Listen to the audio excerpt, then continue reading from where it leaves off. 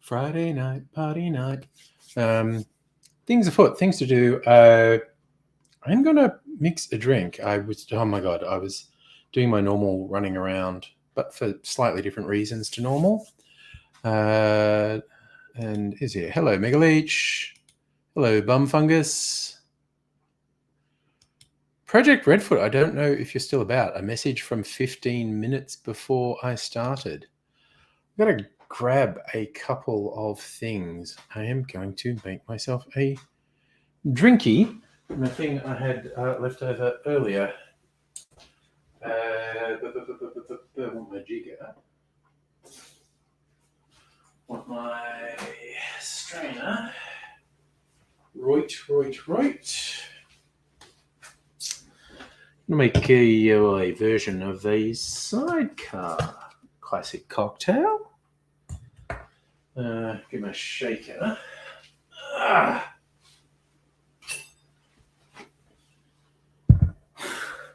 From the fridge, get this shot I was making earlier. I don't want to drink as a shot. Some lemon juice. Look, the shot's still holding. I think I did a layered shot. It's still layered. I like it.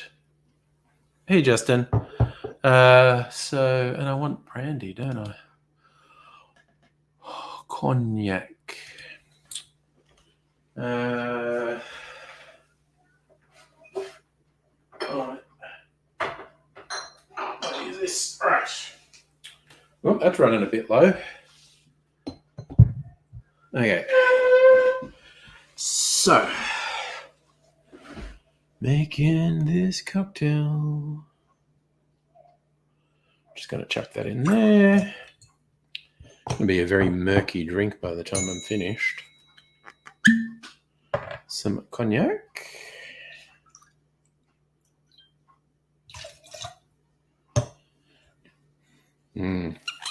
Cognac finished in a whiskey barrel. So they're not really allowed to call it cognac.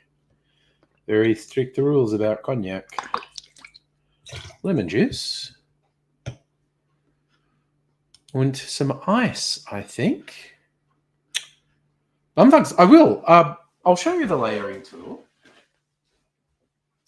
Dr. Abigail 3D printed these for me. So, big one, little one. The key features. There's a tiny hole for the drink to go through so it doesn't go through fast. But you see the little crooked bit there. If I get my head out of the way, it's got that crooked bit there. The drink hits that and that disperses it a bit so it doesn't fall straight down. It's like skilled people do that with the back of a bar spoon. So it comes down and there's a little groove in there so this sits on the edge of a glass. So it disperses the drink as it goes through so it doesn't fall straight down. If the drink falls straight down, it's more likely to not float. So it sort of spreads it out, and if you get the drinks in the right order, it will layer them. It's pretty goddamn cool because I'm super bad at layering drinks, honestly. But that's a great little tool. Justin, you're in a factional battle between lawyers and old timers who don't like legally necessary change with Democrats abroad. Ooh, politics, dude, politics. Bum fungus, yeah. So. Dr. Abigail found the design for that online, and it's pretty goddamn cool, in my opinion. Super helpful. At some point, I'll go to town and really try and do some complicated layered shots. which I normally don't do, or for a couple of reasons, not least because I'm really bad at them. Anyway, gonna shaky this while I go and find a glass to put it in.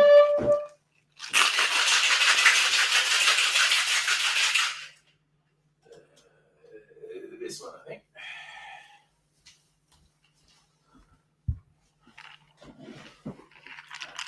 Oh, I'm going to turn the microphone off for a second because this is a loud, awful noise.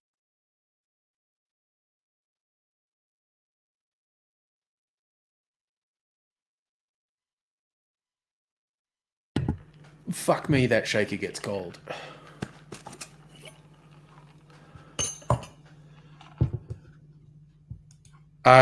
Yes, bum fungus. Some liquids are just heavier than others and will sink. The general rule is the higher the alcohol content, the more likely it is to float. And syrups and whatnot with lots of sugar are more likely to sink. I did actually find a website that just gave a whole list of the relative densities of spirits and liqueurs so you'd know which order to put them in. So, for instance, that shot, that was a liqueur, lots of sugar, with actually it was another liqueur on top, but it was a higher alcohol liqueur on top. The shot I was imitating is one that had absinthe on top, which is much higher alcohol. But yeah, the bottom liqueur was very sugary and about 20%, 20 to 25% alcohol. And the blue was a high quality blue curacao, which was 35% alcohol and much less sugar. So it would float on top. Oh, yeah, Justin, factional fighting in politics. Goddamn. Okay. The drink is a completely disgusting color. Swamp water sidecar. Tastes pretty good, though. Very sweet.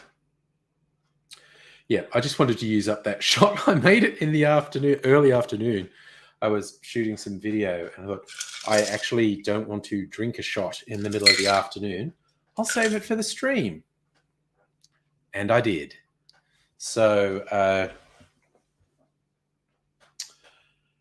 yes. And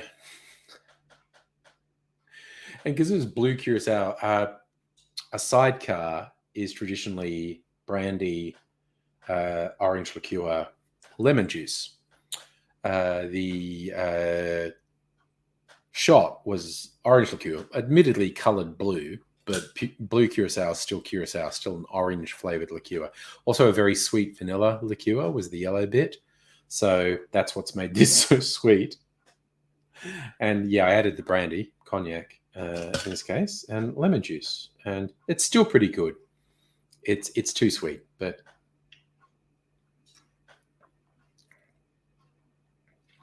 no,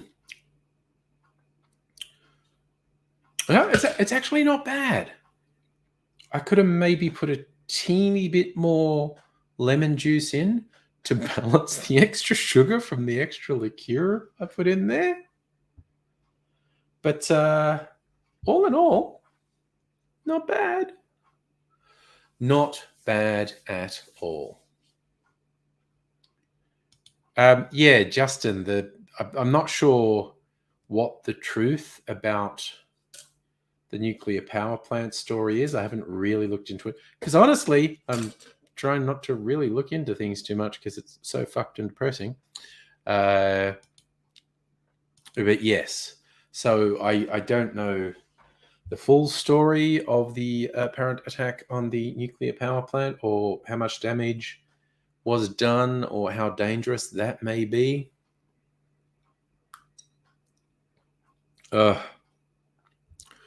What a wacky world we live in, hey?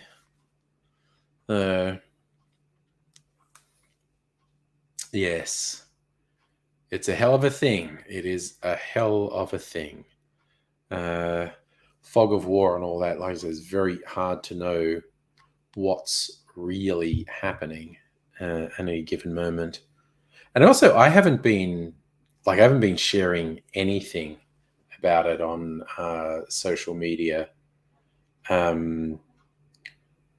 just because I don't want to risk sharing something that's not true. And the idea of chasing clout by trying to share the most dramatic or awful things from the war is just no, thank you. Actually, no, one thing I remember retweeting, someone gathered a thread of different media people just going on about how upset they were it was happening in a civilized white person country, which was like, fuck you people. What the fuck? And it was across all persuasions and all countries. Like, you know, someone who's like a right on lefty might go, I bet it was Fox News. And yes, it was. It was Fox News and other conservative outlets.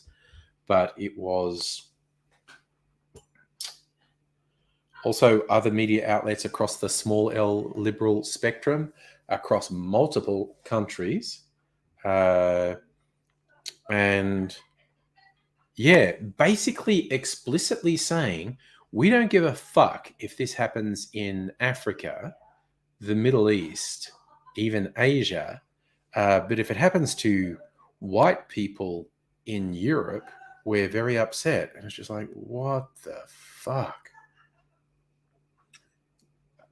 And again, I'm trying not to be holier than thou by saying, oh, how dare you be upset about this when you weren't upset about other things? Because this is fucking upsetting. And so I'm not attacking people generally. I am very much attacking the media specifically for their horrible, horrible narrative. Not good stuff. Not good stuff at all. Also, just because it's Safa, I didn't even realize that shot I had, blue on top, yellow underneath, colors of the Ukrainian flag. I was using it in a video, and so I actually drew attention to it. I was sitting here, look, it's the colors of the Ukrainian flag. Fuck Putin. I'm thinking of making a short video of just that shot and calling the shot the Puck Putin.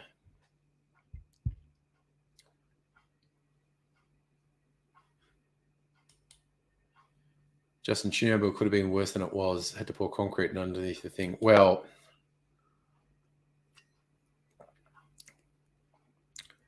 Chernobyl could have been literally thousands of times worse than it was. So many things could have gone worse. It just like may not have been contained at all. May have spread nuclear pollution across fucking all of Europe and Asia. Essentially, it could have been cataclysmic. It could have killed millions of people. It could have rendered whole swaths of Europe and Asia uninhabitable. Very close call was Chernobyl. And yeah, there are so many different things you can say, well, that we were that close to that being way worse. Because bad stuff. So, oh, my phone dinged. I wonder if that's AIDSy. Let's check it out. Got to get my phone out of my pocket.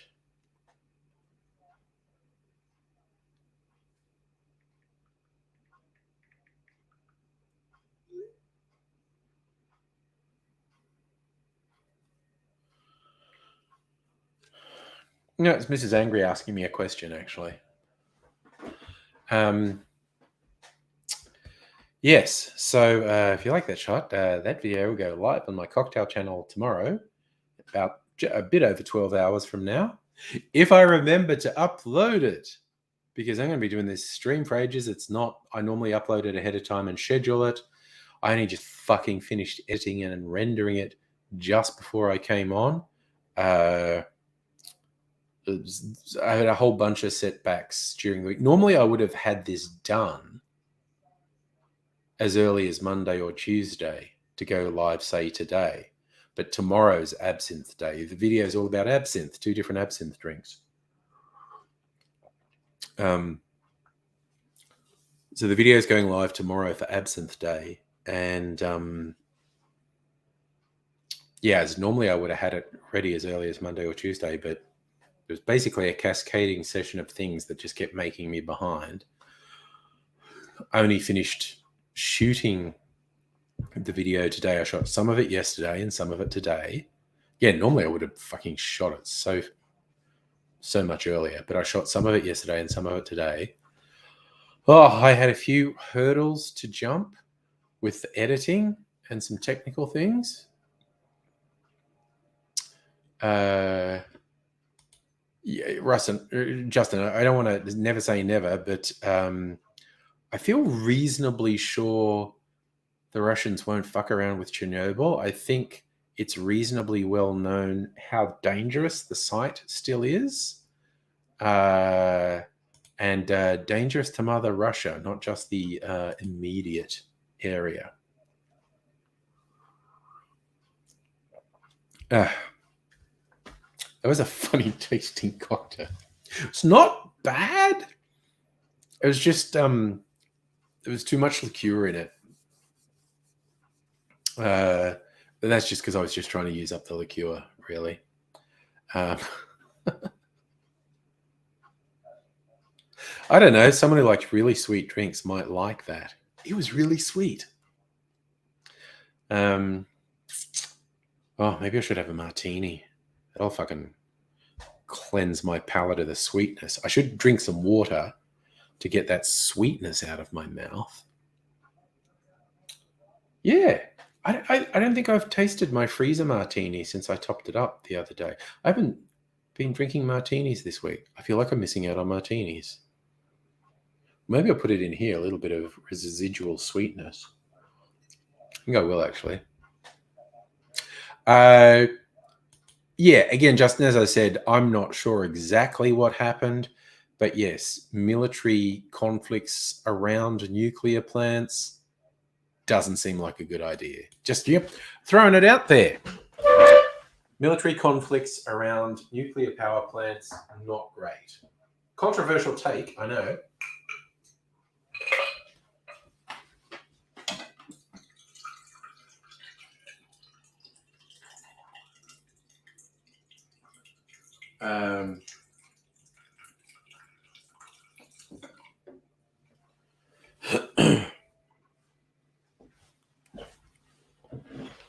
I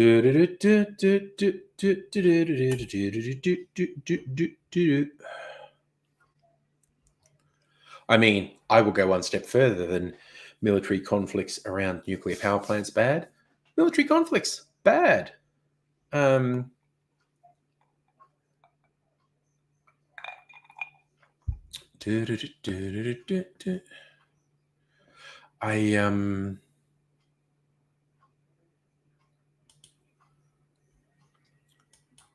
just checking something here.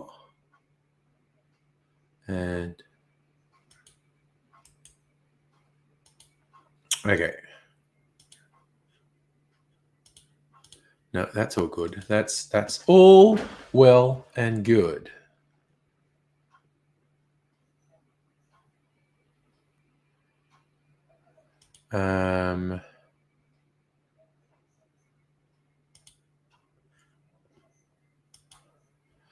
Okay, no, that's some weird shit. I am just trying to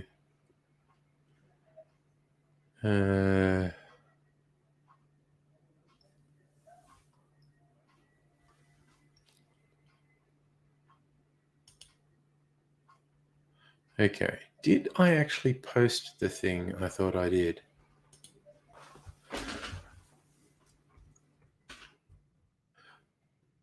I'm just posting like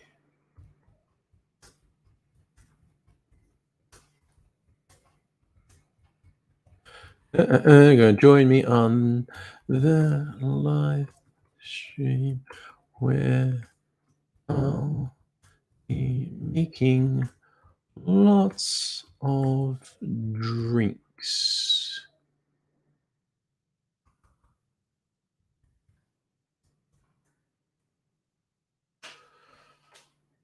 There, I think that works. We'll see anyway. I don't know. We will see. Anyway, Mr. Responsible drinking water on a Friday night.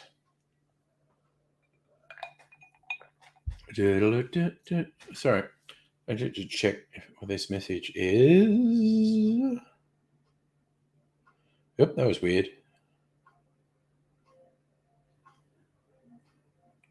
Right. Und? Yes.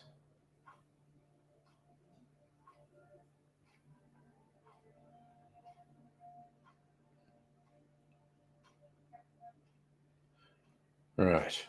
Nope, that is all good and manageable and nothing urgent. Whew. Snakes alive. Ugh. God, there's probably nothing in the news that isn't floods or Ukraine. Oh, no, that's not what I was looking for. God damn. So I'm just trying to get some shit sorted here. Right, I'm back.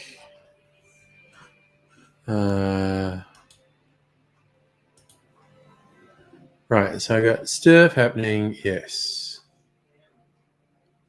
God, they're saying 1 million refugees fled Ukraine, which, god damn.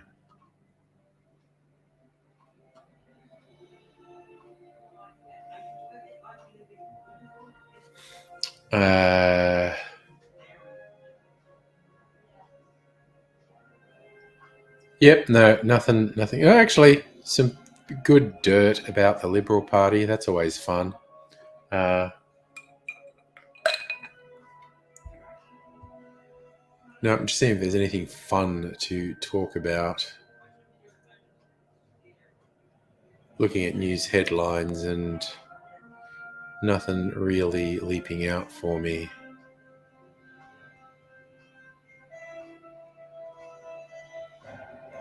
So, oh yeah, that was an interesting one. Some space junk is going to crash into the far side of the moon and is expected to cause a huge crater. It'd be super fun if we had video of that, quite honestly. Yeah.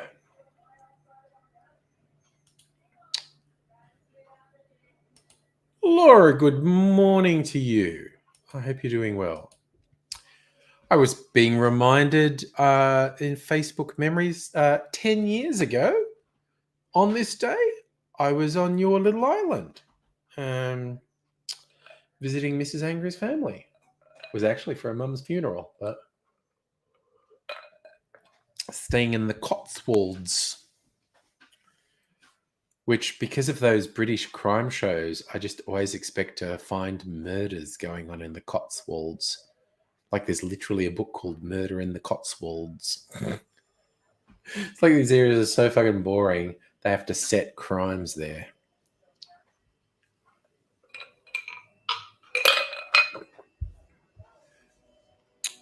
Nettie, I empathize. I've been seeing your posts on the socials, trying to find somewhere to live. Stressy as fuck. If we had video of a giant asteroid hitting Mars, that would also be cool. And hello, Celtic. Laura, you remember me making a video about badger culling? Yes.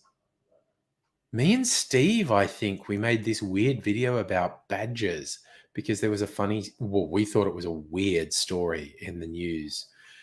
Some parish had badgers making burrows under the church graveyard, so they were digging up bones. It was wild. Nobody, greetings and cell mutations to you too, sir. And yes, for different reasons, I'm sure we both wish we could make Nettie's troubles go away. Also for the same reasons. She's a lovely person. Doesn't need horrible troubles. All right. So I have drunked some water. I feel like drinking a martini. As I was saying, I don't think I have drunk. No, it's full.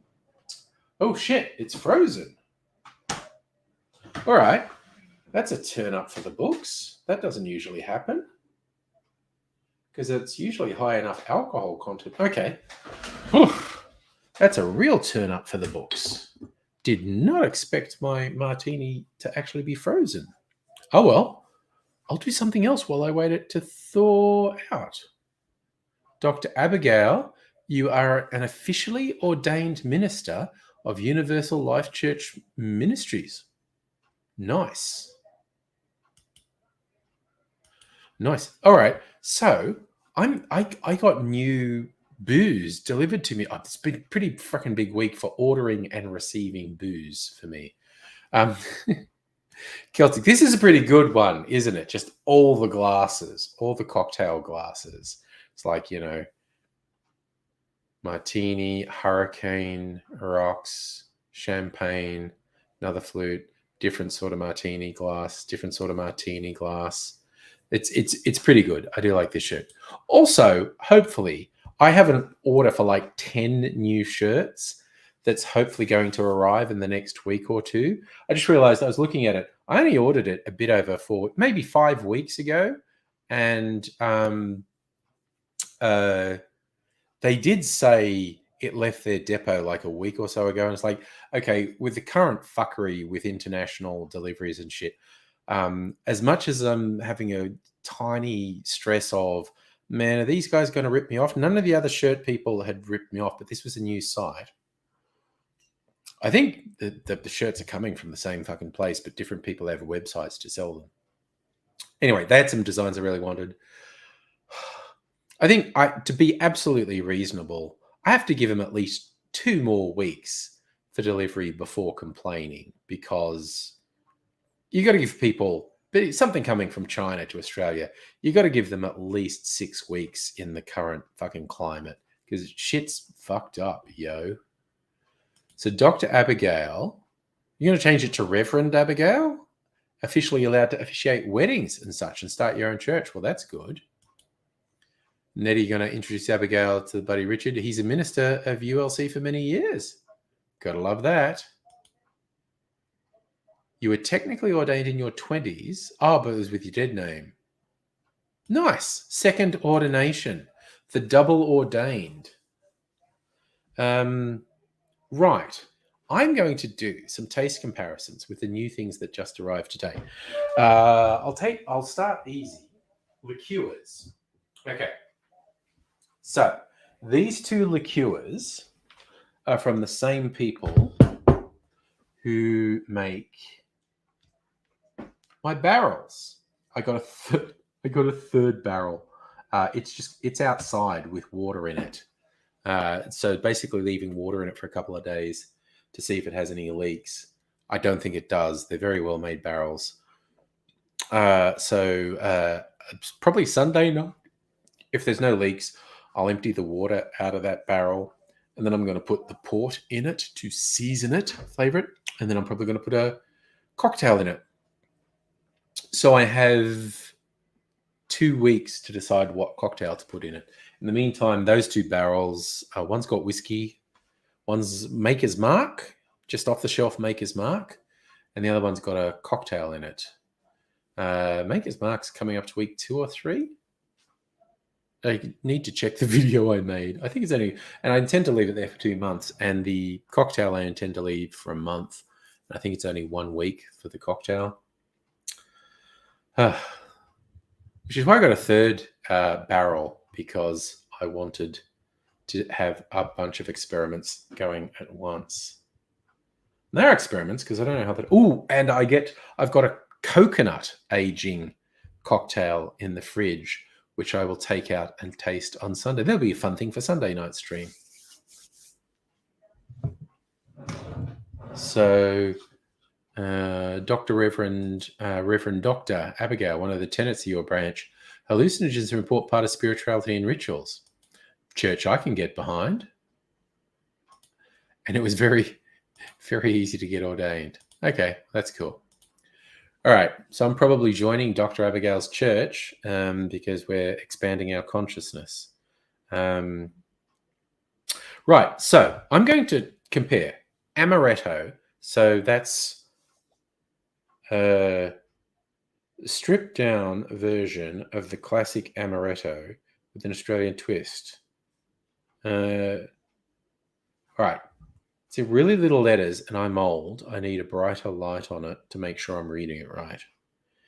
To make it, we smash apart Australian-grown bitter almonds, byproduct of apricot industry, and infuse them slowly in spirit to impart a thick marzipan flavour. Then we add bitter almond oil, generous smattering of wild strawberry gum leaves, before leaving it to rest while the flavours marry over time. We don't add artificial colours or flavours. Okay. I'm going to, so that's an almond-based liqueur. I'm going to compare it to my macadamia-based liqueur. Maraschino Reimagined. This is an intense cherry liqueur, fuses traditional maraschino flavors with a smattering of Australian desert peaches. To make it, we slowly ferment and distill sour cherries over many weeks in order to extract that elusive, luxurious cherry flavor. Then we add a rich infusion of quandongs, semi-sweet indigenous peach, that contributes a distinctly fruity aroma before letting all the flavors rest, mellow, and marry together in harmony. We don't add artificial colors. Wow. They're just saying pour this over strawberries and top it with cream. God damn. Or do this with gin and lemon juice. God damn. Okay, so I have a maraschino from another maker. I'm going to compare that for fun.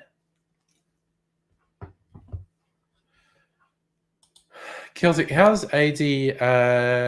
Well, both Nobody and I had some interaction with him today. Not today, this week. He seems to be soldiering on. And hello, Optical Turkey. All right, so I'm going to get some shot glasses. I didn't put them in the dishwasher. I put them back here. All right. Shot glasses. Okay. Shot glasses. Try some shots. So I want to get what is my Maraschino Liqueur.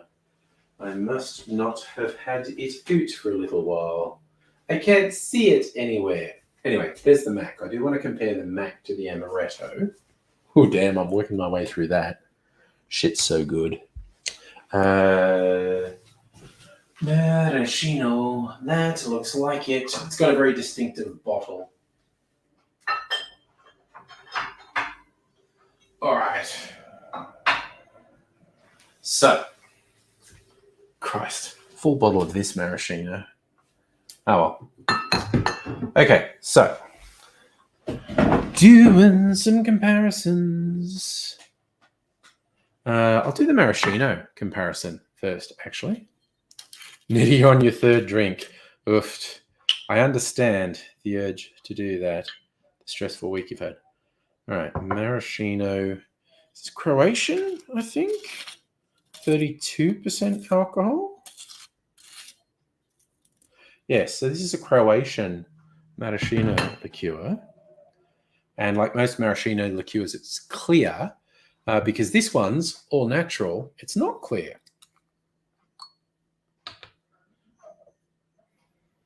Man. Whoa, the flavors in that. The aromas. There's 31% alcohol. So,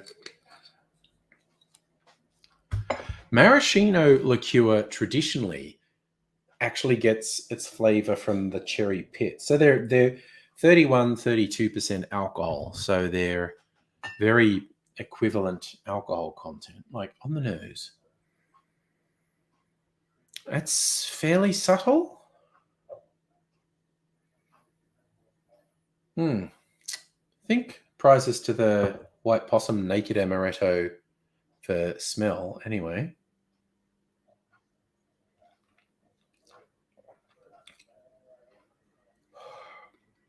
Okay, that's pretty good. That is actually pretty good. All right, I need some more water for a palate cleanser between tastes. I guess there's a reason Maraschino Liqueur is so popular. It is quite nice.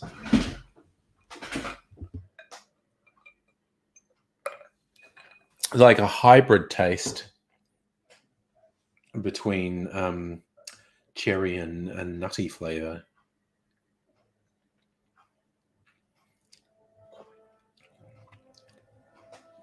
Wow. Okay, that Croatian maraschino is good, but there's a lot more going on in the White Possum Naked Maraschino. So,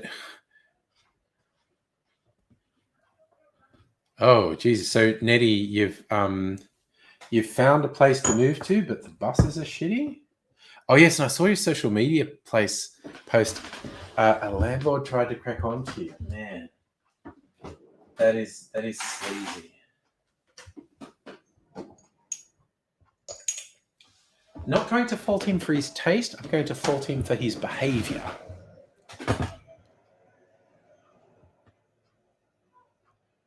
So you got a stupid fucking private school bus only runs twice a day at stupid o'clock and fuck off o'clock.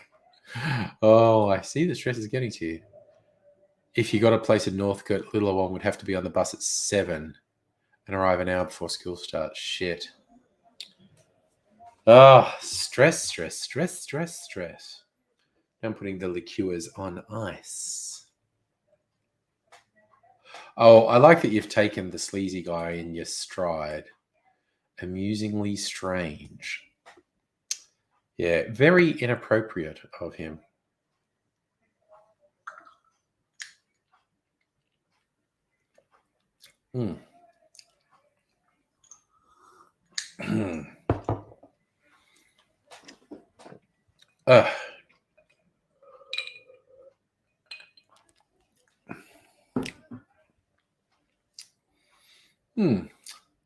Yeah, I get that. I think the reason that Croatian maraschino tastes a bit medicinal is because of the number of like cough syrups and whatnot that are cherry flavored. Oh, so he called you, Nettie? You were having lunch with the girls, and he called you. Gosh darn it! All right, chilled the White Possum Naked Amaretto a little. Sorry, not. Wait, no, it was. Oh, did I get confused? Oh, I don't even know what I'm. I don't know what I'm doing. I don't know what I'm doing. Did I pour the naked maraschino or the naked? No, it's down a bit. This is the naked maraschino. I've been moving bottles around and confusing myself.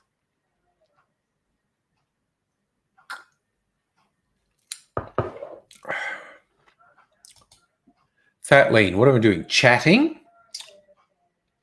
tasting some alcohols I have received via delivery today, and yeah, just seeing where the night takes me. Laura, good call. Amusingly strange description of AIDSy. That is fair. And just for your info, Fat Lena, so I'm putting stuff on. I'm multi-streaming. Most people watch me on YouTube. Some people watch on Twitch, and occasionally some people watch on Facebook. So that's why I'm putting the things up there. Okay, everyone agrees with Laura. Yes. Speak of the we think AZ will the row. Fat Lean, you can suggest all you like, but because I'm mostly streaming to YouTube, I can't play music. I'll get copyright pinged. I know Twitch seems to have a better sort of setup for that, but because I'm streaming to YouTube, I can't play music. But I'm really interested in what you would recommend if I could. Emu bean. Drinking and chatting.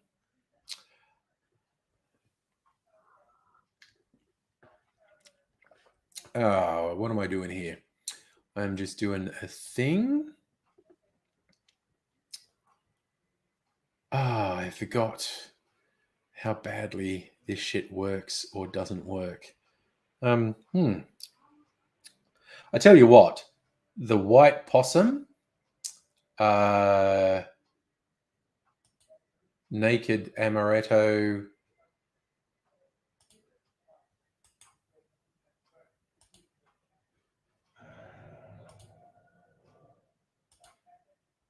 The white possum, naked amaretto, is a lot less medicinal.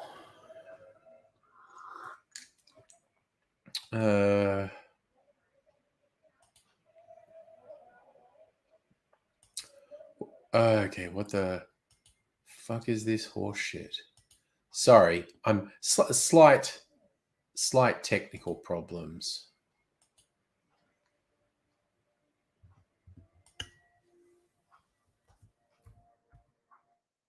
Now I worked out why this won't work. Oh.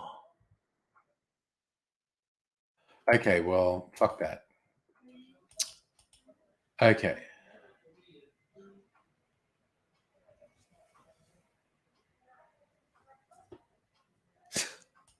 I'll actually take that, chestburster, with the grey beard that's coming in and the jolly physique, shall we say?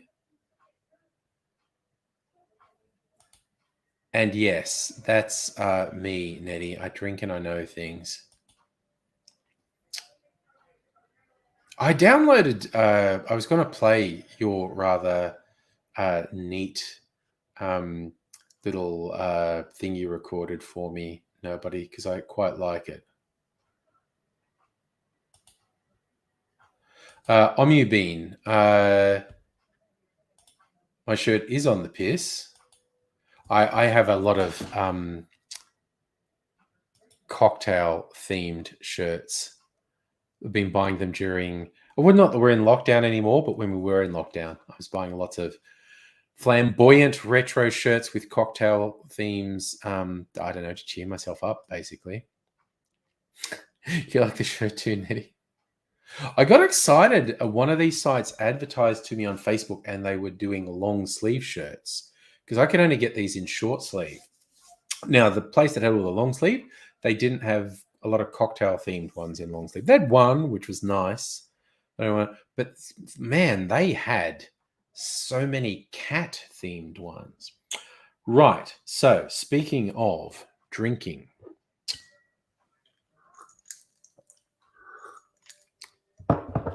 that was the Maraschino comparison. Now I'm doing the nut liqueur comparison. This one that just arrived today from the White Possum Distillery in Australia, Naked Amaretto. So that's an almond-based liqueur. It's supposed to taste like marzipan. And this is a macadamia nut-based liqueur. So two different nut-based liqueurs made in Australia. And I'm going to compare them. Chestburster, alcohol rolling. Yes. For those who don't remember, it was a mostly American thing, right-wingers who wanted to upset small L liberals, own the libs. They made their stupid pickup trucks spew really toxic black smoke. It was very weird. Toronto Maple Leaf, g'day. I feel like I haven't seen you for a little while. Hope you're well. All right, so comparing. Ooh, that's an interesting color. It's almost olive color. The makes very anyway. The new one that I haven't tried before.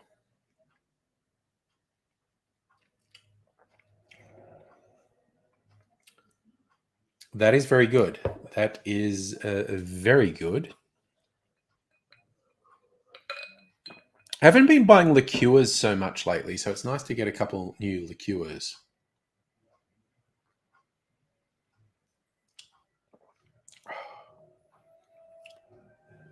Fucking hell, they're both good. I'm going to put a bit of ice in both of them, actually.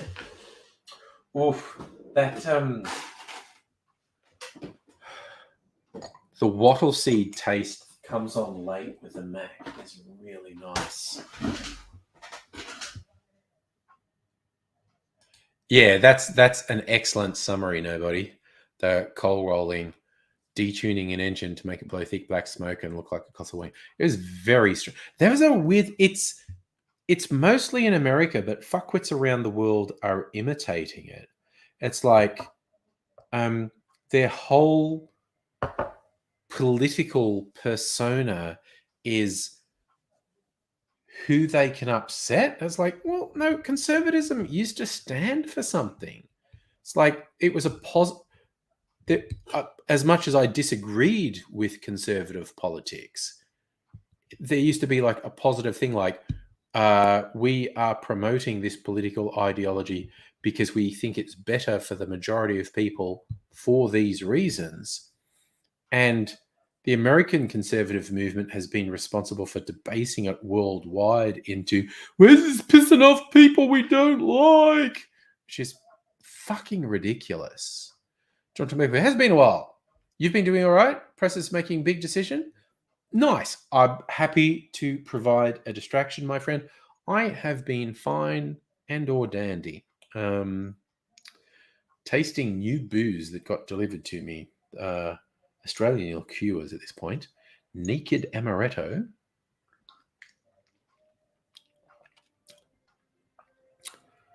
My word, that is nice.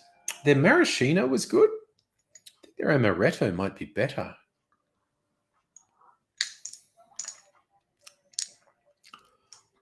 Oh, that is nice. That is really nice.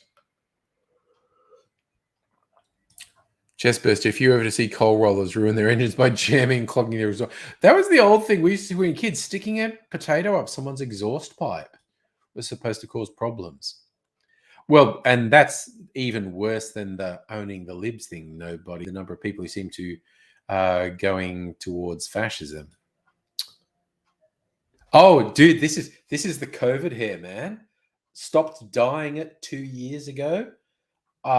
And in that 2 years, I've only like had trims about 3 times. I don't think I've even had a trim since about May last year. So if I go into the office at some point, because we're going into the office at some point, and the barber that used to do my hair is still open, I might get it trimmed to keep it healthy. But yeah, I like it. Mrs. Angry likes it, so it's all good. Nettie, haven't heard from AZ. I'll ping him. And we'll see what's happening. Chestburster, I have an absinthe-themed video going live on my cocktail channel tomorrow. I have an absinthe down here. Oh, okay. Chestburster, I feel like you don't know me very much. So there's my drink carts. There's about 100 bottles on that of various things. There is a bottle of absinthe, Spanish absinthe. It's called Jacques Sirot, which makes it sound French, but it's actually Spanish. 80% alcohol, and it's bright blue. So I do like absinthe in drinks. Yeah, no, buddy, I don't see myself catching up with your luxurious locks. Dr. Abigail, you're going to J-Car and you don't want to go anywhere for a couple of days. I feel that. I know what you mean. Yes, trying to people here. Oh, yeah, no, it's like, it is very much shoulder length now. He said, playing with his own hair like a fucking weirdo.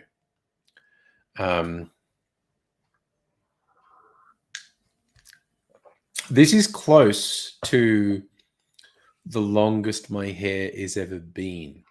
Once in my early 20s, I grew it quite long, which may have been slightly longer than this. It's also about the longest my beard's been. I might have had it slightly longer than this at some point in the last 10 years. Oh, I love this. Chestburster, Angry Cocktails is my alcohol cock. That's my cocktail channel. Check it out. Oh, Nettie, that's nice. You need to make a J-Car trip. JST connectors and crimping tools. Do you have a J car near you, Abigail? There's again, yeah. There's one really, which is weird because I'm out in the suburbs, but there's one really quite close to me. Young Ms. Angry, she's the technical one in the family. She occasionally needs to go there and get stuff. Toronto Maple Leaf had your hair down to your buttocks years and years ago. Chopped it off after fifth day of not sleeping in 30 C heat. Yep. You had a hairdo value wrapped into it. Yeah, no, I could see that. Oh, Laura, JCar is a store that sells sort of electronic engineering stuff.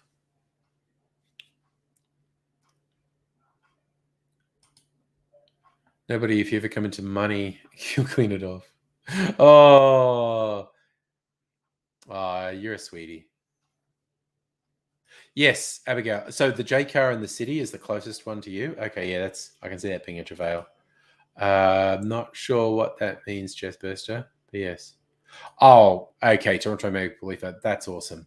Donated the hair to make wigs for cancer patients. That's excellent. That is absolutely excellent. I love that. Right, I have got shit all around me here, which I probably should clear up because as the night progresses, we're only 1 hour into a stream that normally goes for 6 hours. If I'm going to get shit-faced, I need to have a clear space so I don't knock things over and break them. Musical aviator, your light got called off. Council decided not to turn on lights. Well, that sucks. That sucks. All right, so I have space for my new liqueurs, so I'll put them away. But safe in the knowledge, I have made good purchases. My new liqueurs are yummy. Wait. Okay. All right. Trying to put things away on my drink cart.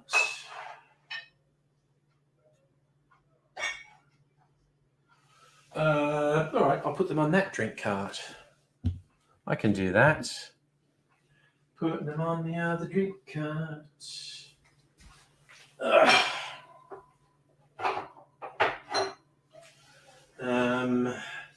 Oh yeah, there's some spaces.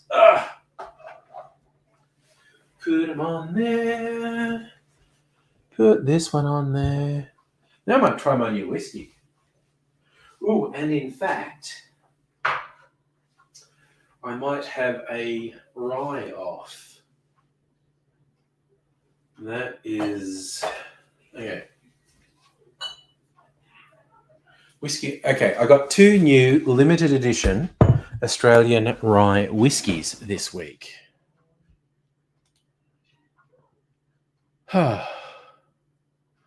That's fair. I get that, Abigail. You have to go yourself because you're not sure what you need to get. Chestburster does not sound particularly familiar to me. Claudia Brown, aka Ranting Feminist. Not familiar. Sorry. So, musical aviator. You had Ukraine national anthem practiced and ready to trumpet. They said I did play it while we're hoping.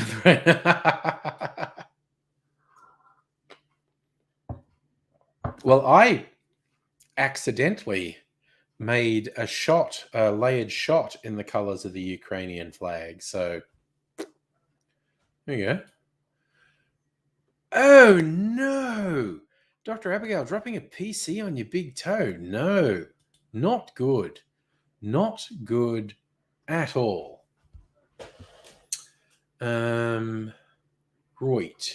Right. You bloody well right. Okay, probably very few people get that. That's a very old 10cc song. Right.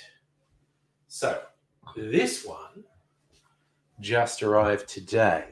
In fact, those 2 liqueurs that I was tasting just arrived today. Oh, Chestburster Claudia Brain's also from Australia. Okay, cool. I will not remember to look it up. All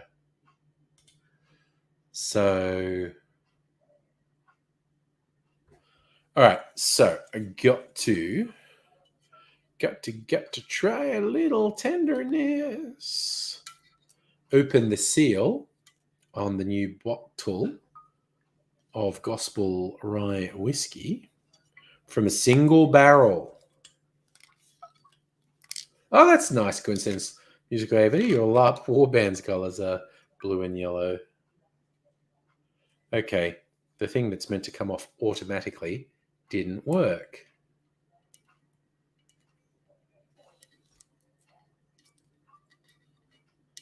Try a second time.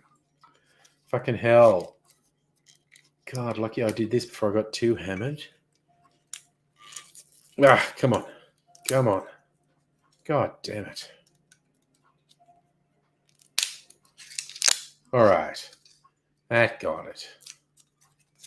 That got it. I'm going to take this bloody plastic off. Okay. I like that, nobody. Fix the computer, replace the PSU, turn PC on, take money. Nice. And yes, Chespers, you're right. Sweden's flag also yellow and blue. Or green would count because that's yellow and blue together. Valid observations.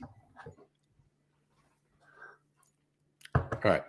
So I love the bottles the Gospel whiskey do too. They're clear bottles, and it's embossed on here. You probably can't see it. It says the Gospel's got their logo, and embossed on the sides, it says distilled and bottled in Melbourne, Australia, which I quite like. I kept one of these bottles because I think it's pretty cool.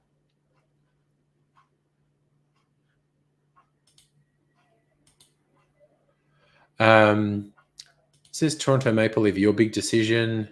If you're going to Ukraine to fight against the Russians, you got family members. Holy shit. Well, that's a pretty intense decision to make, man. Okay. It's a very light aroma. It's from a single barrel. You enjoy that, I think. I have had a different Gospel single barrel release. It was really good. So given that's such a full-on decision, my friend, I don't want to say anything either way.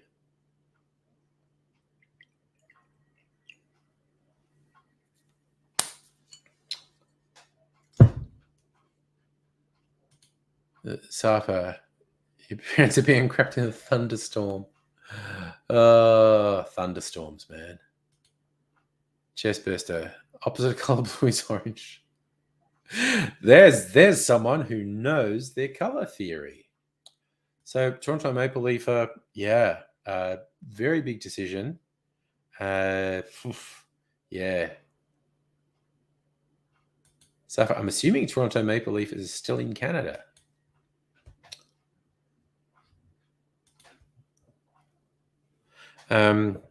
Right. So, all right. So the Archie Rose whiskey gonna rise darker than the Gospel single barrel, right?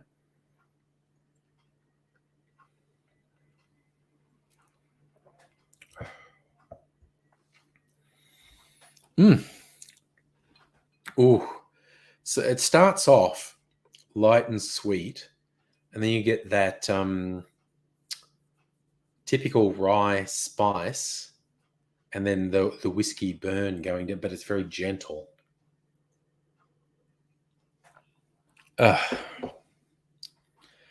And the Archie Rose whiskey gone rye.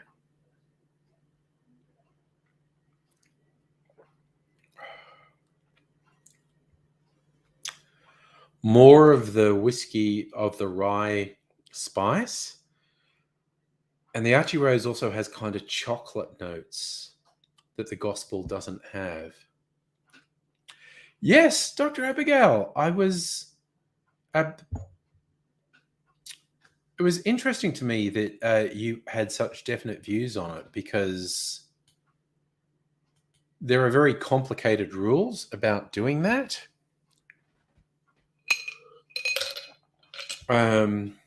Yeah, it's a big thing. So, all right, I'm gonna put ice in the two ryes now.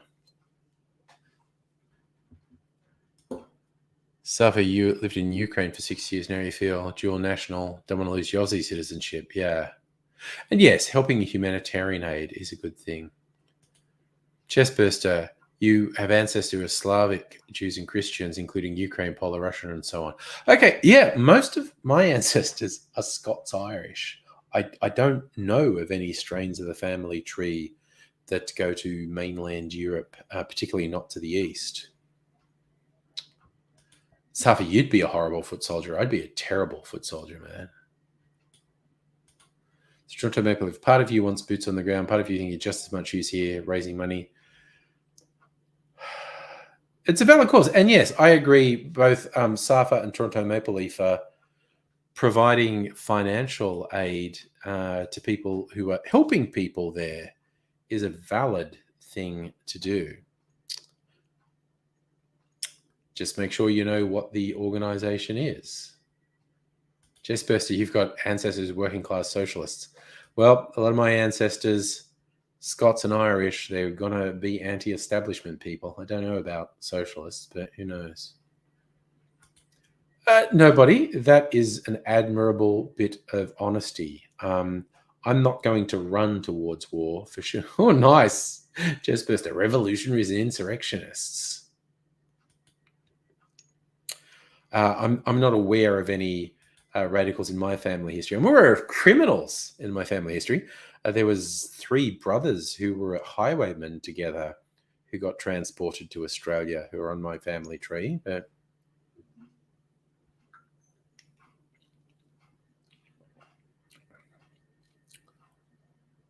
oh, man, that gospel is good. Like I said, it starts off light and sweet, and you get that typical rye whiskey sort of spicy flavor in it. And then there's really nice, what I regard as traditional whiskey flavors late. Have to make a drink with that. Definitely have to make a drink with that. Okay.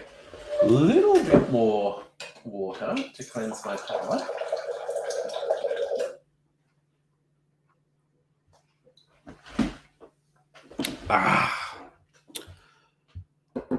Now a proper drink of because again, the Archie Rose is new. I haven't got it really fixed in my head yet.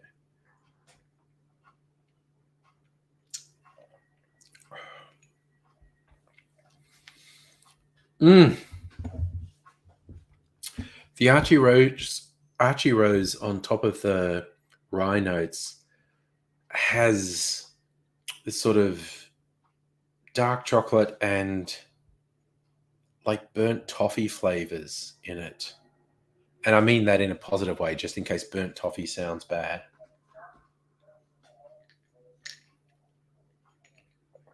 Oh.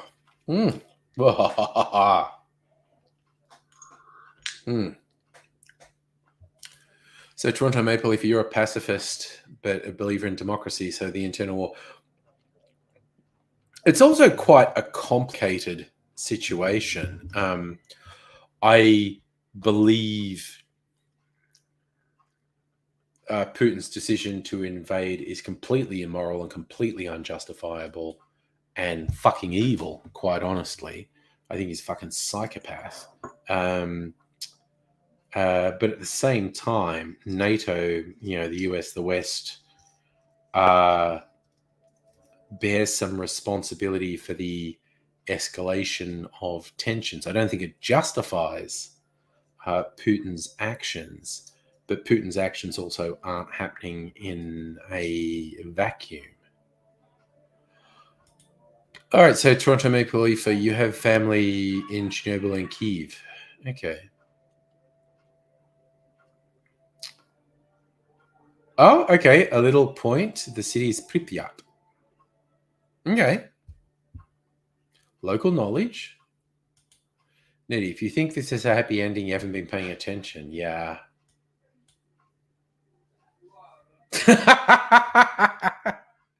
Left field, chest burster. I like it. I'm on your side. Dr. Abigail may now launch into a passionate defense of the Star Wars prequels. I actually agree with you. Okay. Toronto Maple says Chernobyl's also a city. There you go. Oh, yeah, Dr. Abigail agrees. There is also a city called Chernobyl. There you go. So, Safi, you lived in Cherkasy for 6 years, right in the middle of the country on the Dnieper River, 2 hours from Kyiv. Okay. Yeah. Okay. See, fuck, my knowledge of geography is fucking shit. So I'm deferring to other people at this point. That's a subtle defense, Dr. Abigail. Star Wars prequel are underappreciated and secretly great.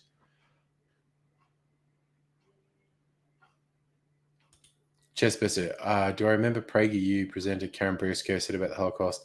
Oh, everything in PragerU is fucking disturbing and fucked. I don't know that one specifically, but I would just say broadly, anything from PragerU is disturbing and fucked. Okay, so where are we? 9 o'clock. Okay, 9 o'clock, and I'm not half Tim Smith. I'm a quarter. I'm a quarter to a third Tim Smith at the moment, but I think I do need to pace myself. So I might drink more water. That seems a sensible thing to do. Drink more water. Ooh, big call, Nettie. Abigail's only saying that because she's a millennial. Look, there are some good aspects to the prequels. I think the combat scenes are really good. I think there's some fun stuff in there. I think the dialogue is fucking abominable. And you are Gen X, yeah. Actually, no, that makes sense. Chessburster, you watched Mr. Plinkett's Star Wars prequels review from Red Letter Media. Okay, not familiar with that. Is it? Safa got a free salad because you like Zimbra's having 5th birthday. Oh well, a bonus, dude. What did I have today? I had a meal replacement bar for breakfast. I had loaded fries for lunch. Fries with sauce and mayonnaise and popcorn chicken for lunch. Super unhealthy. Then I had another meal replacement bar for dinner. Ooh, Nettie's in a feisty mood. That's feisty. Nettie's had a stressful week and is several drinks in at this point and has gotten feisty. Oh, that's interesting, Toronto Believer. Never seen Star Wars apart from The Last Jedi, which you saw in theaters. Ice Cream and Ice Magic is an excellent choice, Annette. I'm just going to say. Abigail, watch video from Star Wars Theory, where he does a watch through the prequels. Nice. Interesting. It's like the one thought that really stuck with me from the Star Wars prequels was, has George Lucas ever talked to a girl? Because a lot of his dialogue is fucking weird. Ugh.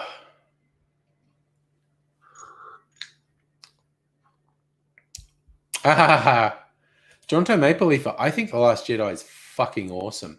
Of the recent trilogy, I think Force Awakens was very good. I think The Last Jedi was fucking exceptional, and I think The Rise of Skywalker was embarrassingly bad, and almost inexplicable with the ridiculous shit that happened in that movie. But The Last Jedi set up a shit ton of amazing stuff to explore, which they just abandoned and walked away with, which was a fucking travesty.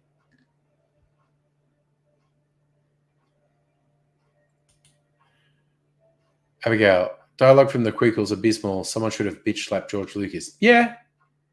That's my feeling too. Joke fan theory, Kevin McAllister is secretly young Jigsaw. Because of the elaborate traps, that makes a certain sort of sense, quite honestly. So I'm just getting stuff out of the way, because as I drink, I don't want to fucking break things.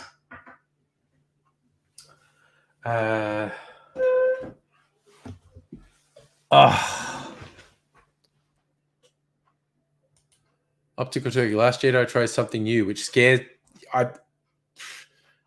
Evidence suggests you may be correct. I think Last Jedi did a couple of very important things, which they then abandoned. Oh, yeah, Nettie, house hunting is not good for you.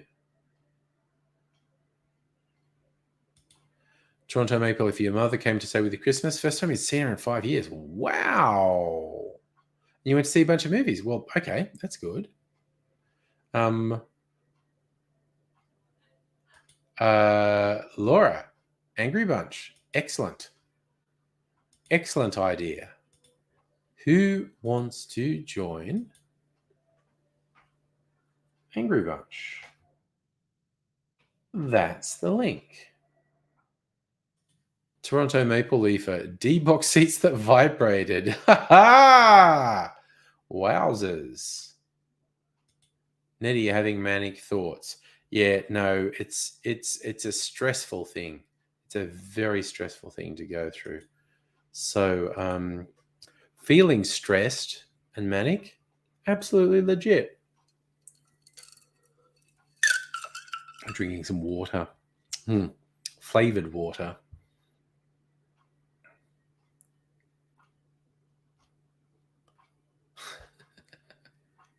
Nobody being horny on Maine. It's all good. All right. Need to drink more water.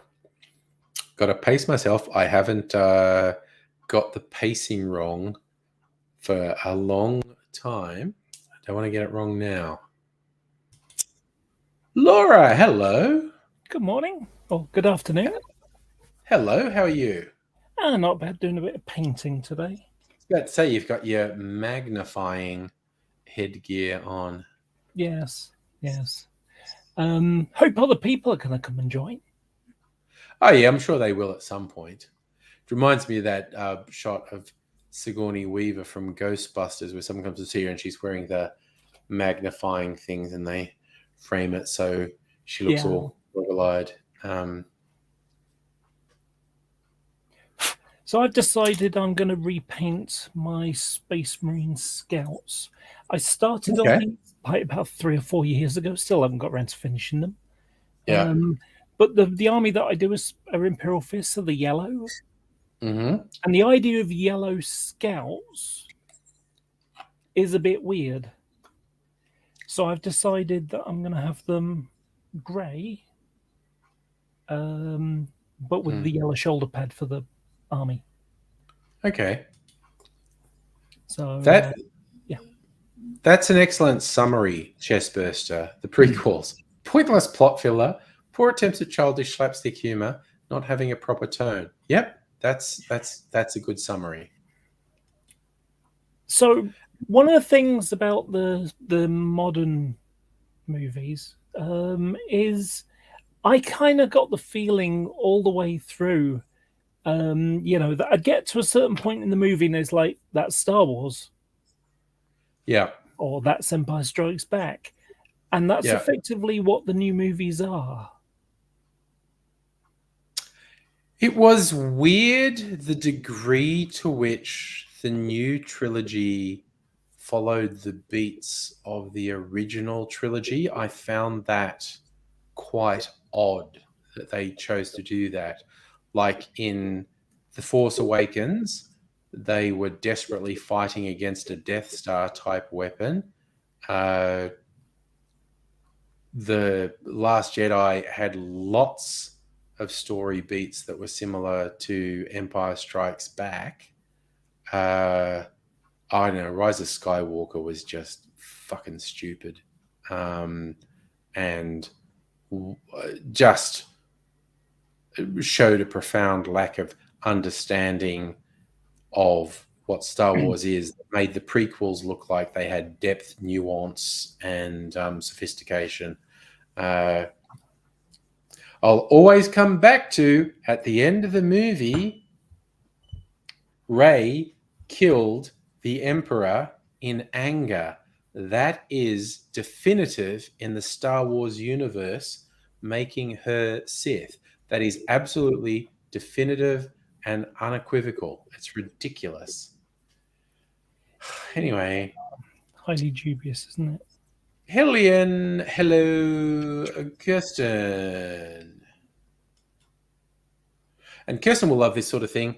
I'm big. I've just been ordering the limited edition Australian whiskies non-stop. I got the 2 Archie Roses early the week. Today, I got a new single barrel rye from the Gospel, which is lovely. You missed me doing a side-by-side with compare and contrast with the Archie Rose whiskey. Got a rye.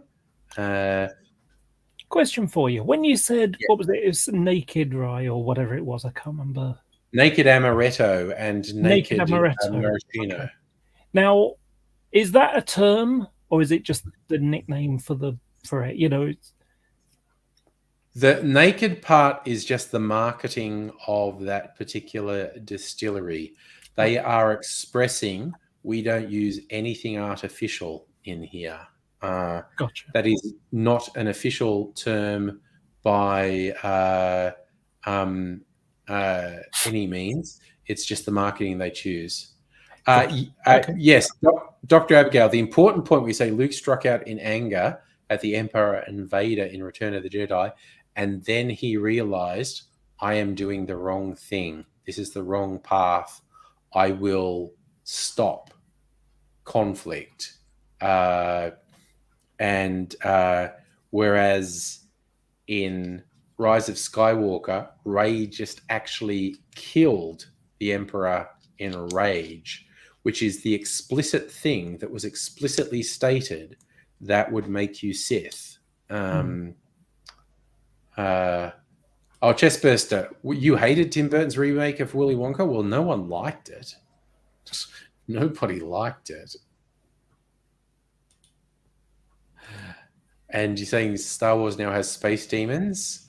I think I missaid that.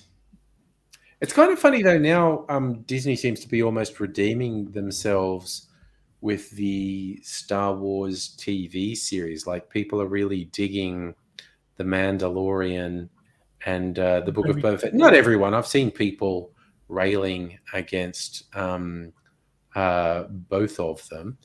Okay, Big Pat is joining us. Your technology wasn't working for you before, buddy. How's it going? It's my Xbox One. They're weird.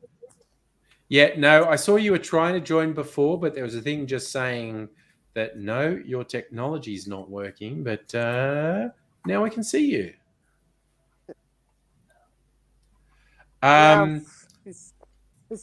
Safa, I believe you are absolutely incorrect in that statement. I would say in Wikipedia terms, citation needed. I feel like you are repeating talking points from people who are wrong. If you can cite me a specific interview with Mark Hamill where he said that, I'll go along with that. But I have not seen that. What I did see Mark Hamill say is he did not understand what Rian Johnson was doing with Luke at first, but he worked with Rian Johnson to make it the best he could. Like the whole thing where Luke threw the lightsaber away. Yeah, thank you, Safa. Find it because if it's not from a reputable source, I'm not going to believe it, because that's not something I've ever seen in an interview with Mark Hamill. And because Mark Hamill said one or two offhand things with his initial reading of the script, he said, "This is not the Luke I know." But then he worked with Rian Johnson to find it. And you get a bunch of people who, again, the reactionary right-wing fuckwits who found so much to complain about. But again, the whole thing with Luke hiding and abandoning stuff, that is what the Jedi have always... The Jedi are a bunch of fuck-ups. What did Yoda do when everything fucked up on his watch when it was his fault? He ran away and hid. What did Obi-Wan do when everything fucked up on his watch when it was his fault? He ran away and hid. So what did Luke do when he fucked up and everything went wrong on his watch? He ran away and he hid. That is what they do. The Jedi, the story of the Jedi is the story of failure. The Jedi are a bunch of dicks, essentially. But yes, the sad fuckers who couldn't understand. Rian Johnson is an excellent storyteller. He's an excellent script writer. And yeah, again, the people who said that, like, Mark Hamill expressed some initial confusion about how Rian Johnson was writing Luke Skywalker.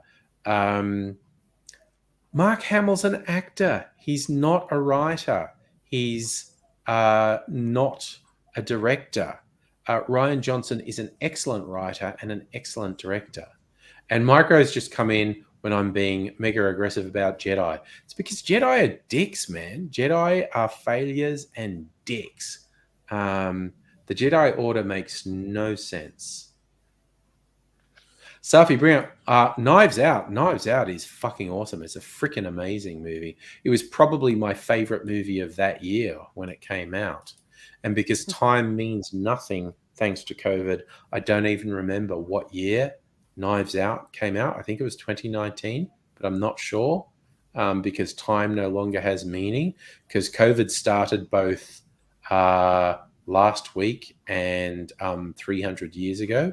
And I can't deal. See, okay, Micro, disagreeing is absolutely fine. But you look at it. What happened? The Old Republic, the Jedi were trying to put things, and they got overthrown by the Sith.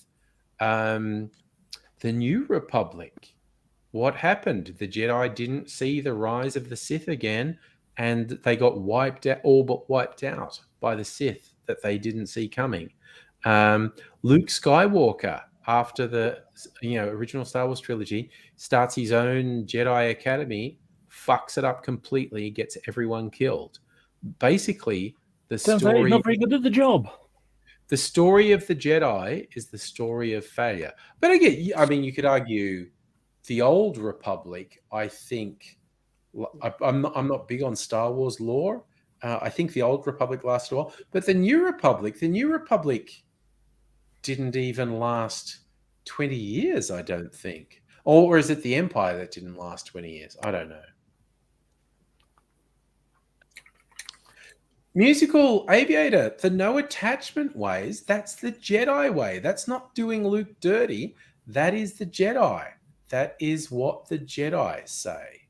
I liked how the Book of Boba Fett fucking nailed the fact the Jedi are fucking dicks.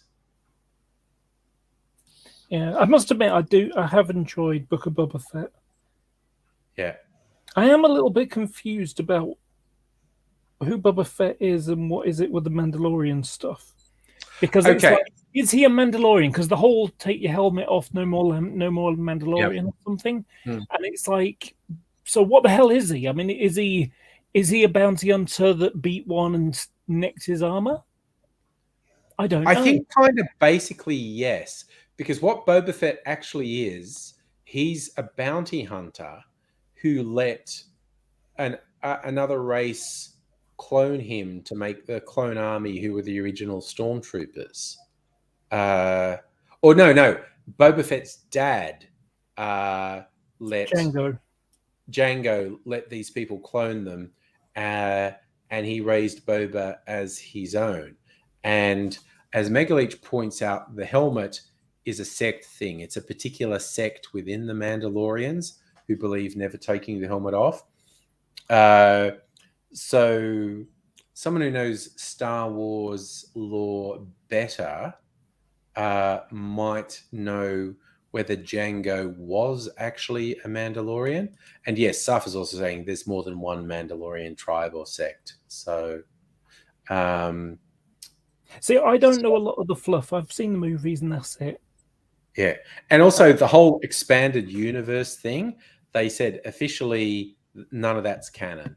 There was, in the background of the original movies and prequels was a bunch of novels that was known as the expanded universe.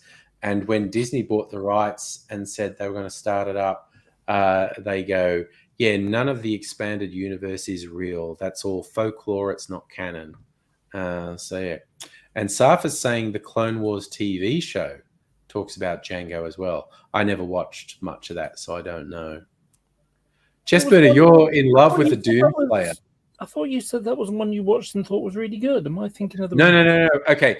I watched, there was a short run of 5-minute animations directed by a Russian guy called Gennady Tartakovsky, which was called The Clone Wars, which was fucking epic. Okay. But then years later, there was a computer 3D animation series called Clone Wars, which most people say is good. I didn't really watch much of. I tried watching it recently. I watched, about 8-10 episodes of the first season, and it's like they just feel so simplistic. They're kids. They are aimed at kids to young teenagers, yes. And so most of the animations are aimed that way. Yeah, and it's just like it was cheesy, and I don't know. Oh, Saf is saying the Clone Wars animation doesn't talk about Django, but has a young Boba, which would make sense. What if Luke was in the Clone Wars as a general? Yeah, who knows? I don't know. I've been really annoyed with. I watched all the movies all in a row recently, and I was really annoyed about the Boba Fett character in Empire. Because they basically got the guy who plays Django and Bubba later in the new TV show.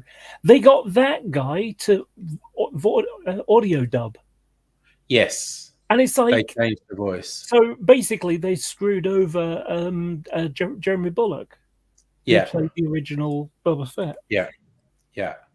But again, a lot of the stuff Lucas did for special editions weirds me out. Okay, so Chessbuster, now I know why you're focused on Doom Slayers, been playing a lot of Doom games. Fair enough. Clone Wars got darker. So you're saying Django wasn't a clone? Well, there was certainly in the original Star Wars movies, there was no reference to Boba Fett being a clone. If you read some of the expanded stuff, he was referred to as Mandalorian, like they referred to Mandalorian armor. But then when the prequels came out, they had Django Fett in them, and Boba was explicitly a clone of Django. So he's been a clone since the 90s. He wasn't in the original, that was never mentioned in the original movies, but yeah. Have you ever watched Troops? Oh my God, that was like the first high concept fan film of Star Wars, and it's fucking awesome. It is on YouTube. If you've never seen it, it's done. If you remember the old TV show Cops, it's stormtroopers doing a TV show like Cops, but it's called Troops, and it's all this shit from A New Hope. It's just all centers on story points from the original Star Wars movie, and it is hilarious. It is so fucking funny. You know what I found more funny about it? I watched it again recently, and the way that, like, cops have got a little bit overboard in America, shall we say, Yeah. kind of has that feeling. It's like for example, so it starts off with a guy on a speeder bike, a stormtrooper, and it's like, Hi, Chris. what was it? I saw a recruit thing, and I thought that looked cool, and I joined up. Most people will call this the ass end of space, but I like the small town feeling you get around here. I mean, we know everybody, and everything just has this little undertone to it. Yeah, oh, yeah. Anyway, so it's like, we got called about some Jawas, so I think these might be stolen. Let's see what's up, kind of thing. And he walks over, and it's like, is this your droid? Oh, it's your cousin's, right? Okay, so is that your cousin? Oh, it's your friend. Okay, so if I call your cousin, you think you're gonna have a bill of sale or something like that? Yeah, right. Yeah. Well, anyway, suddenly this, right, I'm going to place you under arrest, and the other little Jawa that's with him, goes, hey, yeah, and he just picks out his gun, and he goes, points it at this little Jawa, and basically says, what was it? Was I talking to you? Was I talking to you?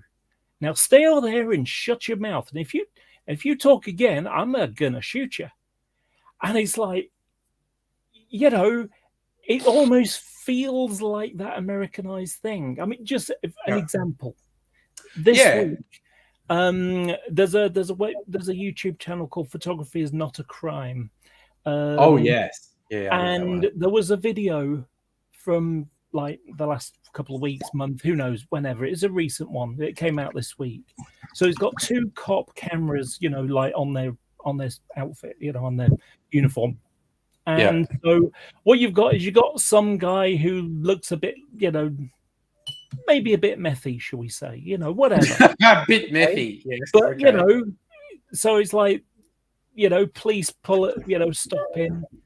And, they're sort of like, and he's a little bit like, why the hell are you stopping me, kind of thing. He's annoyed, but he's not combative or attacking or anything like that, Yeah. And so it's like, okay, get on your knees. So he gets on his knees and he puts his hands up. And then another cop just goes wham into him from behind a truck. Yeah. Out of the blue. Now, when you watch the other camera, the guy that goes and attacks him, so you got the guy who's on his knees, the suspect is on his knees with his arms out. As in, like, what is this all about, kind of thing. Yeah. And this cop just barrel rolls into him, slings him to the ground. And when I say, I'm talking like American football, wham. When you look at his camera, there is precisely 2 seconds between him seeing the suspect and hitting the guy. Yeah. That is not enough time to make an assessment of, does this guy need to be taken down? Yeah. Or is it okay? Is this under control? It's just like, no, wham, bang, slammed into him. And it's like, that's just so damn overboard. And, I have a lot of time for the police. I'm kind of a law and order kind of person. Yeah. But when I see shit like that, it's like, that's the badness. That's the stuff that, that bothers me. Yeah. Well, even here, like when we had quite strict lockdown rules in Melbourne, and the anti-vax fuckwits were doing their stupid protests, and I was like, yeah, cops, fuck them up, tear gas them, beat them. I was loving it. But there was this one bit of video. It happened at a train station in the city. This guy, and he was clearly a dick, but all he was doing was talking. He was talking to a couple cops, and he was definitely saying really dumb, annoying shit because he was an anti-vaxxer. So he's definitely saying dumb, brain dead, but he wasn't being aggressive and he wasn't doing, and he's literally just talking to a couple cops, and some cop runs up behind him and grabs him from behind and flips him and slams his fucking head into the tiles. And even me, who hates anti-vaxxers and was laughing when they got tear gassed and biffed and stuff. When I saw this, I was like, who the fuck does that? Why would you do that? That is just so wrong what you just did. It was just like, my God.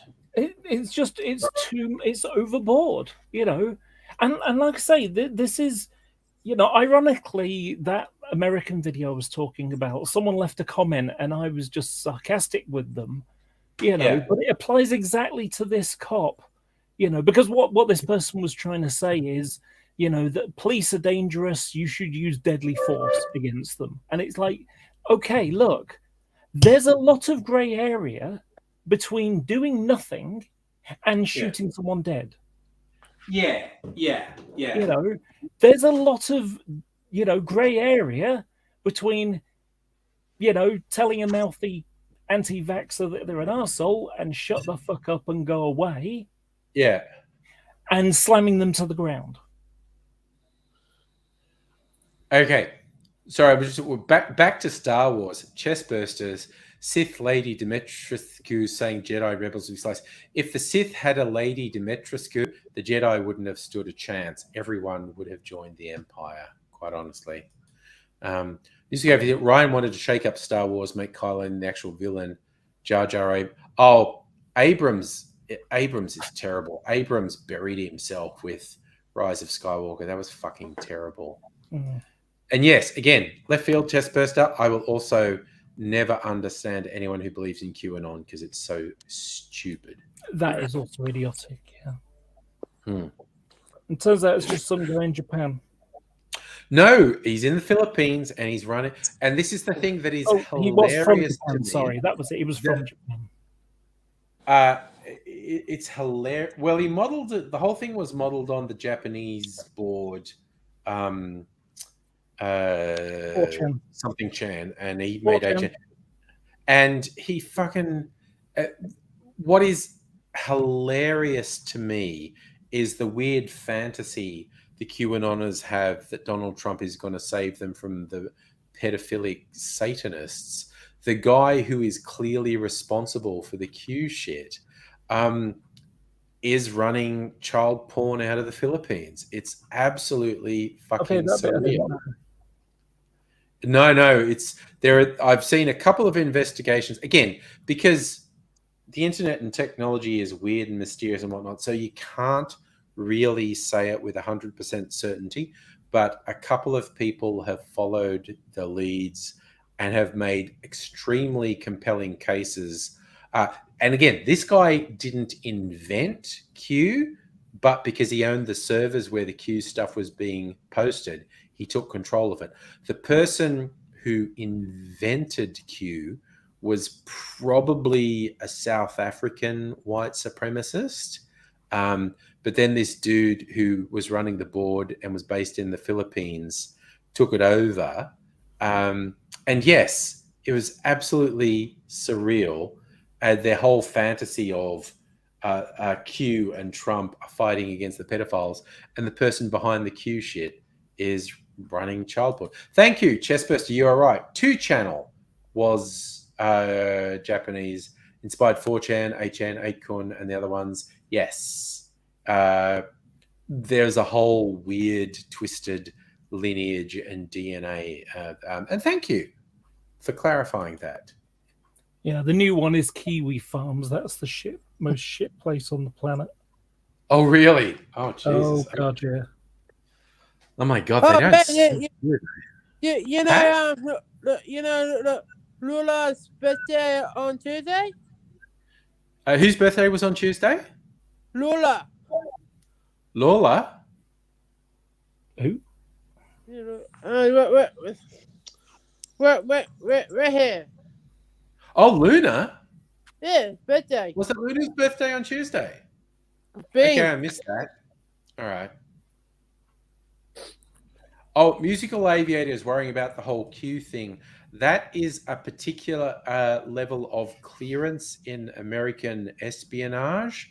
So it's like a very high level of clearance for secret information. So the idea of this person who was posting on these fucking troll spam porn message boards had Q level clearance, so they knew everything that was happening. So that's what the Q means. Q is about a particular level of clearance for secret stuff in the American things. Lee used to be part of Anonymous. Oh yeah. A lot of the stuff Anonymous did against Scientology was funny, but then it also occasionally lost its way.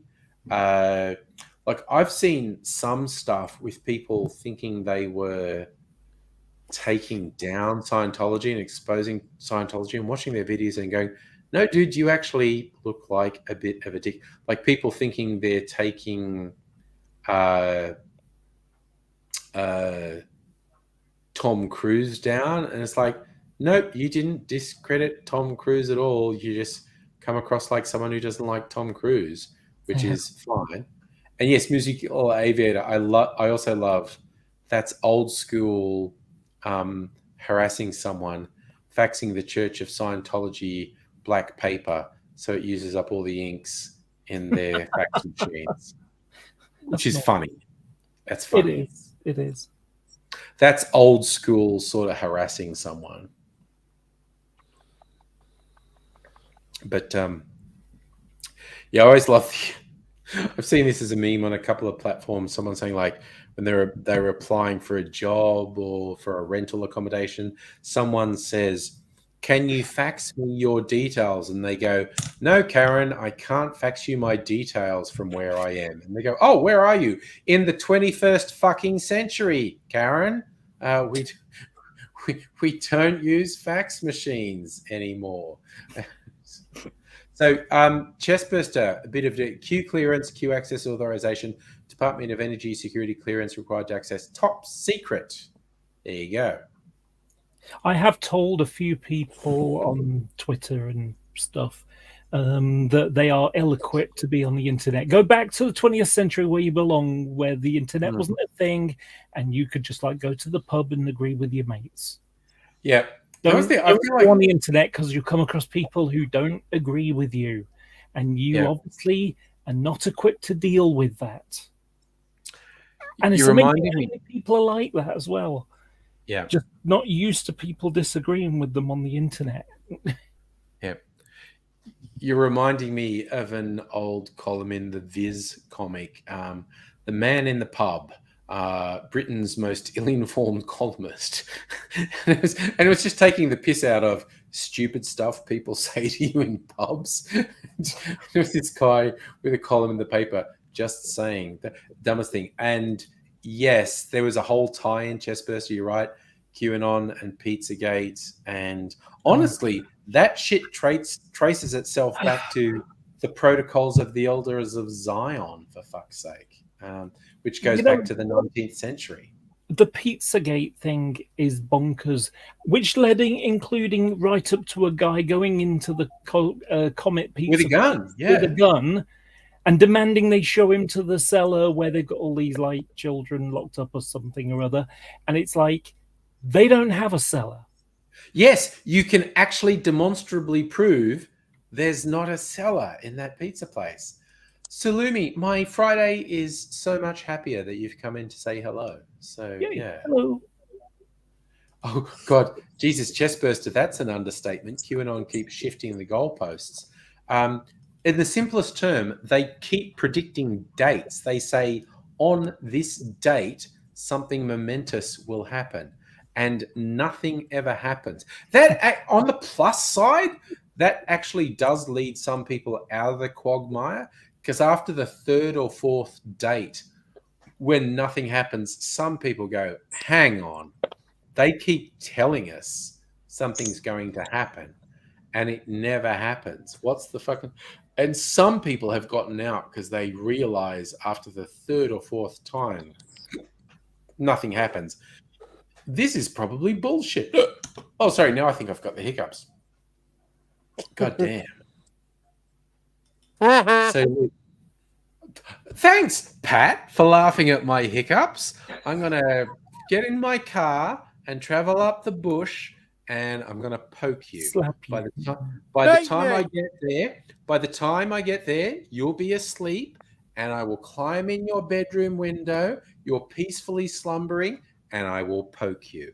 That's what's going to Hey, happen. get out of there. See my dad. No, your dad will let me in. I'll call your dad and say Pat was rude to me. Can you let me in? I won't even have to climb in your window. No, I'll just call your dad. I'll just say Pat was rude to me. Pat was rude to me. Will you let me in? And we'll wait till Pat's asleep, and I'll poke him, and I'll bribe your dad. You know what's funny about this? I'm going to bring some whiskey. You know what's funny about this? You make Pat sound like he's 12. I know, but that's also kind of how I'm going to come around your place and I'm going to tell your dad. Yeah, no. See, Pat, you're in trouble. I'm going to bribe your dad. I'm going to bring some whiskey. I'll pour your dad some whiskey and say, okay, we're pals now. We're mates. I shared some whiskey with you. Now you're going to let me go and sneak into Pat's room and just poke him. That's what's going to happen. I'm going to poke you. That's what's going to happen. Oh, yeah. So, Kirsten, you asked your anti-vax mother-in-law if she believed the pizza shop was for child trafficking, and she did. God damn. Husband got mad because that came out. Yes. See, Nettie gets it. Bribing people with whiskey always works. If they don't like whiskey, I'll bribe them with something else. Salumi, you need whiskey. You have plenty of options to choose from.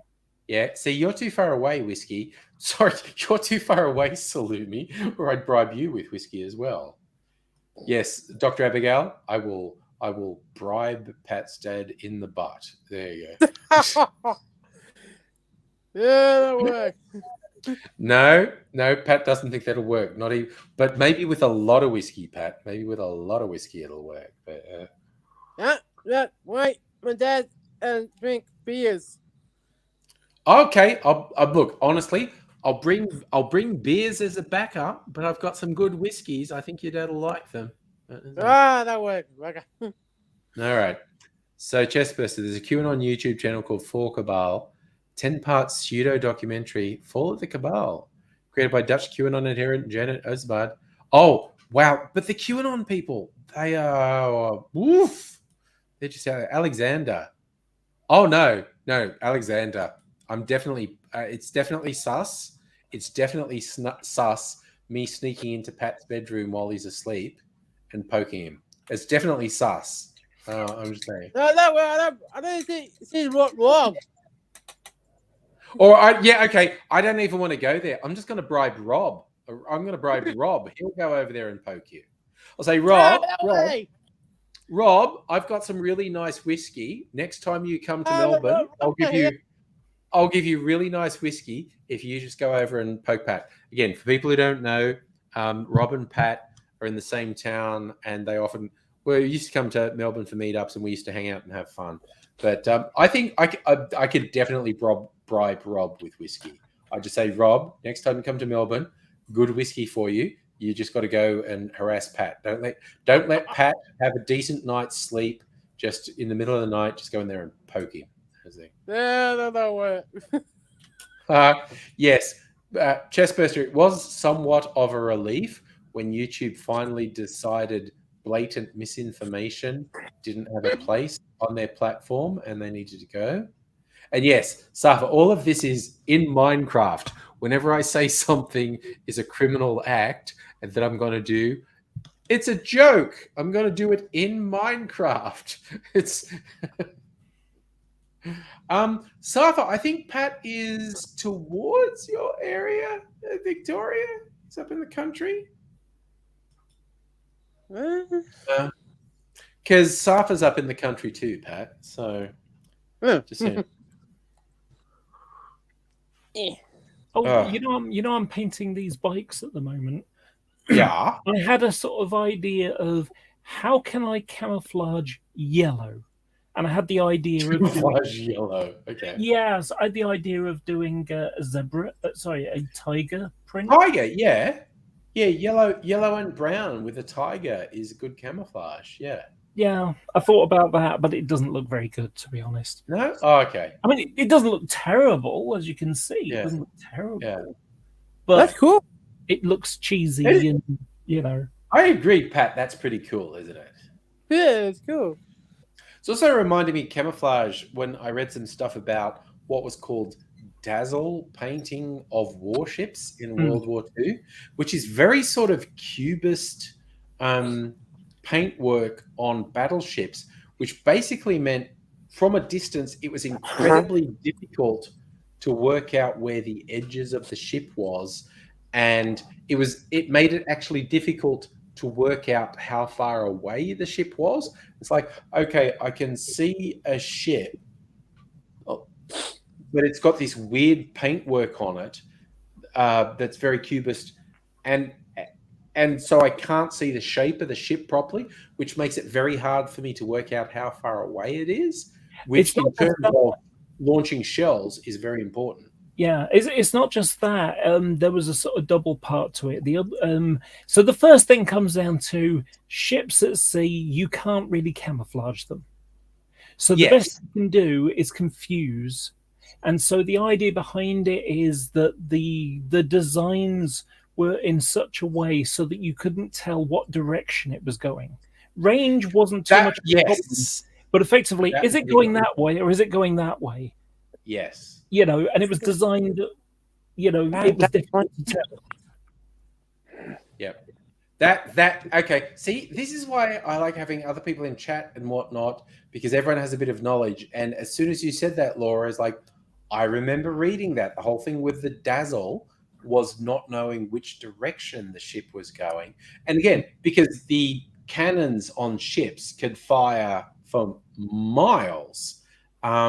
But when a ship is in motion, from the time when, if you're miles away from a ship and you fire your cannons, the direction it moves, it will be somewhere else when the shells land. So you're trying to guess, okay, it's facing that way, it's going in that direction, so I'll plan my trajectory that way. But if you're not sure which way it's facing, it makes it very hard to accurately fire your artillery. Sorry, Nettie's because a chunk of it, a chunk of combat maneuvers in in naval activity is ships going like that. So you want the shells to go here, so that by the time it goes like that, it's on the target. Yeah, you know. But if you don't know which direction it's going, it's very difficult to plan your shots. Yeah, it was bad in a way as well, because it made it really difficult to for other ships in the fleet to know which way they were going, and so there were a couple of collisions. Yeah. It's sort of funny in a obscure way, in a very dark way. Yes. Yeah. Although I do remember a friend who had a brother who was in the US Navy, and this is in the modern Navy, where it's like, there's a bunch of shit about these ships that's classified. And he said there was one thing his brother told him a story. They were doing war games, and it's meant to be non-live ammunition, and they're all maneuvering around. And his brother was on an aircraft carrier, which is like the biggest of the battleships, and a live torpedo got fired, and the person who fired the torpedo immediately broadcast to the fleet, live torpedo. And his brother told him, he said, look, I can't tell you too much, but just a klaxon sounded in the ship and went, live torpedo, brace, brace, brace. They had a 2-second warning. And then this nuclear-powered aircraft carrier hit maximum acceleration. And he basically said this ridiculously large warship tilted up like a speedboat. The acceleration was such that this impossibly large ship just tilted up. And it's basically because there was a live torpedo in the water, and it's like, just get the fuck out now. And like, the top speed of these ships is classified, but he's saying like, the top speed is enough that when it was an emergency situation, we got a 2-second warning to hold on to something, and then the acceleration was such that this ridiculously large battleship tilted up like a speedboat as it went off. And there's photos of them at an angle like this. Yeah, they're just a combat turn. Yeah, and that's again, if they sense a torpedo in the water, they can accelerate. And then, but yeah, for the poor sailors on board, it's like, dude, you're about to get fucked up and thrown into a wall. You have a 2-second warning. There's this, a klaxon goes and someone goes, brace, brace, brace. And it's like, grab onto something, because if you can't grab onto something in about 2 seconds, you are going to get thrown into a wall so fucking hard. It's just like, good God. So what's Chessbusters? There's a theory, master YouTube user named Overlord, known as Dictor von Doomcock, secretly a masked neo-Nazi user on BitChute. Thank you for sharing. That is the most beautiful, nonsensical, but probably true bit of trivia. I love the internet so much because of weird shit like that. By the way, cool little thing, talking about planes and military stuff. I was in Newsweek this week. Ooh, nice. Yeah. What was that about? I'll share the screen. Yeah. So, unfortunately, in this Ukraine thing, the massive Antonov 225 was destroyed by Russia. Yeah. It's the only one of its kind. And let's just make that go away. And that's it. It's 6 engines. It was designed to carry the Russian space shuttle Buran. Oh, good God. Okay. And there's me. You can see my flower. Oh, yeah. I can see your profile there. Yeah. Yeah. Nice. So, and just you can get an idea of the scale of this thing by look at the size of a large van. That's a large. It's a very big. And bear in mind that large van is the wingspan away. You can see how there's the shadow of the wingspan. Look there, and the van is on the same area, on the edge of it. It's barely the size of one of those 3 engines. Yeah. Oh, you could fit the van in the engine. Whoa, that's big. It is. That is a big plane. That is a big plane. Yeah. I took that photo in, 2013, I think it was. In 2013, yeah. Nice. So, yeah, I was in Newsweek. So. SAS. Yeah. Who's in the SAS? Yeah, 707. By the way, just happens that I know the guy, so okay. He wrote it based upon me posting it on Twitter. Okay, cool. I read about it, and then it's like, oh, that's a real shame. So I tweeted about it with my own picture. And, he said, "Do you mind if I, use that photo in the article?" Yeah. So yeah. So Chessbuster, we're going to take that person you talked about, Overlord, pop culture, anti-SJW. Okay, yeah, that's the sort of people who used to be really obsessed with me in the past, and I always found it weird how obsessed these people were with me. I was like, thing that always gets me. There's a couple of terms that are just used in a derogatory way, and sort of one of them is woke, which is the new. I'm just going to dismiss everything you say because you're just woke. It's just shorthand dismissal. That's all it is. And of course, my argument is, as opposed to what, asleep? Yeah. Surely being awake is better than being asleep. And then the other one is social justice warrior. Now, why is this a bad thing? If there's injustice, if there is social injustice, shouldn't it be, shouldn't we have a conscious raising effort here to say this really isn't appropriate? And if you think about it, every bloody thing that we have fought for, equality, has been social justice. Oh, absolutely. Get rid of slavery. Isn't it, isn't it really silly that we have these, people owned as property, like cattle? Yeah. That sounds like a bad thing to me. What do you think? Sure does. Or you're just a social justice warrior. What, you mean slavery is a good thing? Really? It's bad. Yeah. Yes. Thanks, Pat. Slavery is bad. Yes. Yeah. we're taking a controversial position here on the live stream. We are unanimous, and we don't care who's against us. Slavery's bad. Yeah. Fairly modern thing that. Yeah. Only a few hundred years ago. Yeah, but it's fucking ridiculous. You know what? I don't, because you're more UK centric compared to America. It always does make me chuckle when I hear Americans going on about how they got rid of slavery, and it's like British Empire got rid of it 60 years before America did. And we had the West Africa Squadron, which was the Royal Navy, basically stopping slave boats, slave ships. Yeah. America did lag somewhat. The thing is, it's American revisionists.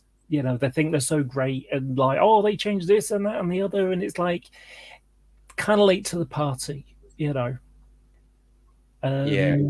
it's been that way for so many things. And what it comes down to, I remember, and I mentioned this before, the first time I went to America, one of my friends said, pick up a newspaper and watch your country disappear. Because outside of America, there's only, out inside of America, there's American news, and that's about it. Yes. The one good thing that came out of 9/11 is that it woke up America that, the rest of the world exists. Yeah. So they have become a lot more knowledgeable about the rest of the world. Yeah.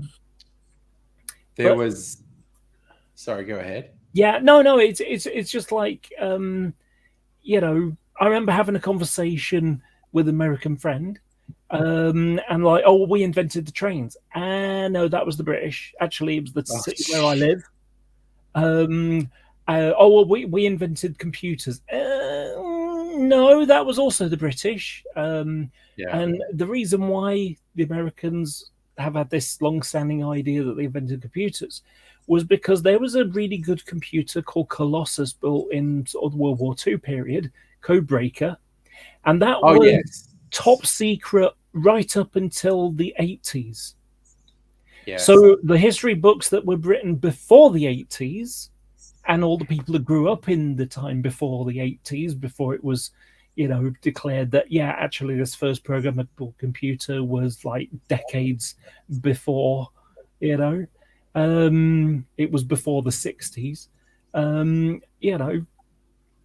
so as a result, the old history books tell a different story.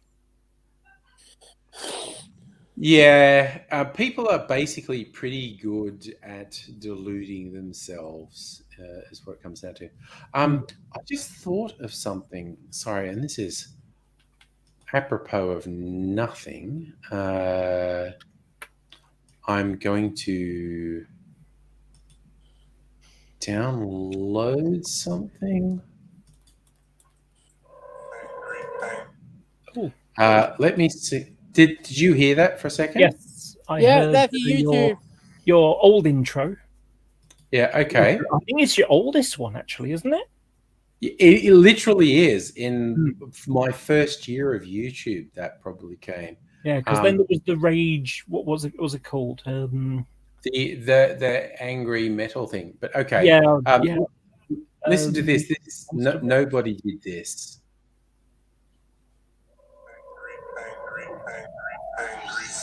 Tonight's Angry Aussie live stream. Oh, this one is cool. Chocolate cocktails, the cause of and the means of hiding from many of life's great problems. I find that quite humorous. Oh, that was cool. That was nobody. It was pretty cool. Hey, Lee, you're back. It's like, thanks, NBN Co, for dropping me out. Oh, yes, NBN. Thank you.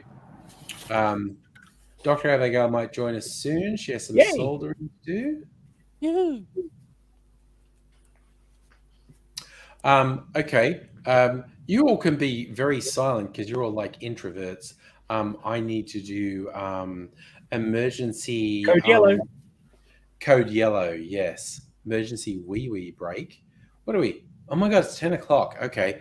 I think surviving 2 hours without a wee break is good, but I'm going to do it now.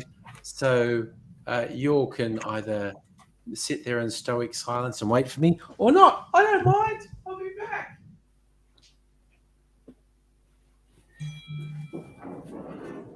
Yeah, I can talk. Saw something a little bothersome for me today. You know when you see something and it kind of brings it home, you know. So, for crying out loud, this tube is gummed up on the top.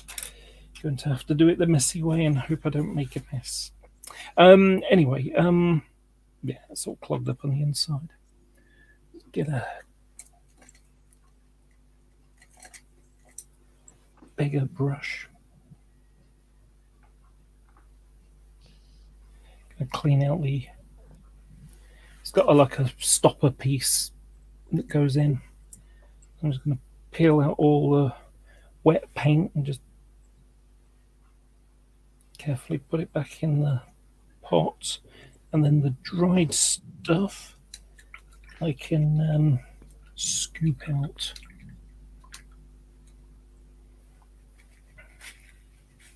But anyway, something that brought things home for me with the whole Ukraine thing was watching was a video, a drone picture of a town, and you got blocks of flats with holes in them, and missiles have hit them and stuff. And it's like, I live in a building like that, so it's easy to sort of think, oh, these are people far away and stuff like that. But you see things, and it kind of like, yeah, that's a lot like where I live. Just normal people living their lives, and then the Russians decide to have a war.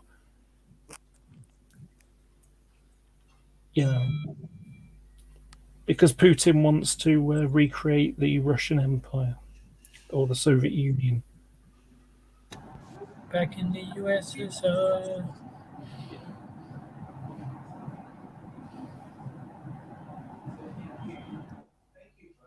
Yeah, the Ukrainians don't want it. Well, the Russian people don't want it either. There we go. That's a bit better.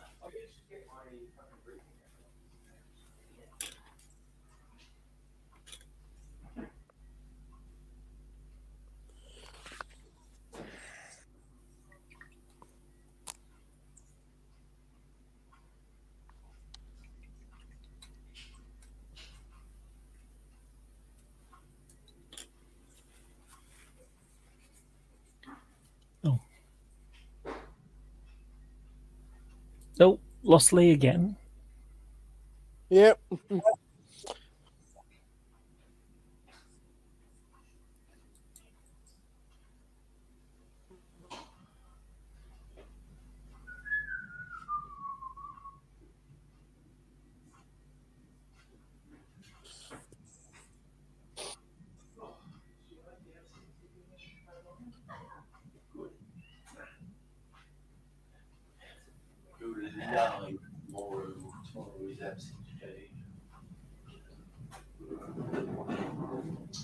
All right, I'm coming back.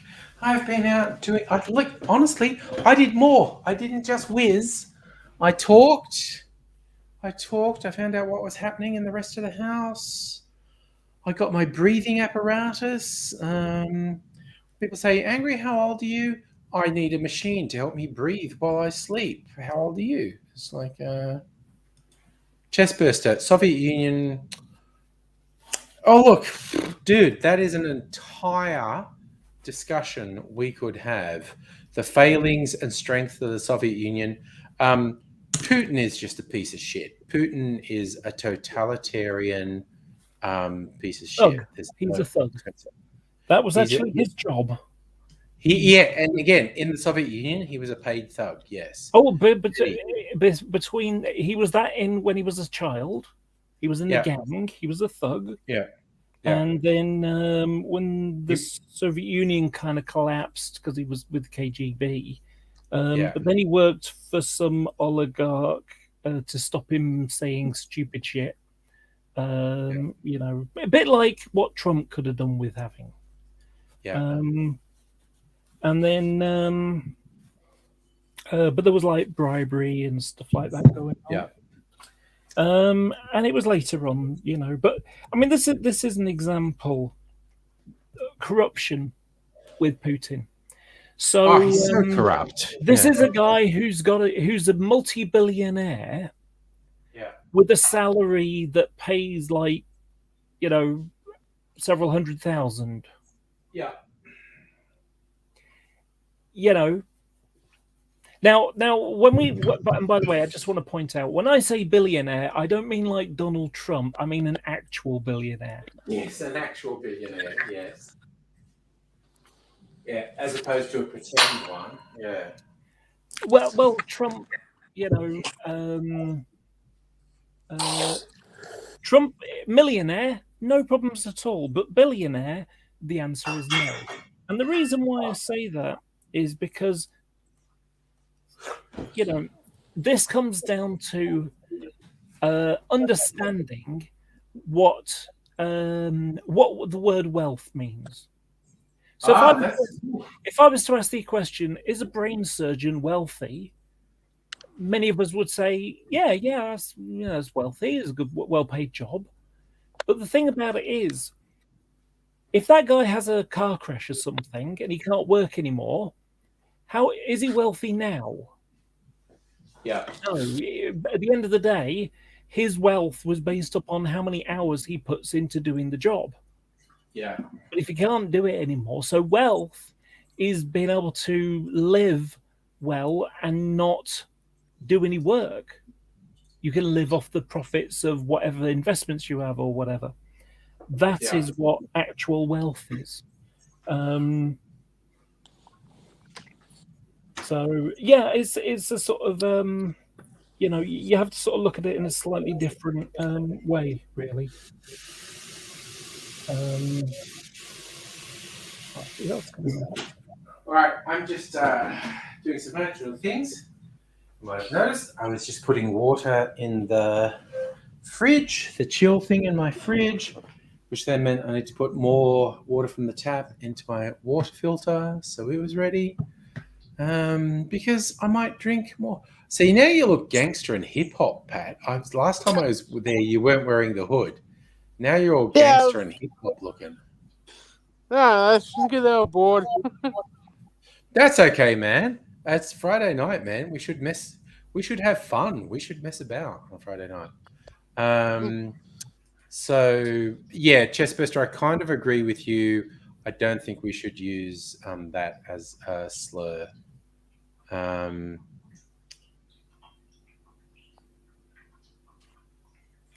Bum fungus. See, you're with me. Pat needs to be a rapper. That's what that was. Yeah. See, there's a couple of us who think you look very hip hop.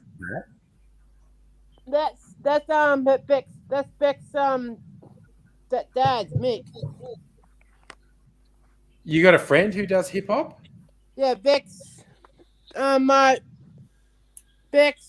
dad. Oh, okay. Okay, well that's interesting. Well, even out your way,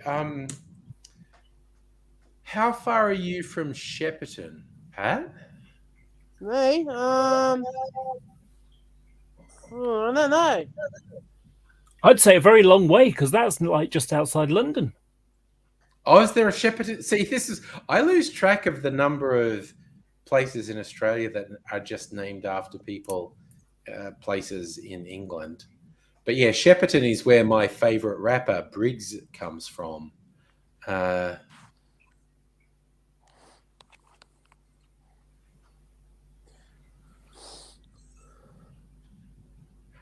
Yeah, look, again, nobody. I know you're not a bad person. I do side a little bit with Chestburster, and that I tend to not use that as a slur because it marginalizes a whole bunch of people.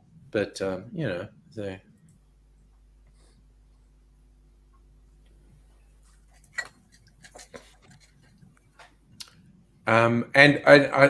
I'll out myself here as being guilty of using that as a slur, and using multiple other things, like things that I thought were really funny, and then you meet people and you learn things and you go, oh, that joke I thought was really funny was very transphobic, or it was whorephobic, or it was marginalizing intersex people, or it had a racial element. I didn't think it had an overt racial element, but then it was pointed out to me and going, yeah, okay, yeah, no, that had a racial, and so then I feel, again, cishet white man, someone points out, yeah, that shit that you think is funny, it's marginalizing a bunch of other people, and I go, yep. I guess it is. It was not my actual intention to marginalize those people, but when someone brings up a valid point and says, but you might not have meant to, but you are marginalizing those people, and I go, yep, I need to reassess where I am and what I'm saying, because those are people I care about and I don't want to marginalize them. Conscious raising again. Yeah. But it's the thing. It's like, oh, poor white man. It's like, yeah, no, you sit there. And because when you are the person that everything is geared towards, shit can slip by you and you don't realize what's happening. And someone points out, that thing there that you take for granted, that's a problem. And you think about it and go, yeah, that's a problem. Because people I care about, and even people I don't know, but I think are valuable, are hurt by that. And I just spent years just going, yeah, man, fucking whatever. And then someone said, no, look at it, analyze it, evaluate it, understand what's happening. And you go, oh, yeah, damn. And again, it comes down to, I've said before, words change, words. Yes. Yes. What was acceptable a long time ago. I mean, like when I was a kid, calling black people colored was a normal thing to say. Now that's not appropriate. Yeah, and it can be and this is interesting because, like, Abigail pulled me up once when I talked about I got ripped off on something. I said I got gypped by things. That's a slur. And I was like, oh yeah, it didn't occur to me, but it actually is. And then I think of like a TV show I like, Peaky Blinders, which is about the people who today we would call travelers, but in the early 20th century, they self-identified as gypsies. But now most people regard gypsy as a slur. You're either, if you're European, you're Romany, or if your heritage is Irish, people prefer the term traveller now. But in the early 20th century, and for most of the 20th century, they self-identified as gypsies. But things change. If you can't adapt to things changing, you end up being a dinosaur. John Cleese.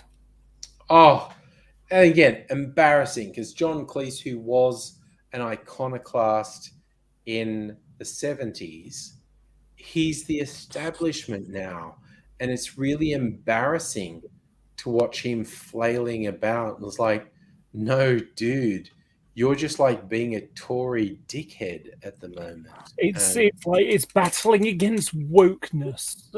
Yeah, what does that even mean? Excuse my language. Yeah, it's like, dude, how about you battle against oppression? Isn't that a better thing to battle against? And it's just like, this is the rather than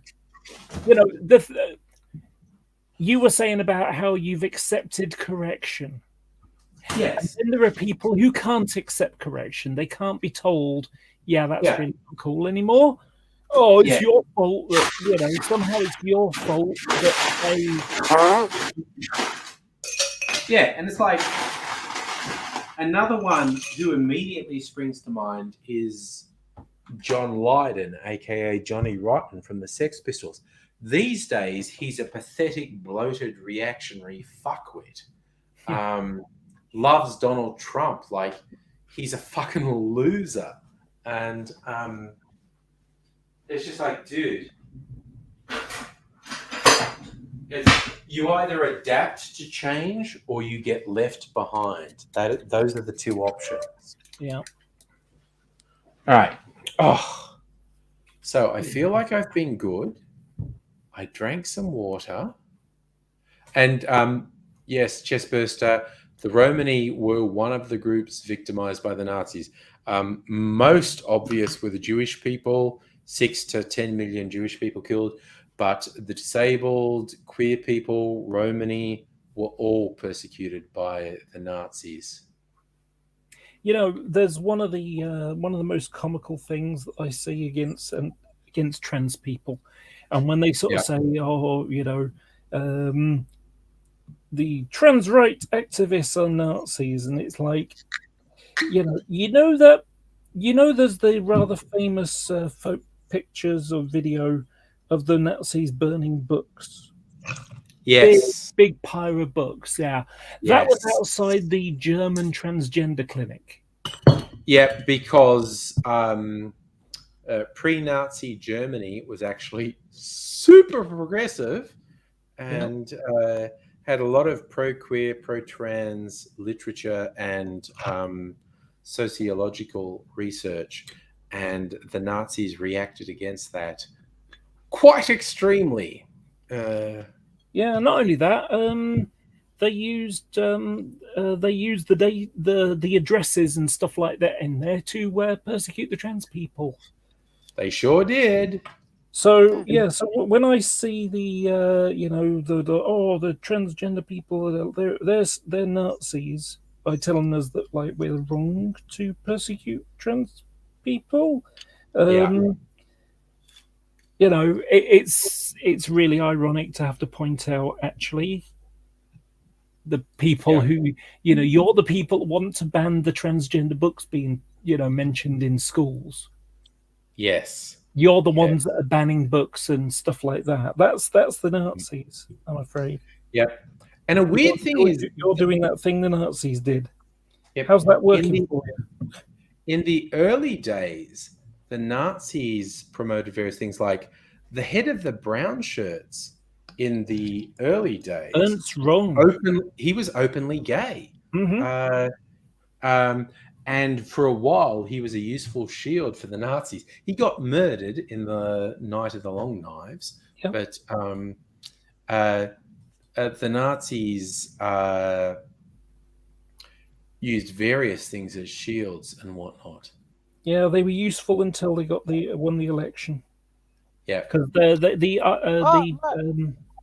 stormtroopers, they were used to sort of bust up communist gatherings and meetings and presentations and whatever,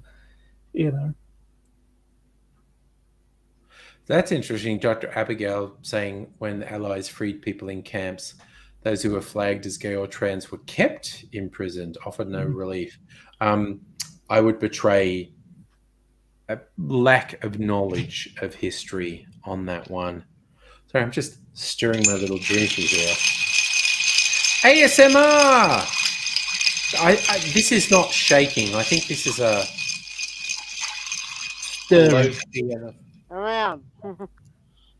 That's a low key enough noise to not be really offensive. It's like ice jingling. I don't know. It just sounds a bit too loud to be AMSR.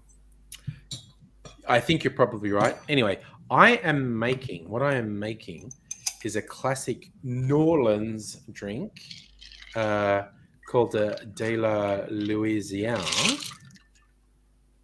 And I'm using the Archie Rose whiskey on a rye that I just got this week. Ooh, that looks kind of like puddle water. It's not a great color. I don't have a brown. It's very brown. It is brown. Does it look like a muddy puddle? That's dehydrated brown. That. Yeah, it kind of looks like a muddy puddle to me. So it's not a great color, but Oh my god, taste wise. I wonder how they made Romulan ale. I'm guessing it was just water with blue dye in it, no doubt. Short answer, yes. Dr. Abigail and we are definitely going to do a video for my cocktail channel for, I think, First Contact Day is the next big Star Trek day. Sorry. Kirsten, you wore the colored trans flag. Nice. Do you work Mardi Gras party? Nice. Excellent stuff. And again, because Kirsten working for Archie Rose, the official distillery of the Sydney gay, lesbian, queer Mardi Gras. Nice. Yeah, nobody. Sorry, Pat, what are you saying? My sister cut my hair. Your sister cut your hair? Yeah, on Tuesday. Looking pretty sharp, mate. Looking pretty sharp. Oh, really? I was just going to say it explains a lot then. Yeah, my sister cut my hair. and my brother. Yeah, that's fair enough. Yeah, I don't think I've even had my hair trimmed since like May last year. But because there's a bit of thing at the moment of maybe going back to the office at least a couple of days a week, I might go back into the city for 1 or 2 days a week soon. But then I'll go and see if my barber is still open, or if his business went under. If his business is gone, I have to go somewhere else. But I fucking love working from home, basically. It's awesome as far as I'm concerned. My boss did give me a bit of stress today. Thought of some brand new stuff like, rather than instead of everything you've been doing for the last month, what if you did something completely different? I'm like, I can do something completely different. It does kind of mean throwing out all my work from the last month, but I guess if you're okay with that, then that's okay. Yes. I Kirsten, thought I was being productive, and now you want to throw it all away. Yeah, no, that's literally what came out of a discussion today. Do a different thing. And I'm happy to do a different thing. It literally means throwing out everything I've done for the last month, but whatever. Kirsten, I understand being sad not being able to attend the Marshal of the Parade. When I lived in Sydney, I actually marshaled the Mardi Gras parade one year. They were just asking for volunteers, so I rocked up, and it was hella fun because you got an uninterrupted view, because my job was to keep the people who were in the crowd watching behind a barrier. So I was between them and the parade. So I had an uninterrupted view of the parade, which was pretty cool. I did not go to the party at the showground because as a marshal, I got a ticket to go to the party. And I said, well, because I'm not queer, I would be taking a ticket from someone else. So I gave the ticket to someone and said, well, you go, because I shouldn't be taking someone else's ticket for that.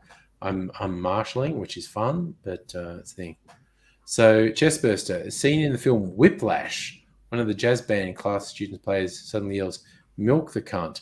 Okay, I have not watched Whiplash since it first came out, so I don't remember that. Whiplash, for those who haven't seen it, is a really intense but pretty goddamn good film about like a music college where the lecturer who runs the jazz thing is a fucking psycho who fucks people up.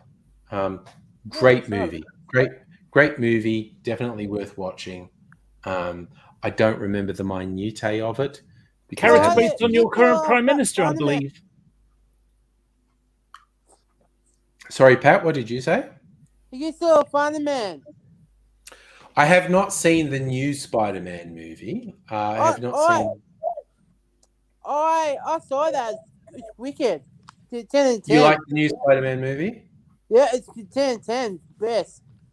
Okay, cool. I am looking forward to seeing it because it also directly leads into the next Doctor Strange movie, and I do like Doctor Strange as a character because the whole thing with the multiverse is in there. Sorry. Chestburster. Jazz music is called jizz in Star Wars. That makes sense. I did like because the best bit of Star Wars music is from the original Star Wars movie, later renamed A New Hope, the Cantina Band in Mos Eisley. Oh, That's I saw great that. music. But there were bits in Mandalorian and Book of Boba Fett that there's still a band playing in Mos Eisley, and they're doing riffs on that theme from the original Star Wars, which I think is quite good. So nobody, you last saw a superhero movie 8 years ago, wrecked the movie, predicted the ending within the first 5 minutes, and you were spot on. Yeah, sometimes it's obvious. My big thing is predicting the next line of dialogue, because sometimes it's super obvious. There's like blah, blah, blah, blah, blah, and I go, and then that person's going to say blah, blah, blah, blah, blah. And they do. They say the exact line of dialogue that I just predicted.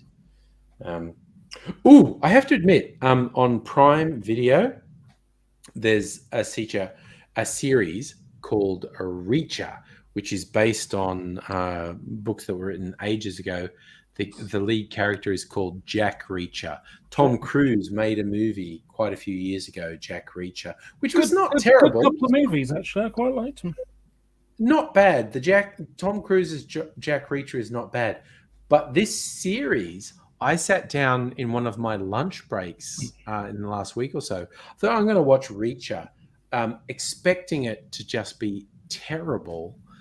And I really enjoyed it. And I'm still watching it. I haven't finished the season yet. But it's kind of funny physically. The guy who plays Reacher in the streaming series is so many poles apart from Tom Cruise. Tom Cruise was playing Reacher as kind of an average-sized dude and cool and smart and clever. The guy in the Prime series, he's a freak of nature. He's fucking huge. He is just built like a brick shithouse. He's fucking huge. And he's absolutely a freak of nature. And he's so different to Tom Cruise. But yeah, I watched the first episode I was expecting it to be stupid as hell, but I really enjoyed it. I think I'm up to about episode 6 at the moment, and I'm quite enjoying it. And it's because Reacher is this huge motherfucker who was like special forces in the US military, and there's this whole thing where it's like a bad thing happens, and he's going, well, we've worked out a bad thing's happening. I think I'm going to find everyone who's involved and kill all of them. And it's just like, okay, Reacher, do it, buddy. Just fucking do it, man. I've hang on, which paint did I use? Damn it, I've got 2 paints here, and I can't remember which one I used. I think it was the dark. I'll soon know. As soon as I stick it down, I'll know because it'll be darker. Yeah. So watching you lick your brush. Yeah, I've what you're thinking? I'm just going to drop at any time, right? Because you're using lead paint. Yeah, like no. This is acrylic. Anyway, I've been watching a series. I watched the first series this week, and that was oh crikey, Hunt for Red October. What was the Jack Ryan? Jack Ryan, yeah. Watched the first season of that because it's a TV series. Oh, my God. Sorry, the premise of that was so embarrassing. I couldn't watch it. It was like, I think it's particularly season 2. They go like, Venezuela is the greatest threat to the United States. And yeah. maybe the show's not as bad as the trailer made it look, but I was looking at it going, you're seriously? You're saying Venezuela is? Oh no, this is embarrassing. This What is you mean, the poor embarrassing. country that has fallen to pieces since Chavez died? Yeah. Oh, Megaleech knows what I was getting at. The Radium Girls. This is from the early 20th century when they worked out radium glowed in the dark. And so they painted watch faces with radium so it would glow in the dark. And the women who worked in the factory Got painting cancer. the radium on things. Yeah, and they would lick the brushes to make it fine and whatnot. And they all fucking died of cancer because they were ingesting radium. Very, very, very bad. There's an interesting. Just, I don't know that one. Future War, the Jar and White fight. Don't know it. Extermination is the reward for no. Don't know it. The item is you. I don't know any of that stuff. Interesting little thing about radium nuclear stuff. Yep. So when Chernobyl went kabooey, there was an expectation that there would be loads of people dying of cancer and stuff like that. And yet the amount of people who actually died was really low by comparison. And so back in the sort of late 19th into the 20th century, there was a health fad of the day where they had a little, a bit of radium in the bottom of a metal jar. Yes. And then you fill it full of water, and the next morning you just drink it. Drink a glass of it. Oh. And funny enough, loads of people didn't die. Okay, now what happened was after Hiroshima and Nagasaki, and obviously the close proximity of people, and you could see that, the further away they were, the less chance of dying of the cancers and stuff. What happened was there's a graph, and the graph is the amount of dosage and the amount of dead people. And it has this nice line that goes like this. It just follows that nice straight line. However, under 100 millisieverts, there's no data. So what they did was they basically just dotted it to 0. And, well, it would appear that at very low levels, below that 100 millisieverts, where, yes, now it's bad kind of level, that it may actually not be as bad as what they think or they've traditionally thought it is, and that the people that caught dosage of it from Chernobyl, so I forgot what the name of it is now. Pripyat. I'm sure it's Pripyat. Anyway, they didn't have loads of people dying for it, and so with the whole health fad thing, the suggestion is, if you can imagine, there's the start of your bit, and when it gets to the 100 millisieverts, that it may curve like this, so it's not really that bad for you, or may even, in a little bit of way of vaccinations, having a bit of it kind of makes you immune, that it may actually curve underneath and be a bit good for you at first, but then when it gets to a certain level, yes, it's bad. So it's just a little fascinating thing that I picked up about 20 years ago now, I think it was. Saw a documentary on it and thought, that's really interesting. And really it comes down to accumulative, you accumulate the particles and, not very easy to get rid of them kind of level. So... Sorry, what was that noise you made, Pat? Just clearing his throat, I think. Oh, right. No, it's this. Right. Juice. Okay. Fair enough. You just sound like a weird. Oh, shit. Sorry, first spam bot of the evening. 2.5 hours Saw in. that. Took us 2.5 hours to get a spam bot. Okay. Yeah, I've had a couple of mine.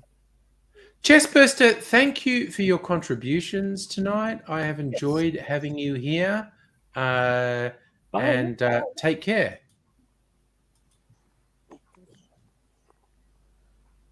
I just thought that spam bot I blocked had a very non-Russian name, Joshua Lawman. Okay. I'm sorry. Is it just me, or does that sound like one of the characters in your video game? Yeah, that literally makes me want to fire Red Dead Redemption up. I'm Joshua Lawman.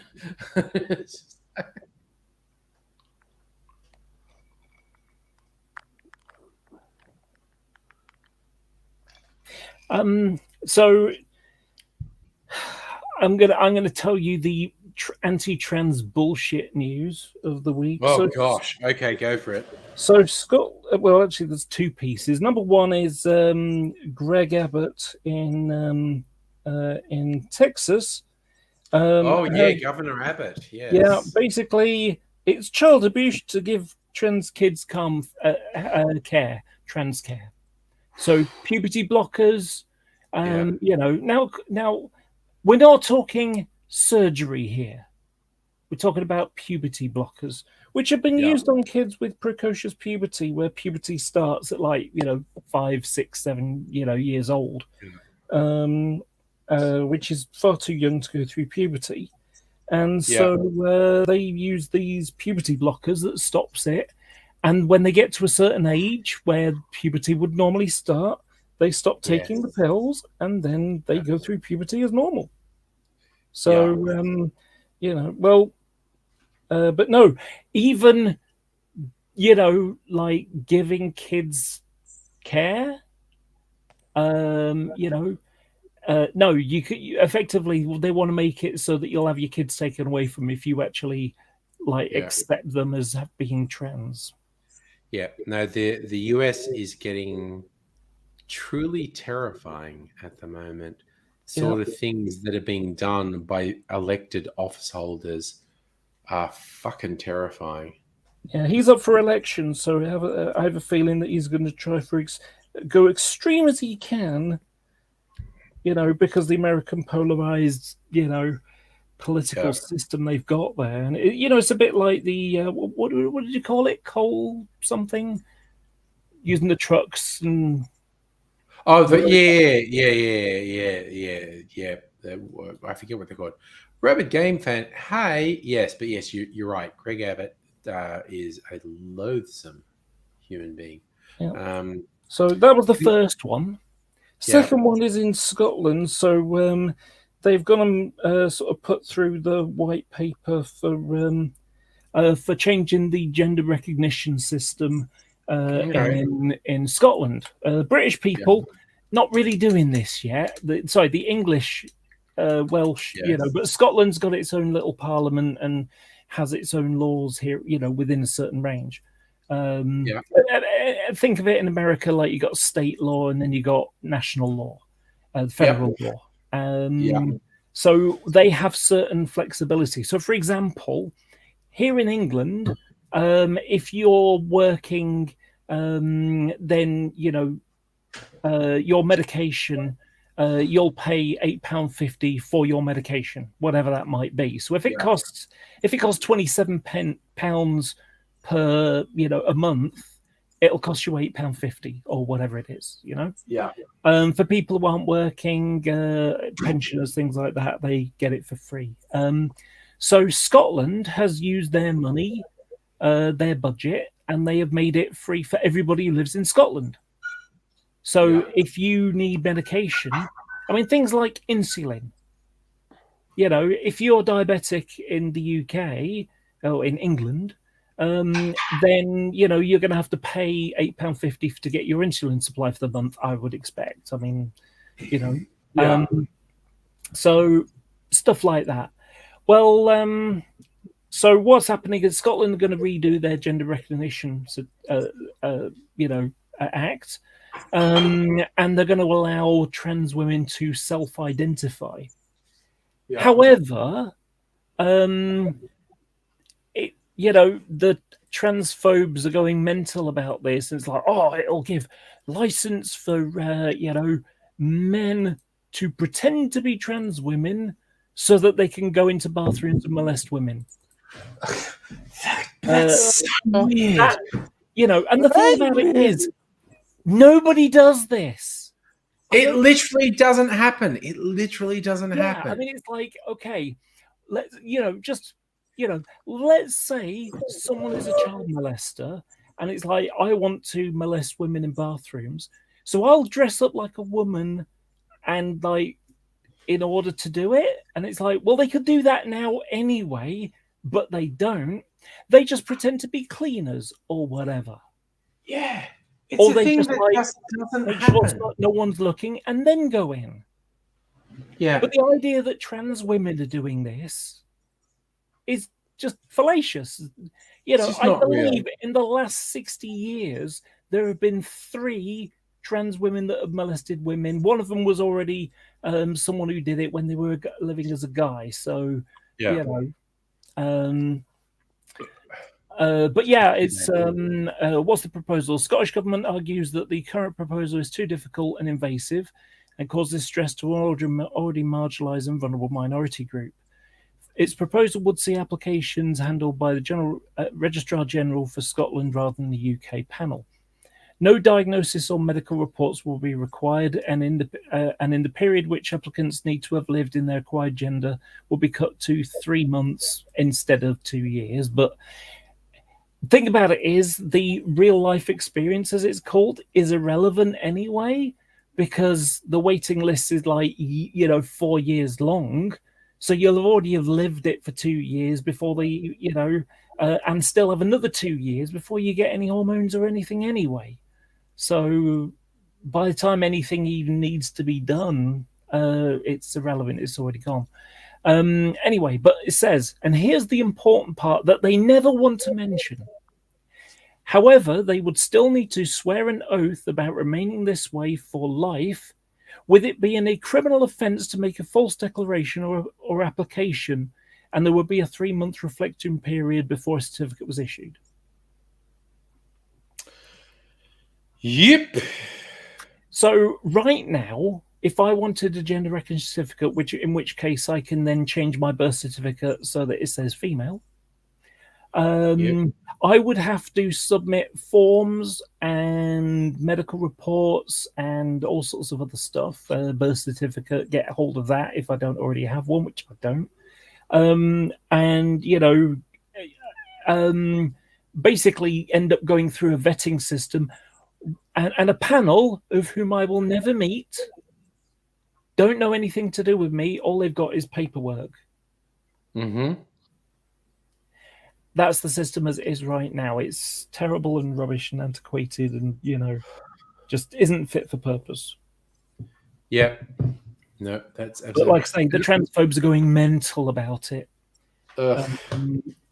But again, the transphobes are fucking disconnected from reality. The shit they say makes no sense. Yeah. I had one yesterday saying about how, that this is an America thing. In America, you are not allowed to get surgery until you're 18. And you can start taking hormones at 16. Okay? That's what the law is. So someone posted like, "Oh, look at this," you see, and it literally says anecdotal evidence. Oh, that's not evidence. That's someone claims something. Yeah, and that's what they used as proof that it was happening. And it's like, oh my god.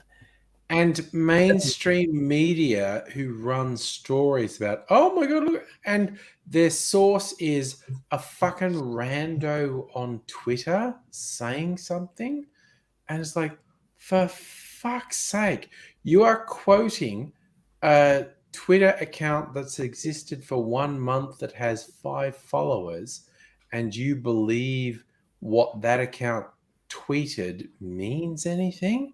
It's like, Jesus Christ. The lack of critical analysis is occasionally incredibly disturbing. But so someone said, please do your homework. No child under 18 gets gender reassignment and spend 5 minutes researching before tweeting. and the transphobe comes out. Better yet, do slightly more than 5 minutes Googling it and find it hard. And find hard academic literature evidence of it happening.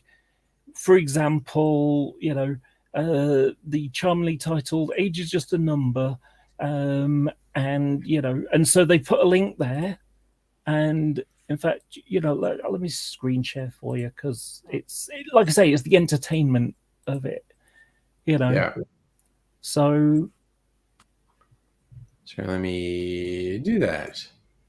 So this is the one, So age is just a number. There's the link. And when you open up the link, it says, but despite the minimum age, anecdotal reports have shown they're being performed. But if it's anecdotal, it's not evidence. Yes, exactly. Someone has claimed that this might be happening. You need objectively verified facts. Like I say, it just baffles me. It's like, it kind of reminds me of never let reality get in the good way of a good story. Yes. And that's exactly the principle they seem to use. Yep. Sad but true. It's the need to run a story is much more important than the need to assess, does this mean anything? And it regularly troubles me that mainstream media will run a story and the entire linchpin of the story is a completely random YouTube or Twitter or Facebook account said a thing, and the media person is then saying, therefore, this is the thing.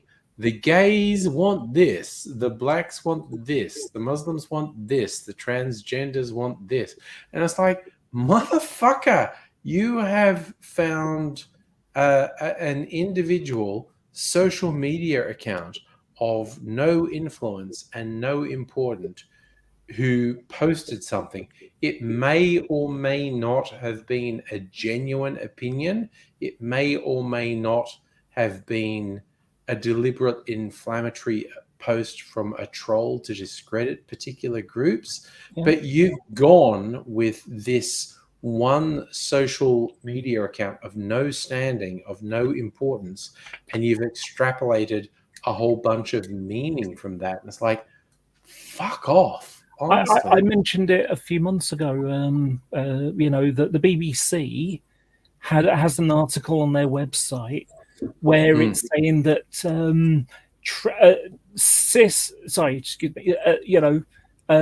lesbian cis women are being coerced by trans women to have sex with them, and if they don't, they're labelled as transphobes.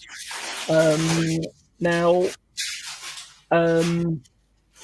The source material that it leads to is an anti-trans hate group doing a survey of people on their website.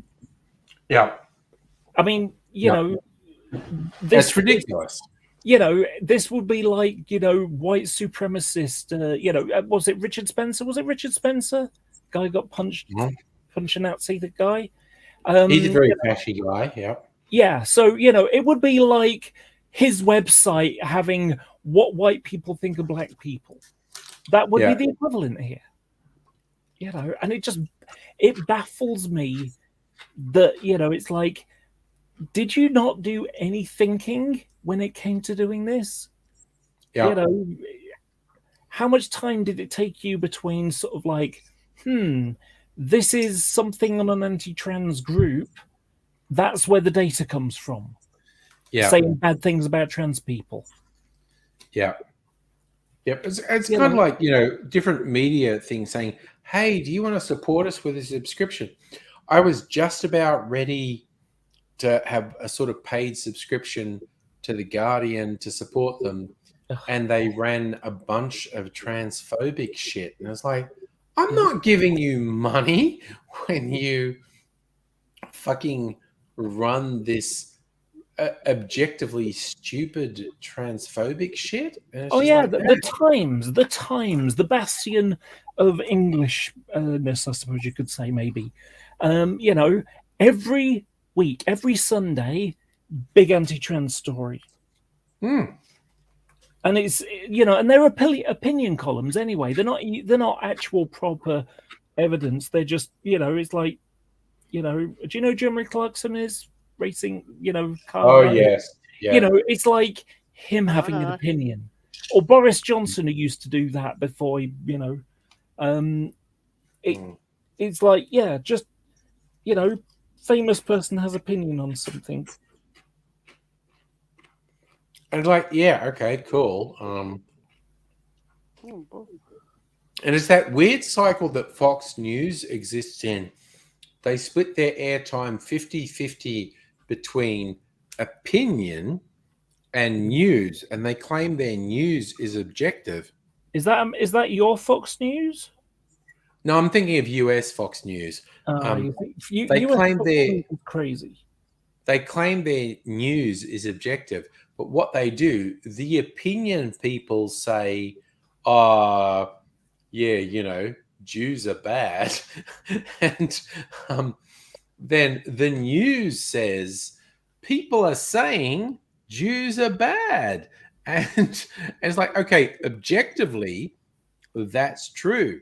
There are people on a media platform saying that, but it's your media platform, and they are terrible, terrible, terrible people who are saying it. And you are getting this weird thing where you say, if we just report that some people said these things, that is technically true. Okay? Yeah, but you should also, if you had any integrity, point out what these people said is a lie. It's an evil and hateful, bigoted lie with no objective evidence supporting it whatsoever. But it's this endless cycle where the opinion people get to say ridiculous, fucked up shit, and the news people go, well, people are saying this. Maybe there's something to it. No, there's nothing to it. And that's It's exactly just like how us. Donald Trump worked, wasn't it? Mm. You know, some people are saying this. Well, that's great, but you know, is there evidence of it? You know, No, I'm just asking questions. Yeah. I'm just asking questions.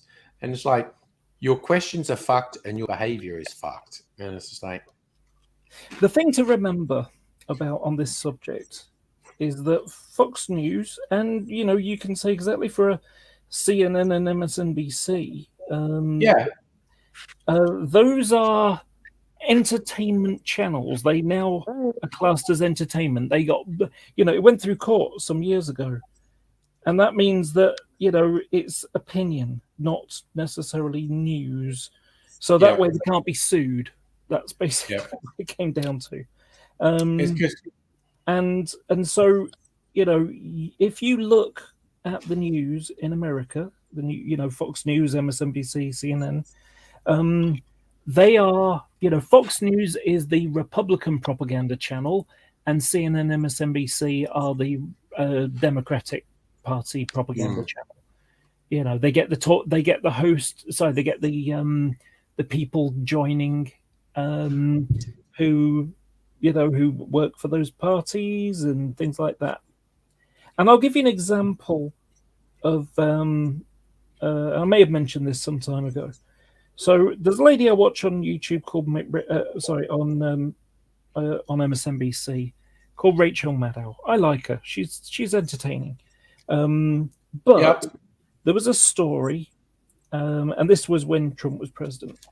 So the story was that some pilots on a big cargo plane coming from the Middle East had stopped off in Scotland, and instead of just going to like the cheapy hotel at the airport, they traveled 45 minutes in a taxi to a Donald Trump golf resort and stayed there.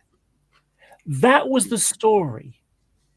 But what happened was Rachel Maddow on this show was saying how it's really unusual that they stopped there and the fuel was more expensive, which is true. But it's really unusual for them to stop there. They don't normally stop it at they normally stop off at an Air Force base where the fuel is cheaper.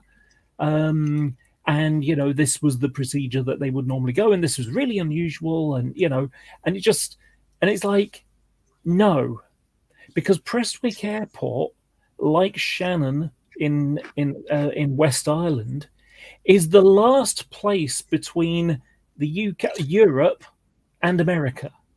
It's the last airport, and they regularly use it because something like the Globemaster 3, the cargo planes, they haven't got enough range to make it all the way from either one of the Air Force bases in England at Mildenhall or Germany. They can't make it all the way from there into America. They would have to stop at Canada or something.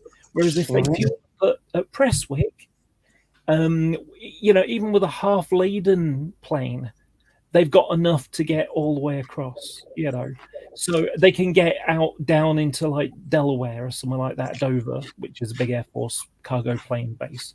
I've been there. So they'd sort of added this extra layer, which was bullshit.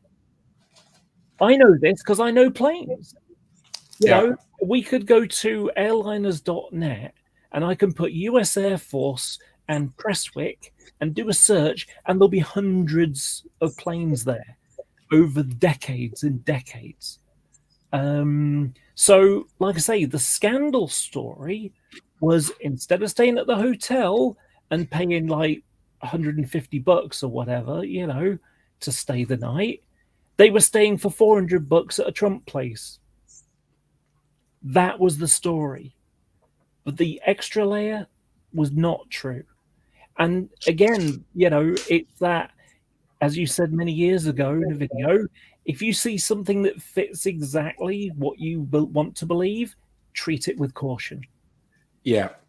And I've been suckered multiple times over the years. And I've tried to cultivate the ability to see, like, when you see a news story and it fits absolutely exactly into what you think, be careful, because I think, Pat's come back. And also, don't be suckered into thinking because you know this now, you're always going to get it. You'll always get the right answer. Yeah, treat your own bias carefully as well. I don't know. Actually, a joke that I see, the radio on Grand Theft Auto 5. Yes. One of the little bylines is, confirming your prejudices. Yeah. And that's exactly what the likes of Fox News, and we see this right now with the whole Ukraine thing, that Russia has been told that it's about denazifying, Ukraine, and it's like, the president is Jewish. Yeah.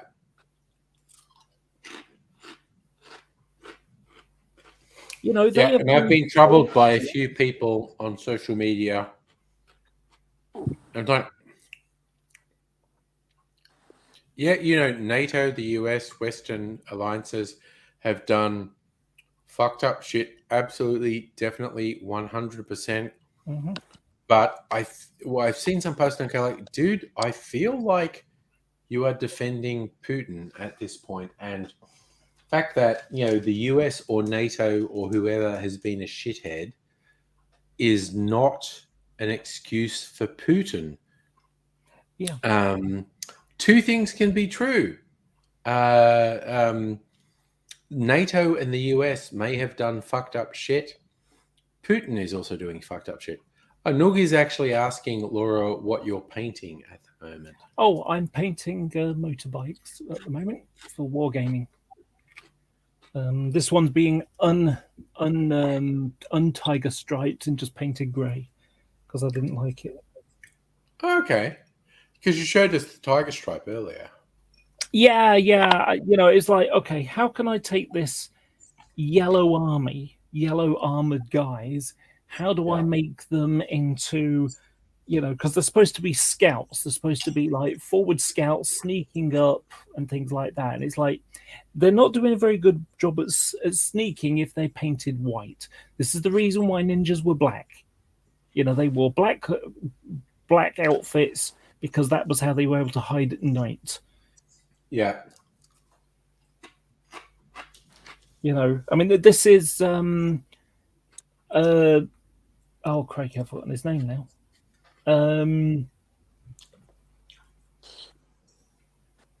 I think Dr. Abigail has finished her soldering and wants us to join. Yay.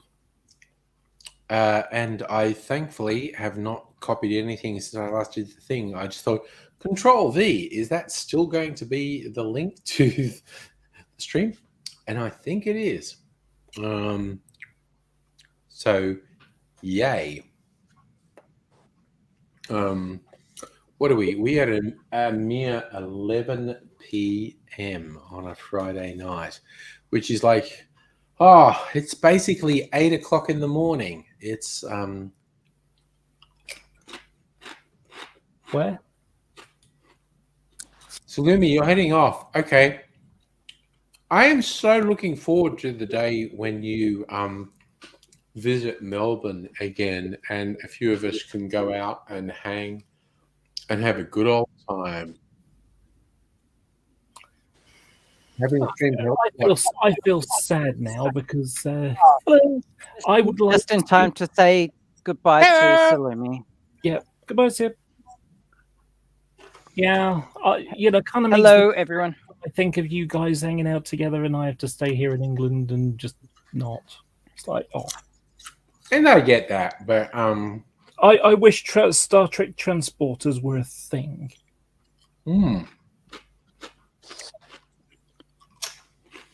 I forget what the exact wording was. Something like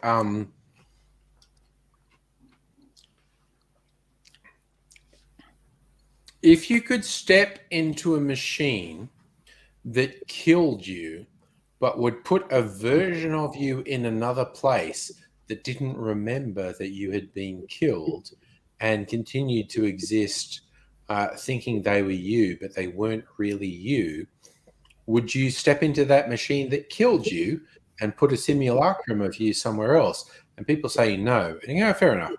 Do you like the Star Trek transporters? And they go, yeah, that's cool. I wish I had that. That's exactly what they do. That's what they do. Well, but it's a particular interpretation of the Star Trek transporters that they destroy you and put a reconstructed simulacrum of you in another position. And again, I love it as a philosophical question. Is that you, or it's great? Yeah, I love it as a philosophical question. Technically, in the Star Trek universe, they kill you, convert your molecules and particles into a matter stream, and then beam it somewhere and reassemble you. So it's kind of using the bits of you that has died to reassemble you. But when you see transporter accidents where people are duplicated, where did that matter come from? It's a fun philosophical argument. Thomas, and I want to answer. Yes, thank you. I want to answer Nug's question. Am I a fellow Transformers fan? Yes, I am. One of my tattoos is Grimlock. It's a bit washed out in the light, but that's cool. Actually, cool. It's a bit faded now, but I commissioned someone to actually design that for me. So yes, I am a Transformers fan. Yeah, and Bumfunk is hello. Me too. The Prestige, which was There were the two magician movies came out at the same time, which was a long time ago. Was it 5 years ago? Was it 10 years ago? I don't know. But The Prestige was a thing where Hugh Jackman's character worked with Nikolai Tesla to replicate himself. Played by David Bowie. Yes, David Bowie playing Nikolai Tesla. But yes, Bumfungus, you are in tune with what we are talking about with transporters. In The Prestige, the machine that duplicates yourself. Did you die or did you not die? If Well, the thing with that one was, every time he stepped into that machine, there was a 50-50 chance he would walk out of it the other side or end up drowning in water. Yeah. And he had that conversation with Michael Caine about drowning. And you'd have to have fucking balls of steel to do that, I reckon. Pardon the pun. But yeah, you'd have to have ovaries of steel to do that. Because I don't know if I could do that, because drowning is awful. I must admit I haven't given it a try so far. Yeah, 10 out of 10 would not recommend. I think one of the most emotional 0 out of 10 I've seen in a movie was The Abyss, where Marilyn Antonio dies, drowning, and they bring her back to life, and it's like, wow, that was really well acted. Yep. The Abyss is a pretty intense movie. It was actually the second DVD I bought, and the special edition one as well. Did you know that was filmed in a quarry, and they filled it? They built the submarine thingy, they filled it full of water, and then on the top they had black rubber balls covering the top, so it would keep the darkness in. Keep the light. Oh, in. Nice. Yeah, they use those black. They use those black rubber balls in reservoirs, and they're they're plastic, but they're non-toxic plastic. But they're slightly filled with water, and they put millions of them on reservoirs, and they stop the water from evaporating from the reservoirs. Good idea. Yeah, and because they're just round balls, they just occupy the surface, and it's actually a drowning hazard to fall in, because it stops you from moving. Yeah, you'll sink below the balls. Well, I mean, you can get up above the balls, but if you try swimming, it's like walking on Jupiter. It's like you're just fighting these balls constantly, and you just run out of energy really quickly, and it's like swimming through chocolate. Swimming through chocolate, I like that. I'm looking at you. What was his name? Augustus Gloop. One of the things that they've done in some British reservoirs is, because they're big chunks of open space, they've put floating solar panels on. Oh yeah, which is that's clever. Let's hope they don't do the why women live longer than men picture. Which is some guys in a rubber paddling pool, with a sort of like stool style table with electric barbecue on it, and then the wire goes off, and the multi-adapter plug thing is on a flip-flop, a thong, as you call them. Yep.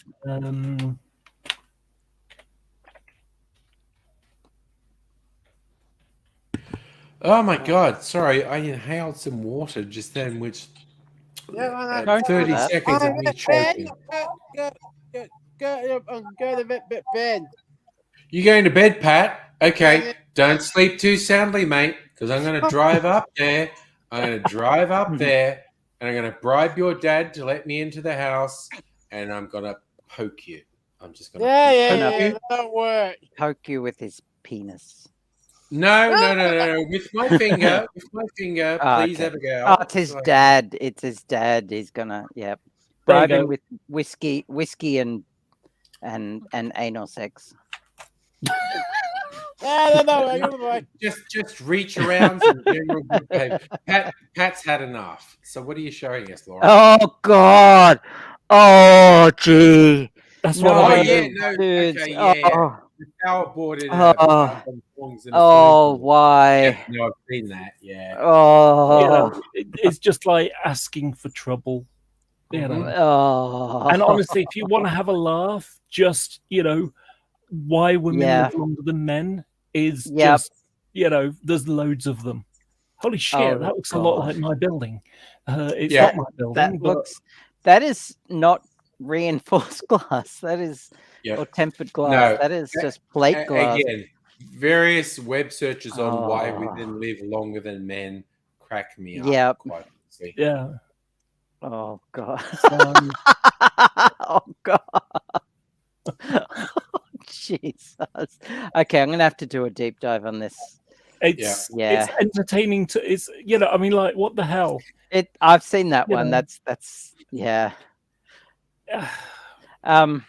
So adventures in printer upgrades and soldering. Oh yeah, you were working. I got my new hot end. Can I take you for a tour of my? Please. I've moved my computer under my desk, and I've moved my printer next to my desk. So here's my printer at the moment, covered in tools. Yeah. And the back end is completely open, all the power and everything. But that's the new hot end with the dual. It's got a direct drive extruder, and I printed this at the library because the library has a 3D printer, and it actually just slides off like that, and I can quickly interchange hot ends. Nice design. Yeah. Anyway, I apologize for chuckling, but hot end, back end, slides in and out. Yeah. I mean, these are just like, oh my God. If Fadesy was here, he would just, all my innuendos are intentional. Yeah.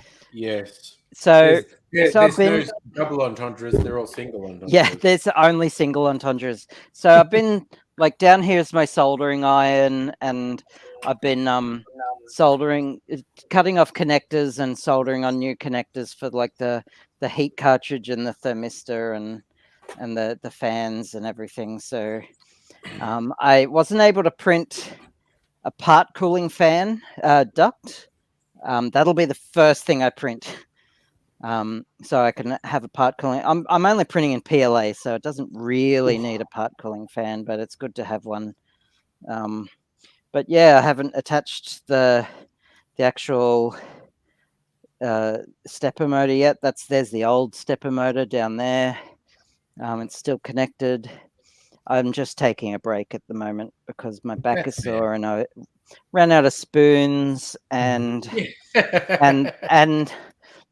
all the connectors are just like poorly documented from Creality, and it's just a pain in the ass making sure that everything's wired correctly. And so and if it's wired incorrectly, it's no biggie, but I have to like resolder the stuff, like undo the shrink wrap, clip things, resolder, shrink wrap. It's just a pain in the ass. Yeah. And I've repurposed the connectors from the old hot end, rather than make new connectors, because J-Card don't have the connectors I want that are used in this printer. These specific connectors, they have these different, because you know how there are standards like different standards and plugs and stuff. Yeah. The good thing about standards is that there are just so fucking many to choose from. Yeah. Like they fix a problem in that, like, everything is standardized, but then they just go overboard in how many there are. So fucking hell. There are so many standards. Mm. Yeah, so, and I didn't want to go to JCar. JCar is just like so expensive, and they It don't can have be, yeah. everything you want. It can be so expensive. You pay a premium, but it's like right there, like it's just there. So yeah. Anyway, I miss Dick Smith used to sell this kind of stuff. And they're a bit cheaper, yeah. Yeah, and then they got bought out by Kogan. Oh, like Dick Smith actually like stopped selling completely and just went like stopped retailing. Yeah. They and then stopped Kogan bought the existing as a rights. physical thing. Yeah, Kogan bought and the then rights to represent as Dick Smith online. Yeah, indeed. And the then guy once I behind got- Kogan is a piece of shit. He's a climate change denier.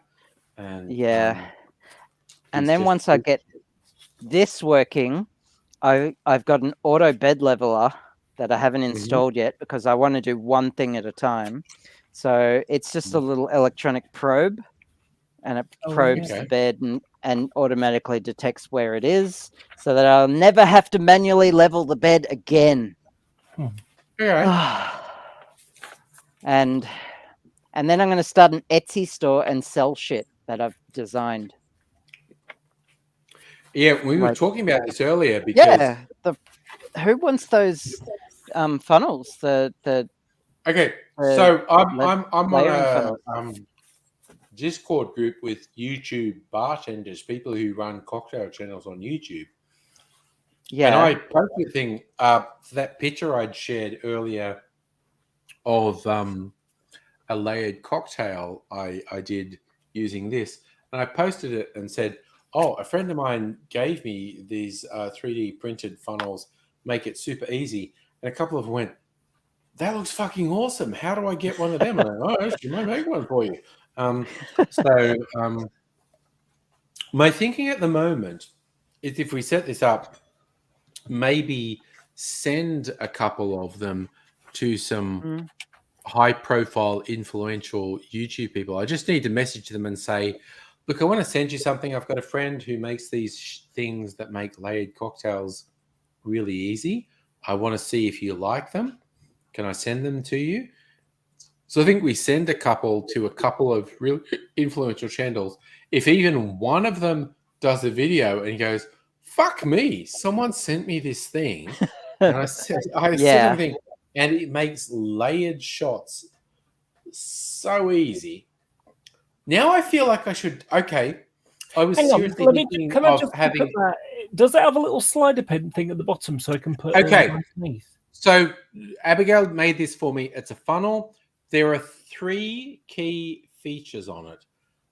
The hole in the bottom of the funnel is a really quite small. So when you pour your alcohol in the top, it comes through at a very controlled rate. Second thing is there's a groove in here, so it sits on the edge of the glass that you're putting the shot into. The third thing is this little crooked bit here. What that does is disperse the alcohol or non-alcoholic element when you pour it in. Because if you're trying to layer a shot and you just pour stuff in, it'll fall through and break And the then thing. spread out. yeah. So I've seen what people use a teaspoon to do it, but you have to do Yes. it really slowly. A teaspoon. And or only the that back of a angle, I glass can imagine spoon. the angle would, trying to put something vertically in a glass would be very Yep. difficult. What most bartenders do is the back of a bar spoon, because rather than dropping the next thing in, you drop it over the back of a spoon and that disperses it. This funnel design automatically disperses it, and it also So you can stops pour it the falling. whole shot in the funnel, and it just automatically does it. And it slowly goes through. I think I should do it. I was thinking of having It's a good another idea. alcoholic beverage. I think I should try and do a layered shot right now. Cool. I just Let's do it. I just thought of another thing you could do to not Yeah. necessarily improve in the design, but just basically different shapes, styles of glasses, so that it's just something that sits on the top of the glass, and then you don't have to have one hand holding it and one hand pouring it. Well, If it doesn't already do that. This If has you a design groove in it, so it sits on the edge of the glass, so you don't have to hold it. Oh right, okay. It's a bit precarious, so I might alter it so that it's balanced, so that it will like overcompensate and hold itself up. And that way I could potentially, because I didn't design it, this way I could potentially get around any copyright issues. But I'm totally going to contact the guy who designed it. It's licensed under Creative Commons. Yeah. So It's not quite share, copy, redistribute, adapt for any purpose, adapt, remix, transform, and build upon, even commercially. Oh, okay. So I can change it and sell it. Cool. Yeah. Yes, William. Oh, hang on. I'll just be a second. All right. Oh, that's perfect. Okay, I found the perfect receptacle. So I'm thinking, we don't have any of our freedom brethren being very vocal, either micro USB or Chris, our freedom correspondents from the US of A. But I'm thinking of doing a red, white, and blue layered shot. So red is easy. If I go in here, get my grenadine, my homemade grenadine. Oh my God, I'm hiccuping so goddamn much. All right. So, okay, grenadine, which is a sugar syrup, which is based on pomegranate. It's like 50% pomegranate juice, 50% sugar. This is the bottom one because it's very heavy. The sugar should go down first. Yeah. Yeah. So we're putting the grenadine on the bottom. So I don't even need to use the funnel for this because it's on the bottom. So, maybe even a little bit more. Okay. Red. So the white, I could use vodka or gin. I think I'll use gin. I think I'll find a nice gin that I have for the white. Like, some people would go vodka. Vodka fucking sucks. That wasn't a hiccup. Sorry, the microphone picked that up, did it? Okay. Oh sorry. yeah. Yeah. Okay. You might want to check before you show us your rear end, because that sounded like it may have done a bit more than we were matron. Sorry. All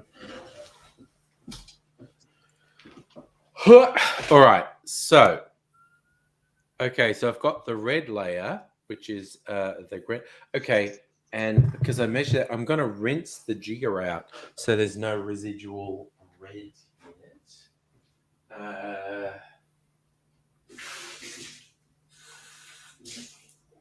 All right.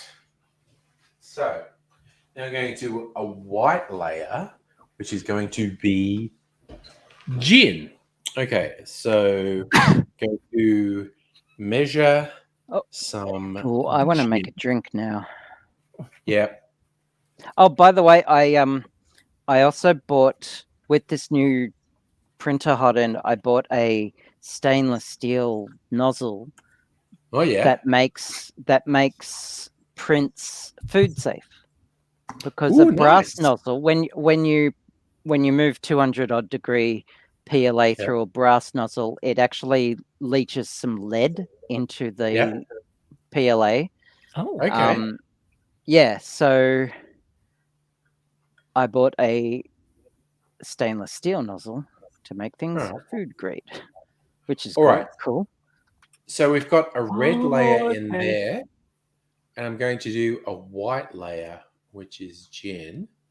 So we pour that in there, and that I can see it. I don't know can if you see can. it. Yeah. Yep. All right. So there's a white layer on top of the red, and now I misunderstood what it was. I thought that you had your white layer, and then you put that in the glass. Oh, it doesn't. And Yeah. then the red would go at the bottom of it. No. As I understand. Fungus, to answer your question, technically you are correct, but the amount of lead in such a small funnel is and the amount of time that the drink goes through the funnel is negligible. I'm talking about things that store food permanently, or things like I want to make a water container for a cat water bowl. So you put a bottle of water, screw it into the thing, and it just dispenses water. That would be unsafe for the cat. But a funnel doesn't matter. I've got a bunch of funnels I've printed with just the brass hot end, and it's fine. All right. So now for the real challenge, I want to do the blue layer. So we have a freedom shot that's red, white, and blue. Nice. Which is fucking absinthe. This is gonna fuck me up. Well, it'll be blue, white, and red, which I believe is French, isn't it? The tricolor? Well, that's I don't know. sideways. A lot of flags are blue, white, and red. Yeah. If you ask me, it's the colors of Jeskai, which is a Magic the Gathering reference. Yep. That looks so cool. That's doing it. We've got red, white, and blue, or blue, white. You should white, totally make a video? video about that showcases that. Yeah. That's so cool. So what we do now, if we're a madman, is just neck this shot. Don't do it, Angry. Okay. Do it if you want. Live your best life, but I'm gonna make a drink myself. But it's beautiful. Grenadine, gin, and absinthe. That is pretty cool. I did a taste test of Patient Wolf Melbourne Dry versus Summertime. Ooh, nice. And I think I prefer the Melbourne Dry, to be honest. Again, personal taste. Both of those are they're really both good. great. Yeah. I've got Summertime like 10 would have really good gins over there. So, yeah. So I could see Summertime being amazing in certain cocktails, though. I think Summertime works in like a white lady or in a gin and tonic. Melbourne Dry in a martini fucking kicks ass. Yeah. I can't stand tonic. I have discovered. I'm not a huge fan of tonic. Those tonics that I got from I can't stand it. It ruins the gin for me. Couldn't. I opened one, can't drink it. So I'll stick to soda water. Yeah. Okay. Well, this is funny because the one I picked up, which I think is probably in the fridge here, which was you got the cucumber and green tea soda. So I think rather than necking this shot, if I just dump it with some of this soda on ice, I think that would be a good drink.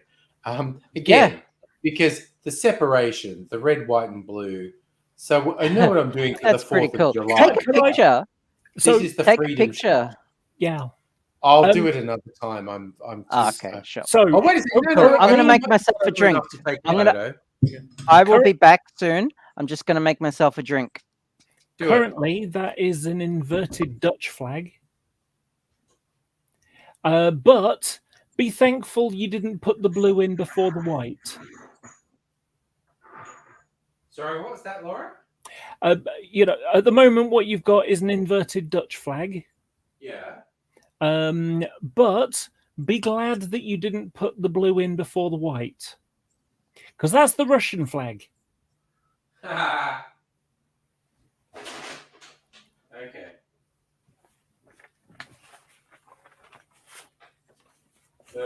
You know what? I'm going to go and get myself a drink as well. Do it. I'm going Do to it. make a pina colada. Oh god, it's all starting to fucking blend here. I did take a photo, so maybe it'll be good for something. So, Back in a minute. be back in a minute. I'm gonna get. Don't think I've used a rocks glass tonight. Get my sexy lacework rocks glass. Okay, Jesus Christ, the desk in front of this fucking laptop is so fucking crowded. Okay, got a nice rocks glass. Gotta cover up this absinthe bottle. Gotta get a big old piece of ice. Big old piece of ice from my big old ice cube tray. All right.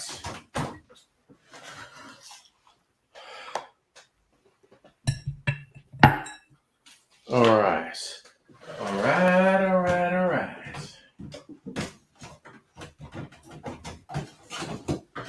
Okay. So, I think rather than necking this shot, which is a genuinely bad idea, I might mix it with soda. Oh, what do you got? Nug. You're having gin with lemonade makes you a heretic. Brother, if it makes you feel good, then it's fine. I'll suffer. Oh, because that's... Yeah, no, I could fucking set this on fire. Who wants to see this one on fire? I will fucking do it. Where's my blowtorch? My blowtorch is over here. And I'll get some cinnamon because that makes sparks. Sorry, I'm just going to go over here. Find some cinnamon. Okay, that won't work. All right. This will be interesting. No, blowtorch is just here. It should be quite easy to set this absinthe on fire because it's 80% alcohol.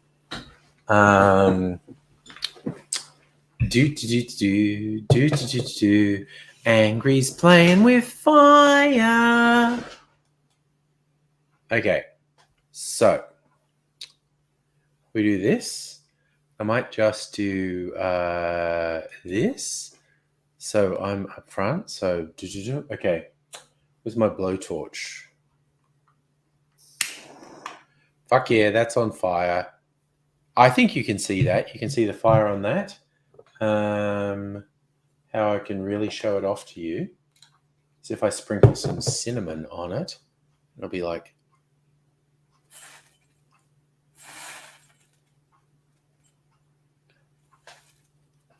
How good is that? Fire, motherfucker. Oh my God, it won't blow out. Oh my God, it won't stop burning. Fucking hell. That was really fucking difficult to blow that fire out. All right, I'm just going to pour this shot into a glass now. That was a bit of fun though, wasn't it? Bum fungus, you do lose a bit of alcohol by burning it, but not that fast. You don't lose alcohol all that fast by burning it. Laura's back. Laura's the first one back. Yep. I was just doing fire. What have you got there, Laura? Pina colada. Pina colada. I am a creature of habit. And do we like getting caught in the rain? Yes. Look at that. From my shot, this is still layered because grenadine sinks. I just got to mix it. You know, you missed your chance because it was the American State of the Union address the other day, wasn't it? Day before yesterday. Yes. And you missed the opportunity to do your Donald Trump cocktail, orange bitter and stirred with a Sharpie. Yes, if you're going to make a Donald Trump cocktail, definitely has to be orange and bitter.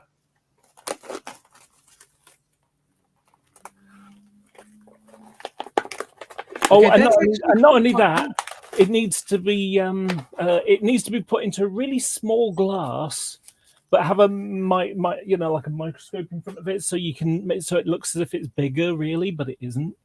Huge. You want it to be huge.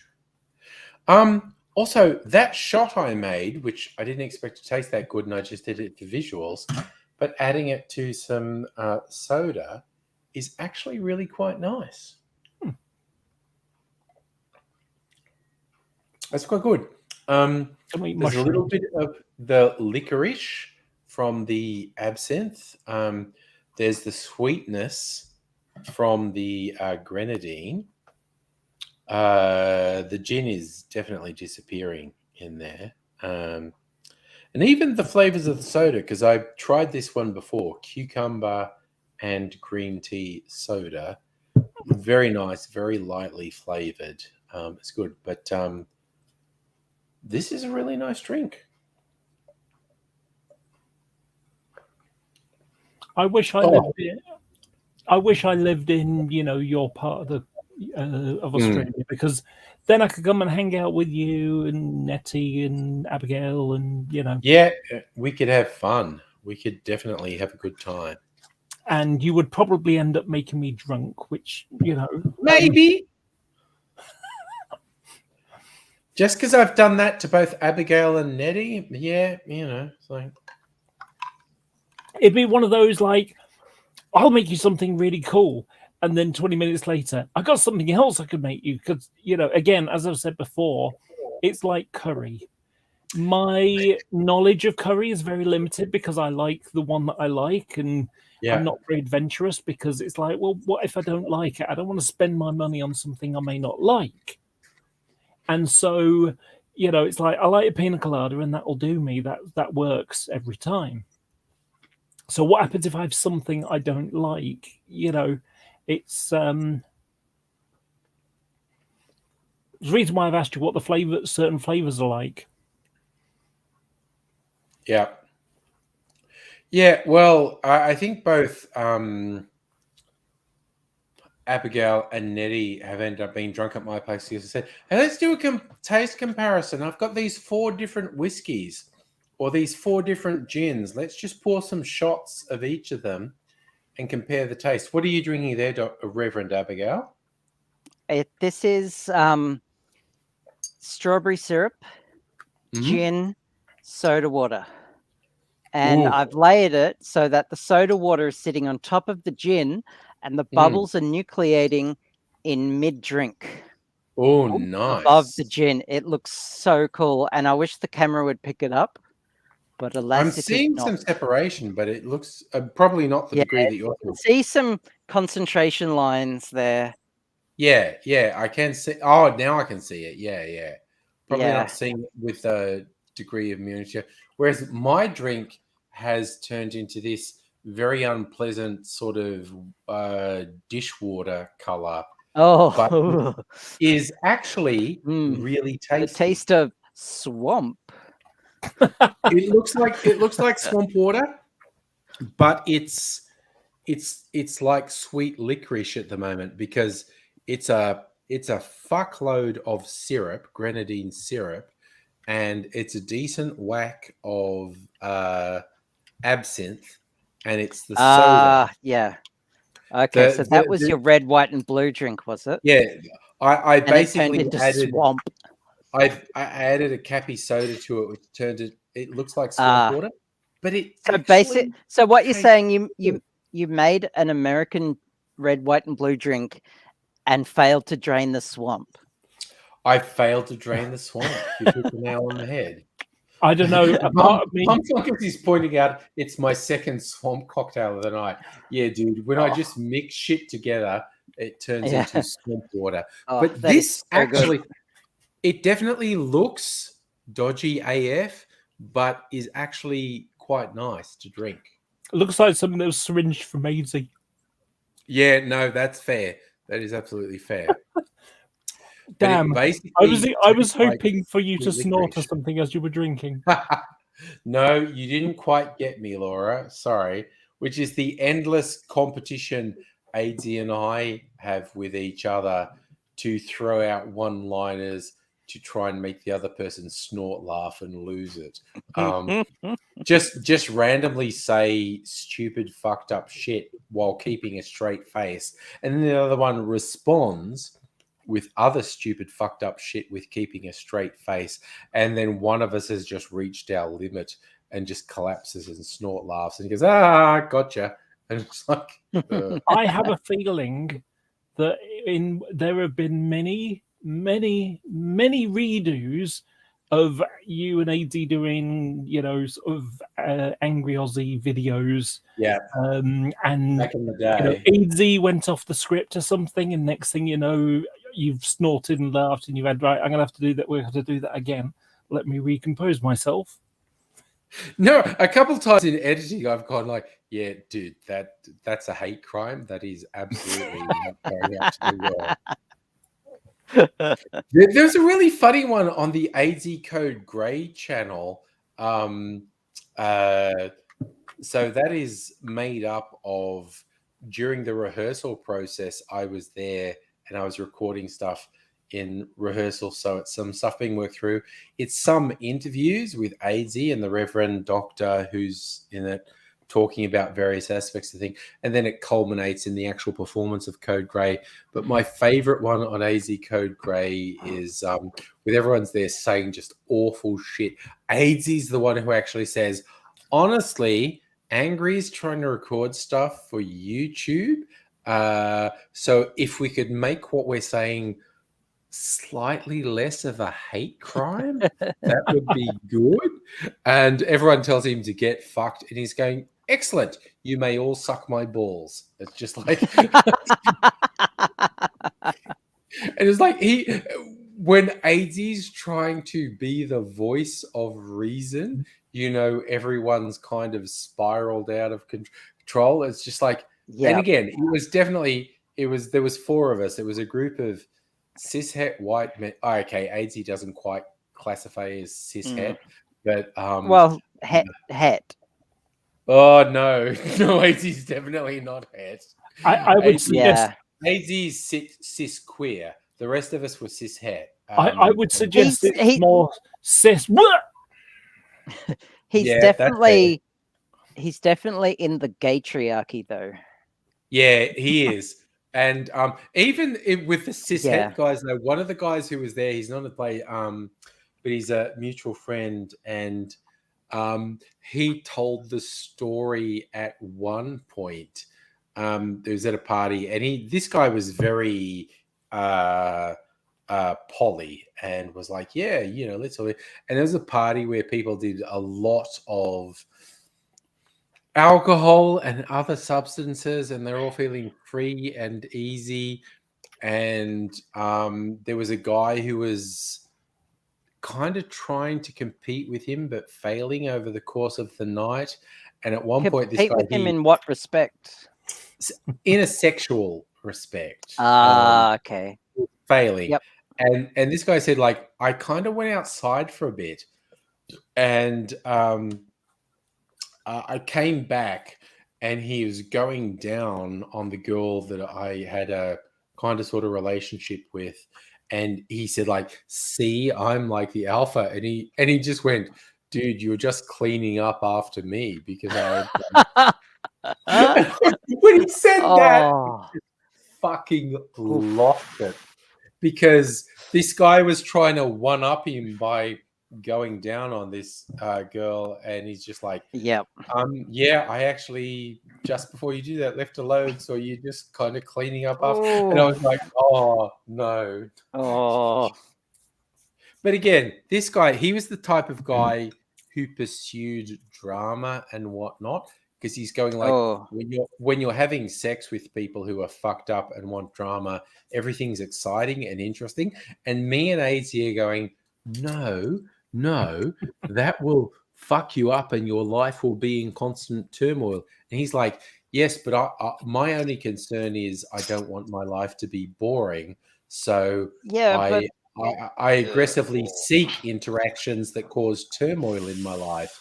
And me and AZ are going, that's wrong. Why are you doing that? Yeah. Why make your own life difficult? You're just encouraging people those people who like drama. Encouraging people to seek other people and go through friends a lot that way. Me and AZ were trying to say to him, like, no, dude, don't. I know, I get why you do it because it's stimulation and it's different, but no, it's fucked and it hurts you. And he's like, no, it's like interesting. And we're like, oh, why are you doing that? Why are you doing it? Also, if you go back, I think there's on one of my YouTube channels, I don't remember which one, but I'm sure I recorded either a live stream or a video on a New Year's Eve about somewhere between 10 and 15 years ago, where me and AZ, and someone was posting, this really big guy is giving some massage and he's shirtless and hairy and rubbing oil into my shoulders. And we're in a live stream and someone's going, that looks super gay. And I'm just like, honestly, if a shirtless, hairy man rubbing oil into my body is gay, why would I want to be straight?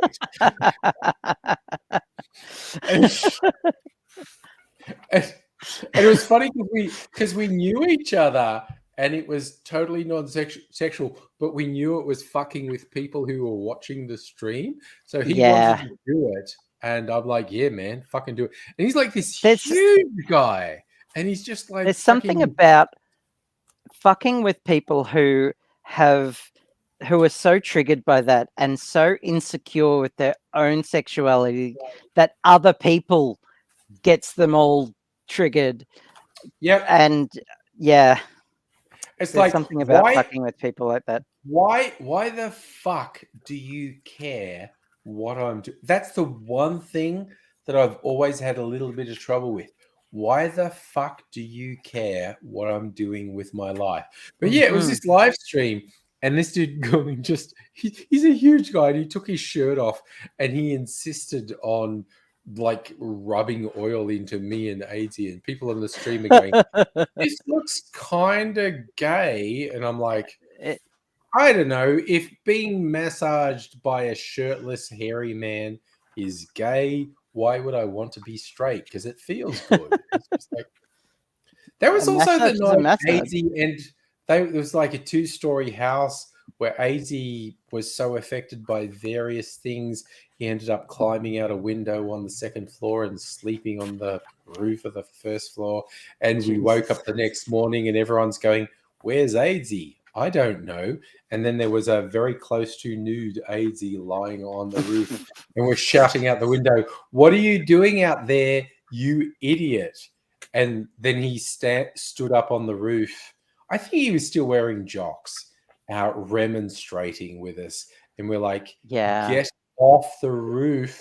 What are you doing? And he's like, no, you get on the roof. What are you doing? And it's like, so I have to buy a torque wrench. Sorry, that just feels like code for some gay shit. I wish. You wish. God, I wish some gay shit was happening right now. Instead, I have to buy a fucking torque wrench to not have happen to this hot end than what happened to the last one. and they're fucking expensive. They are. Oh, I was just thinking, as we said that, StreamYard I rarely use all the features of StreamYard, but one of the things it does is let me put banners across. This one goes, I didn't delete this. This goes back a while because the background there is the actual original gay rainbow flag, which actually has extra colors compared to what's used now. And someone Yep. came on one stream and went, because we were Oh, doing the Angry gay- Bunch, and this we is went, gay what's shit." that gay shit? So yes. I had this banner. This is a non-stop gay fest. Deal with it. That's still there. There are some very weird banners that I never deleted.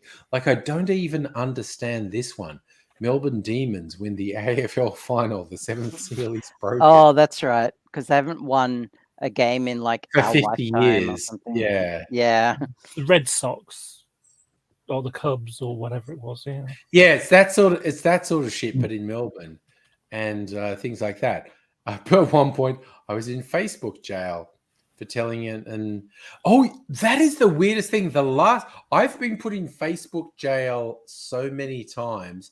Now, literally, the slightest thing will be in Facebook jail. So I can't interact with people I disagree with because I'll say something.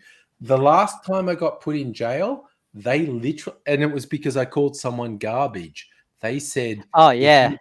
if you say a thing that someone could perceive as negative, we'll put you in Facebook jail. And say, oh, cool.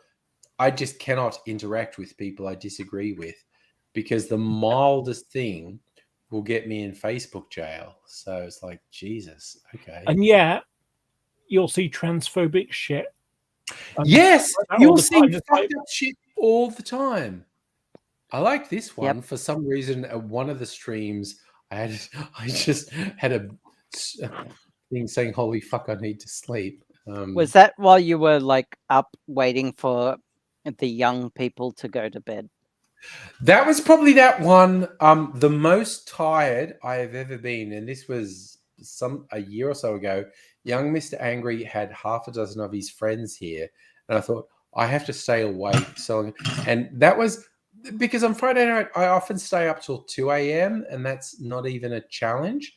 But for this bunch of youths, I had to stay up till 3, and they did eventually disperse at 3 a.m. And what was hilarious, I put my breathing apparatus on and I put it on wrong, but because I was so tired and so fucked, I put it on wrong and still slept for 6 hours. And then I saw the report for that night's sleep, and it was like the worst ever application of my headgear, because there's a thing that measures the seal of the thing on my nose, how much it leaks. And this night was the worst ever.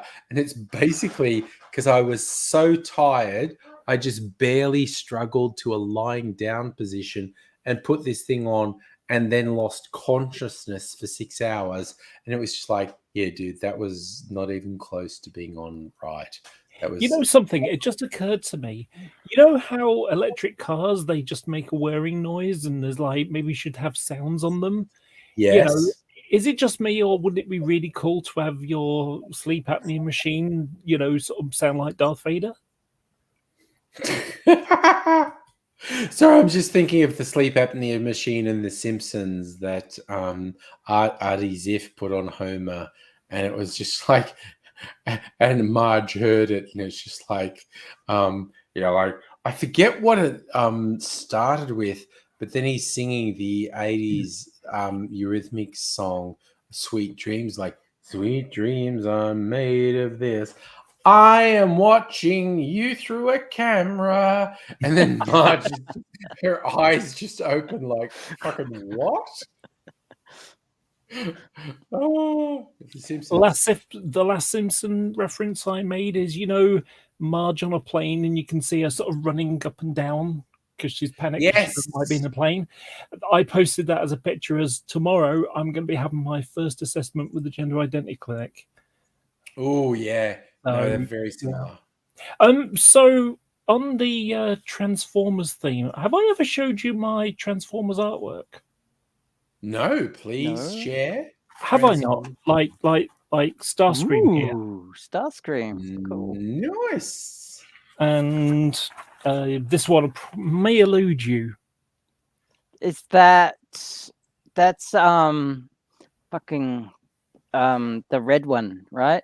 No, That's fucking No. no, that's Goldbug, which is what Well, Bumblebee became later. No, this is Cliffjumper. oh, Cliffjumper. There he is. Yes. Yeah, Cool. which was my username for a long time. There's my Optimus Prime. Yep.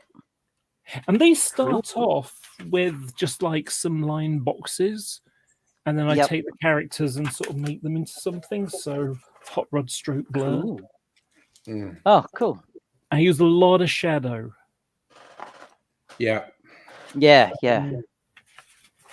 So like there's the original Bumblebee. Yep. And just got like Soundwave and stuff like that. So I've just got Cool. loads of them.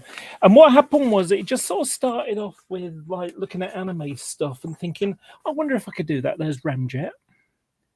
Cool. I have him somewhere around. I've got him as well. And there's Megatron. Yep. I had him, but the people I was living with at the time invited someone to stay over who had recently done a burglary, and the cops raided, and they saw I had Megatron in his gun form because he's like in his robot form he could have broken way easier. Yeah. And the cops saw it and said, "That's a gun. We're taking that." And I'm like, "It's a toy." And no, they didn't have a bar of it. So that's the story of how Megatron got seized by the police. Nice. So Rolling, Greg. Slightly surprisingly, Laura hasn't done a train update tonight. No, I haven't been. Okay, I did something the other day, and they're a pain in the ass to use, but I used an orange stripe transfer, and then I was just finishing off doing another bit, and somehow I must have rubbed a chunk off of it. So I'm going to have to order some more, mail order some more, just so I can finish off a model that. So it's like that was frustrating. Okay, so what happened was I saw anime stuff and I went, I wonder if I can paint that, and I discovered I could. So there you go. Nice. Oh, cool. Nice. And one of the things that I really liked about this, so she's got a visor over, sort of over this part. Basically, an anti-mask. It's the opposite of a mask. The only bit that isn't covered is the chin part. But what I went and did was I blended. So there's a close-up one. That's a nice picture. I love that one. Oh, that's awesome. That's great. And what I did was you drew and painted that. Yeah, that's actually painted with like wargaming paint. I don't know if you can see. Nice.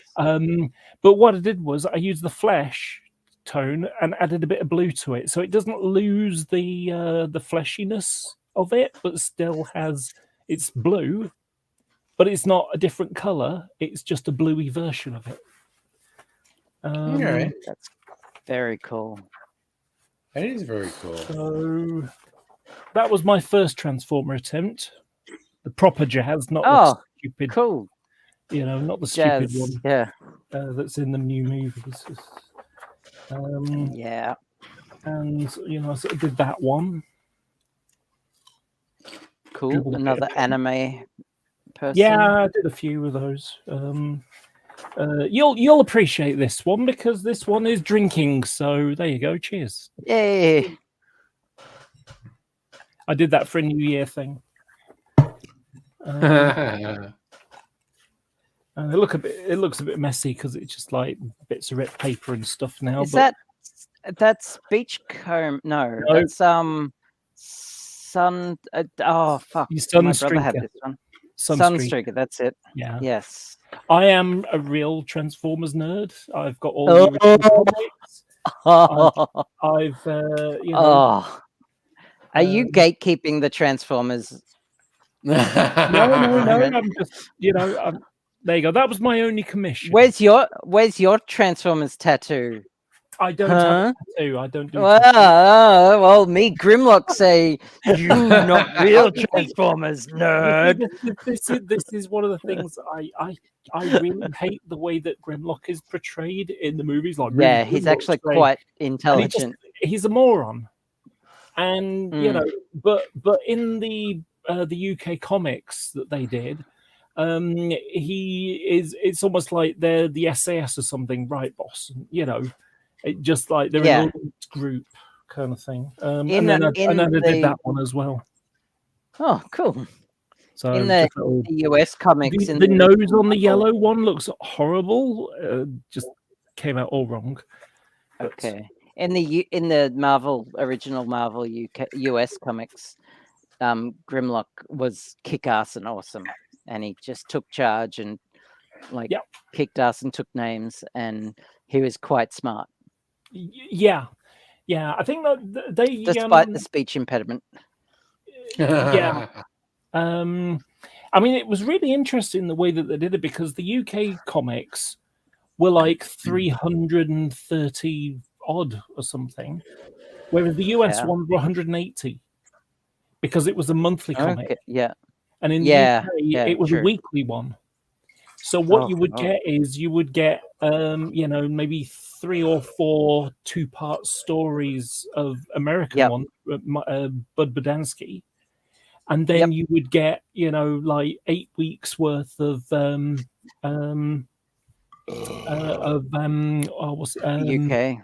of the UK one, written by Simon Furman, who I met as well. Oh, nice. I went to. Simon Furman wrote a few of the US stories as well, or at least they transferred across. Which was cool. I liked his stories. My absolute favorite story is Target 2006, which is sort of set halfway in the movie, Transformers the movie. So what happens is, if you haven't watched the movie, there's a big planet called Unicron that goes around eating planets, and he wants the Autobot Matrix, and he turns Megatron into Galvatron, and they go trying to find it. That's basically the story. Well, in it, what happens is Galvatron, Cyclonus, and Scourge use time travel equipment, go back in time so that they can build a weapon to blow up Unicron. But on top of and it's going to be buried underground. So the moment that they trigger to go back forward into their normal time, which is 2006, that will trigger the weapon, which will blow up Unicron.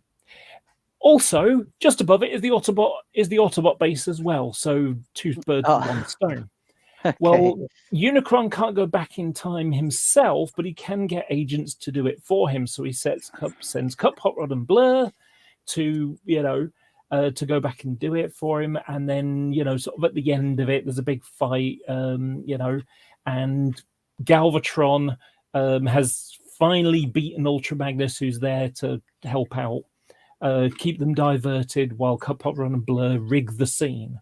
And they take Starscream and they take a deactivated Thundercracker and they paint him up like Starscream and stick a voice box on him. And then what happens is when they blow up Galvatron's big gun thing, when Galvatron sort of drags himself out of the wreckage, he's like, "Who did this?" kind of thing. And there's, "I did, mighty Galvatron," says Starscream, and Galvatron loses his shit and blows him to pieces. And this creates a temporal paradox, because in the movie, the reason why Megatron got turned into Galvatron was because Starscream basically kicked him out of the space shuttle Astrotrain, where he then got captured and turned into Galvatron. So if Starscream's dead in 1986, then how can he possibly be around to chuck him out the spaceship? Well, of course. So he thinks, it's a time, we're now in a parallel universe. Nothing I achieve here will work, has any effect at all. So I might as well go back to my normal time. So that's the basics of it. But You've got time travel, parallel universes, and this is a kids' comic. This is a year after Back to the Future, so it kind of there were a lot of like stuff. Marvel was doing what if comics and parallel universes, and so was DC back then. So it wasn't a foreign concept. No. There was an entertaining character that came out later on. So Galvatron gets thrown out of Unicron's leg by the new commander, Rodimus Prime. And Transformers the movie was just a messed up thing in the first place, because the whole point of the start of it is, let's kill all your toys that you just spent the last 2 years buying. Yes. So you'll go and buy some new ones.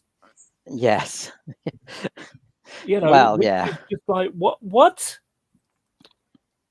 So in all of it, there was like Jazz, Cliffjumper, Bumblebee, and Broads and Springer, about the only ones that survived. So I know. But one of the characters they came out with is a guy called Death's Head. Death's Head is a bounty hunter, a mechanoid, and so what they did was they turned him into a 10-piece comic of his own in the American style and size, because American ones are only like that big. British ones are A4, so are bigger.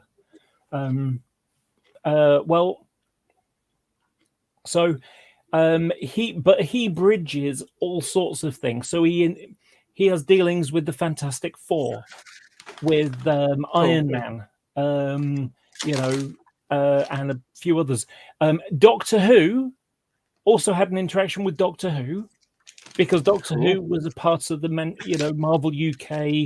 They made comics about Doctor Who, and they did things like Mask and Action Force, which was G.I. Joe, and lots of other different things, Visionaries, just loads and loads of toys that were around at the time. And so, are you familiar with who John Munch is? Law and Order? Munch from Law and Order, yes. Yeah, so he basically is a character that bridges multiple other things. So, for example, Law and Order and X-Files is all connected because of John Munch. And, Homicide: Life on the Street, a whole bunch. Which is a Chicago-based show, yeah. Yeah, so he kind of bridges a whole bunch of people. Well, Death's Head is a bit like that. And so, in theory, Death's Head is Munch. Okay. Yeah, so in theory, Megatron could stomp on Care Bears. Sure. Because Marvel UK Universe, Care Bears, Transformers, Iron Man, Death, it all kind of overlaps. It's why not? Why not? The only sad thing about it is that in order to be able to keep the copyright for the writers rather than Marvel themselves, they had to write a little strip, page in a different magazine, which meant it was their copyright and not Marvel's, which is a real shame, because Death's Head is a brilliant, funny character. Every sentence that he uses has a or yes or huh or something like that. So it'd be like tall, yes, or something. It just had this weird inflection of speaking.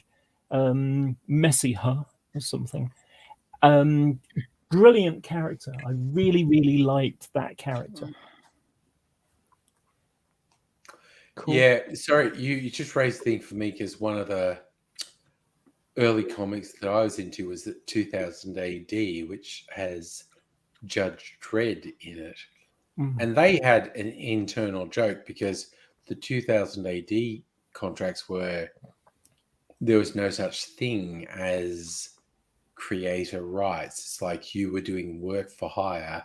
So if you were hired by 2000 AD to do anything, any original content you created was actually the property of 2000 AD, not your own property.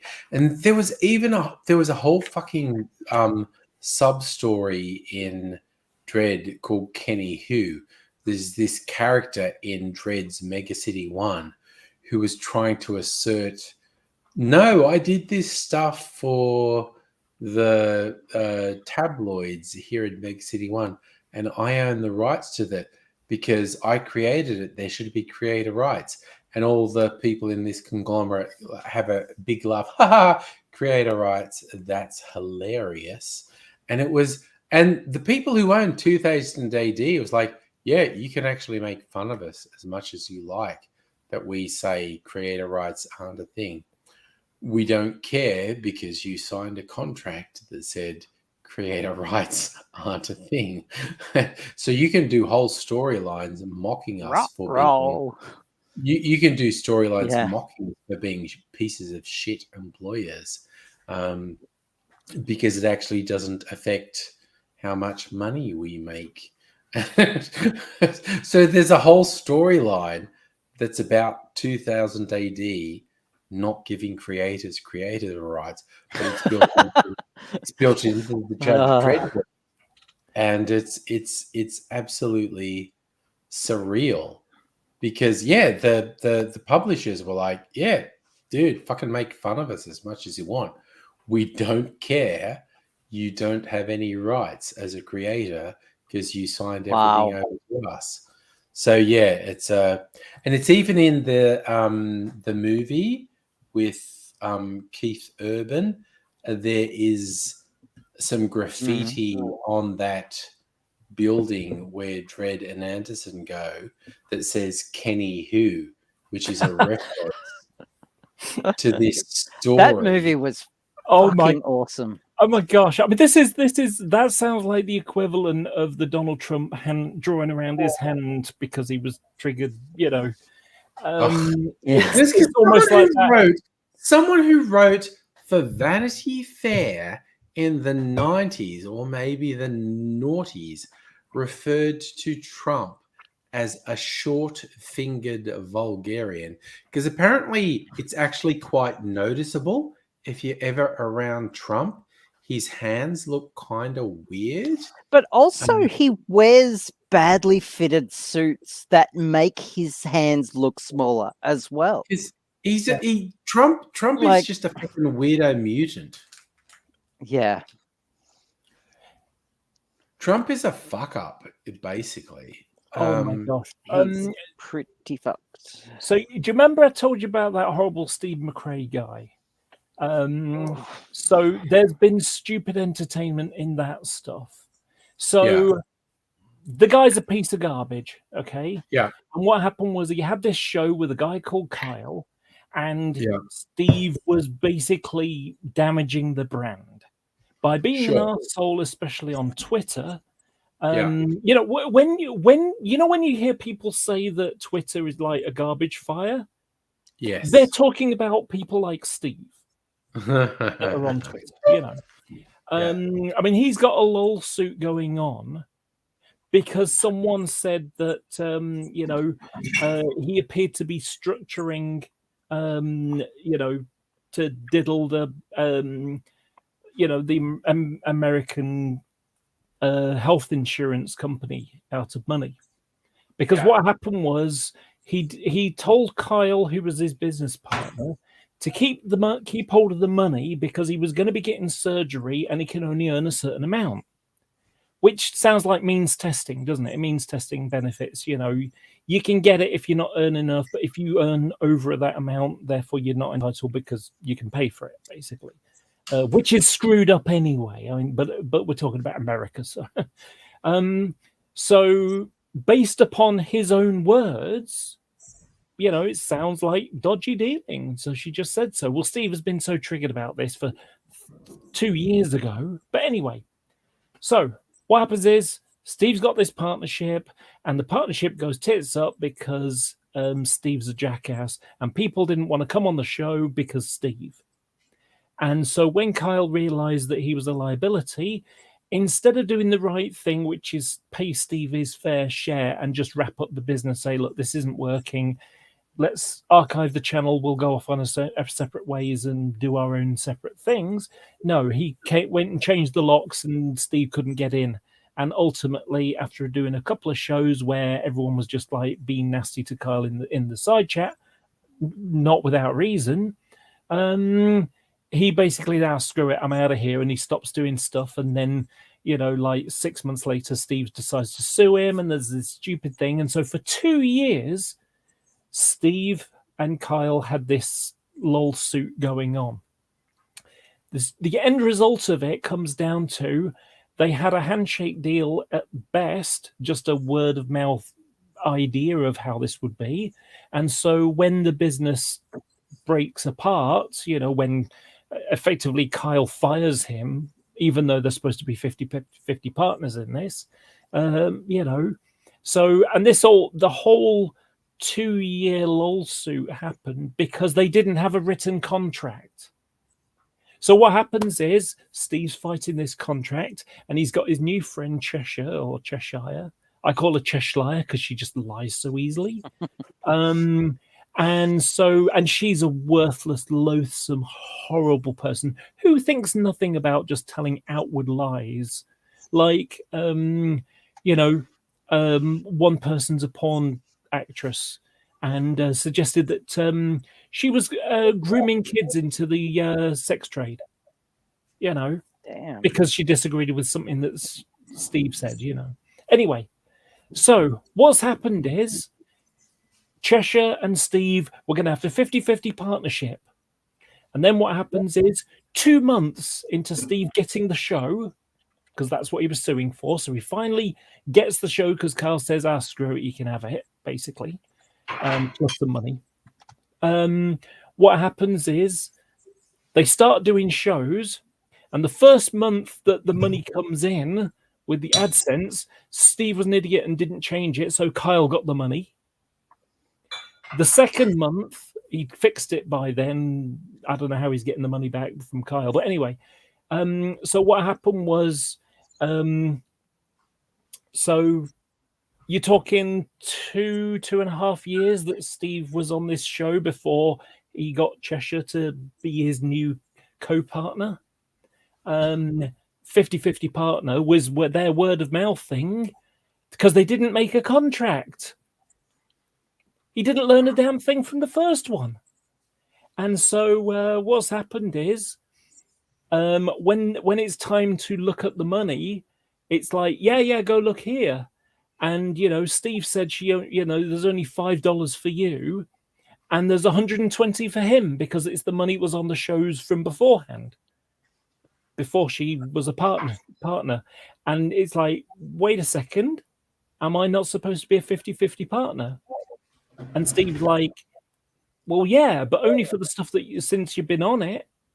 And it's like, that's not 50-50. As in, when Disney bought Star Wars, they still get profits of DVD sales of A New Hope and stuff that was before they bought into it, And Steve's like, well, no, it doesn't work like that. And by the way, I get the final say. And it's like, but that's not a 50-50 partnership. And so what's happened is it took 2 months for this thing that they've been fighting over for 2 years. Finally, they get it, and it lasts only 2 months because Steve's a dick, and they didn't get a written contract. And it's like everybody in the community that I'm in are laughing at this because, Steve's been like, oh, I'm right, and I've got this morally justifiable thing, and I'm astronomically honest and stuff like that, And, nobody who says nobody needs to say they're astronomically honest. Only people who lie needs to say things like that, And it's like he's almost like Putin. He's been believing his own bullshit for so long that he started to... he's been spouting his own bullshit for so long he started to believe it. And so it's been really entertaining to watch it all. The House of Cards all fall to pieces because Steve sneezed. Yeah. That's the best analogy I can think of. You know, I mean, you know, I saw something funny last week. So there was an earthquake in Birmingham. We don't get earthquakes in the UK very much. And so, you know, the next morning on Twitter, it's like, you know, Birmingham earthquake, you know, all trending. And I just looked and I'm just, you know, browsing through them. And someone posted a picture of, you know, when they get the dominoes and they all have this big fancy pattern and stuff. Yeah. Unfortunately, it all resulted in disaster because of the earthquake. Not true, but an entertaining joke. Yeah. So I'm sorry, I ranted a bit there. No, don't be sorry. Well, Rants are freaking awesome. Yeah. And is So one... I'm a bit zoned out at the moment because I've got like printer on my mind, and I had a huge day yesterday, and today I slept most of the day, and I've just had chronic fatigue day today. So I've used all my spoons in printer, and then all of a sudden a burst of socialness here. So I'm sorry if I zoned out then. That's But okay. No, that's... I have to buy a torque wrench. Yeah. Excuse me. I have to buy a torque wrench, and I had to solder some connectors because I can't find the right JST connectors because JCar doesn't sell them. And you'd think you could find a store in the CBD or the surrounding suburbs that would sell them, but no, I would have to drive to the suburbs to do that, and fuck that. And I want to get it done today. I want to start printing as soon as possible. And no, I have to wait a few days for things to get posted. And I'm just like, I just want to start printing again, especially if I'm like going to set up an Etsy store and hopefully make a bit of money out of it, because I want to start making legit money, you know, like instead of selling my body on the streets, you know. It's only so much that like all my holes can take.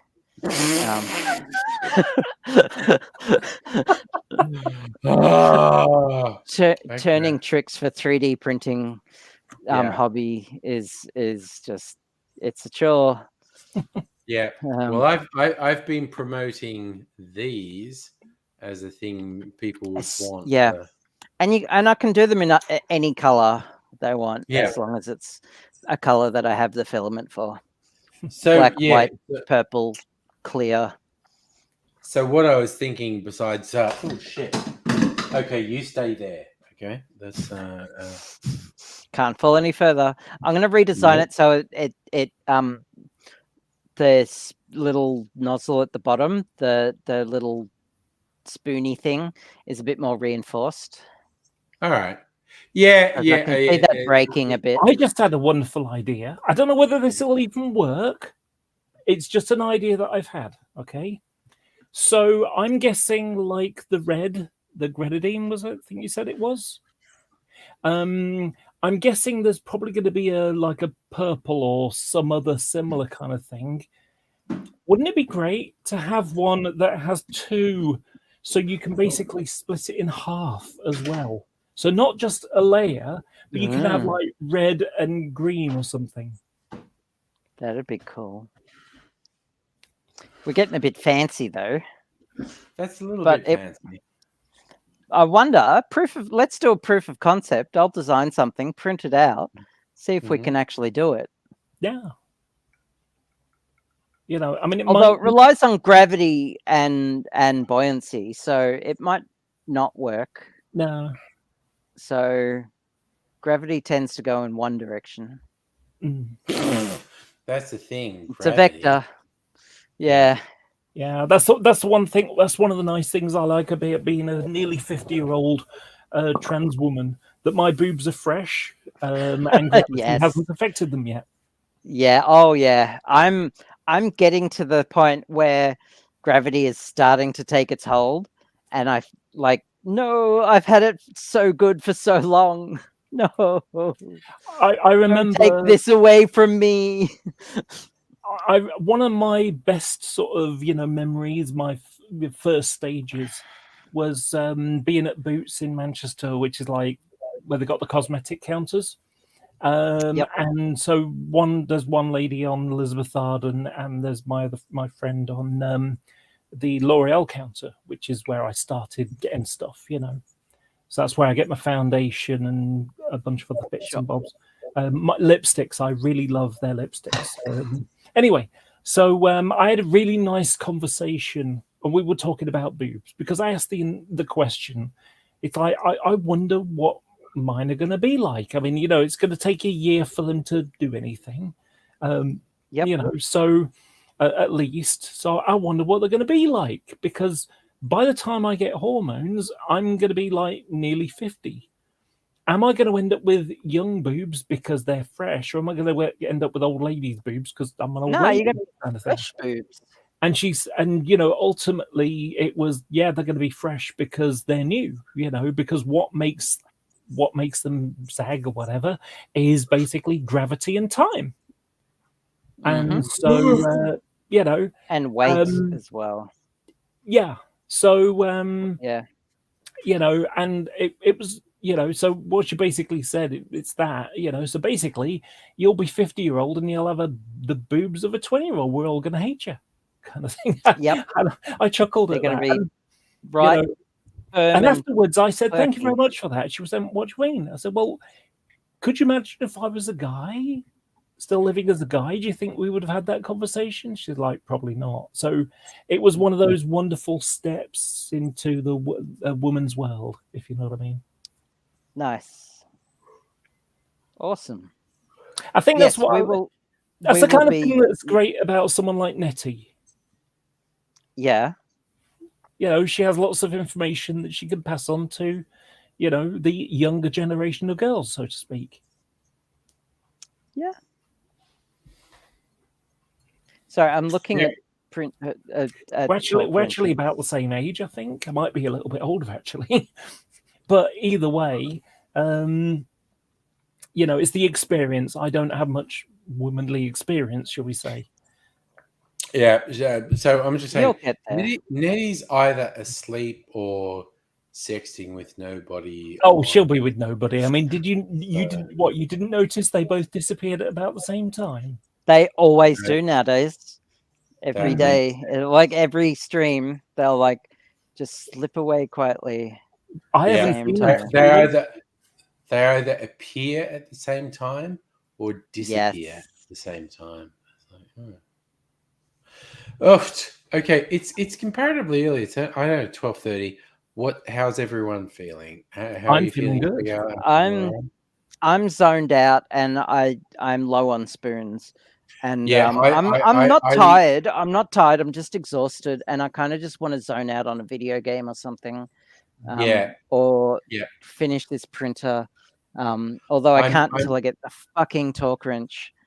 And the thing is, I can't just go to a store and buy a torque wrench because I mean, they're fucking expensive. But usually, like, you think of a torque wrench, you think automotive. But I need something with a maximum 3 Newton meters of torque. And you go to an automotive store and it's like 20 Newton meters is the lower limit. So I have to find a specialist torque wrench to tighten the nozzle. I mean, I could tighten it myself and guess, which is probably what I'll do. I bought the heat brake. Is in the printer. I'll show you what that looks like. That's the heat brake, and the hot end is this part here. Oh, you won't be able to see it in the plastic bag. So this is a heat brake. Hot end here, cold end here, where the filament comes through, and this bit right in the middle is thin. Really thin, because you don't want any heat traveling up to where the filament is. So that's why they call it a heat brake. And when people tighten nozzles themselves, that's usually the thing that breaks, the heat break. So I've always been paranoid about that. So I bought a titanium heat break.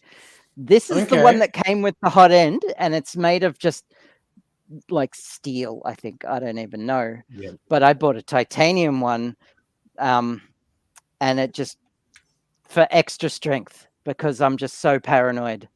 And it weighs nothing now. And less weight as well, because a direct drive extruder is prone to ringing. And anyway, I can tell you I'm like putting Angry to sleep there. No. It's all good. I can't help you with the torque wrench. The best I can do is be a torque wench. I don't understand Heine's question there. Do you ladies have good male chests like pec deck breasts? I don't understand that question at all. No, I don't know what that means.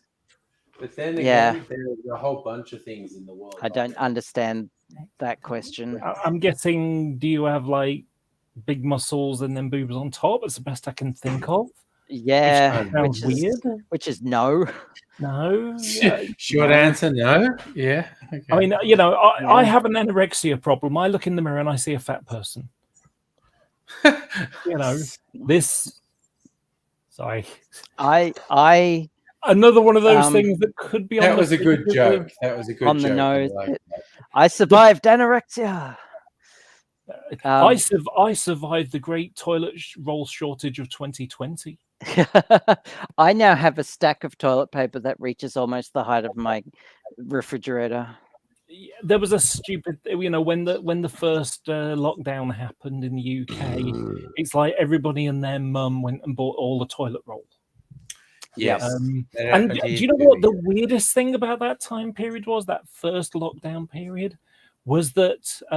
So I've got my toilet, and to the right of me, I've got like a little wheeled trolley thing, and on the bottom of that, because it's got like 3 shelves. On one shelf, it's the laundry that I've just taken off the shower curtain rail because that's how I dry it. The shelf underneath is full of railway magazines, something to read while I'm sat down. And the bottom one has got a big box full of plastic box, and that's got toiletries in. Well, next to it, there's a gap, and that's where I stack toilet rolls. And like I'm getting a bit low, and I ended up pulling it out to sort of reach because I had to go around it, kind of thing, with the last toilet roll that was left. And when I pulled it out, I found an extra toilet roll. And it's like, yay! I found a toilet roll. And then when I lifted that one off, there was another one under that, and it was like double yay. And yet, nice. That was toilet roll. I was excited because I found toilet roll. Yep. I mean, it's not like you found a $5 in a pocket that you didn't realize you had. This is a toilet roll. Yeah, but back then, when the idiots were doing their thing. Now, when you say, now I got a question. I got to quit inquisition you now, because the thing is, you said about like the idiots that went and bought loads of it. Now, why do you have it from the floor to the ceiling? Because I have mobility issues, when idiots do their thing, I don't want to be caught out, and I could possibly get caught out. Yeah. So I will never be caught out again. Also, my son likes to play pranks on me, and I'll be doing my shopping, and I'll do it online because I don't have a car, and I can't carry shopping anyway. So do it all online. And I'll be on my computer, and I'll shout out to him, do we need this? Do we need that? And I'll ask him, do we need toilet paper? And he'll jokingly say, yes, we need toilet paper. And Aspie Brain believes him, and I buy toilet paper. And he's done it. Yeah, always he does it too many times, and I've ended up with just so much toilet paper. And my dad, I think I've Yeah. said this about to you before, that my dad is really, really bad. He's an engineer. He's got a couple of degrees. He's really, really intelligent, but he's got no fucking common sense at all. And so, he'll go to the shops, to the supermarket, and buy stuff, and he'll see something and think, I don't think we've got any. So he'll buy ketchup. And the thing is, there's 4 already in the cupboard. But rather than phone up my mum and say, have we got any ketchup in? No, he just goes and buys it anyway. Okay. I just remembered something. Toilet paper queen. I do have a lot of toilet paper.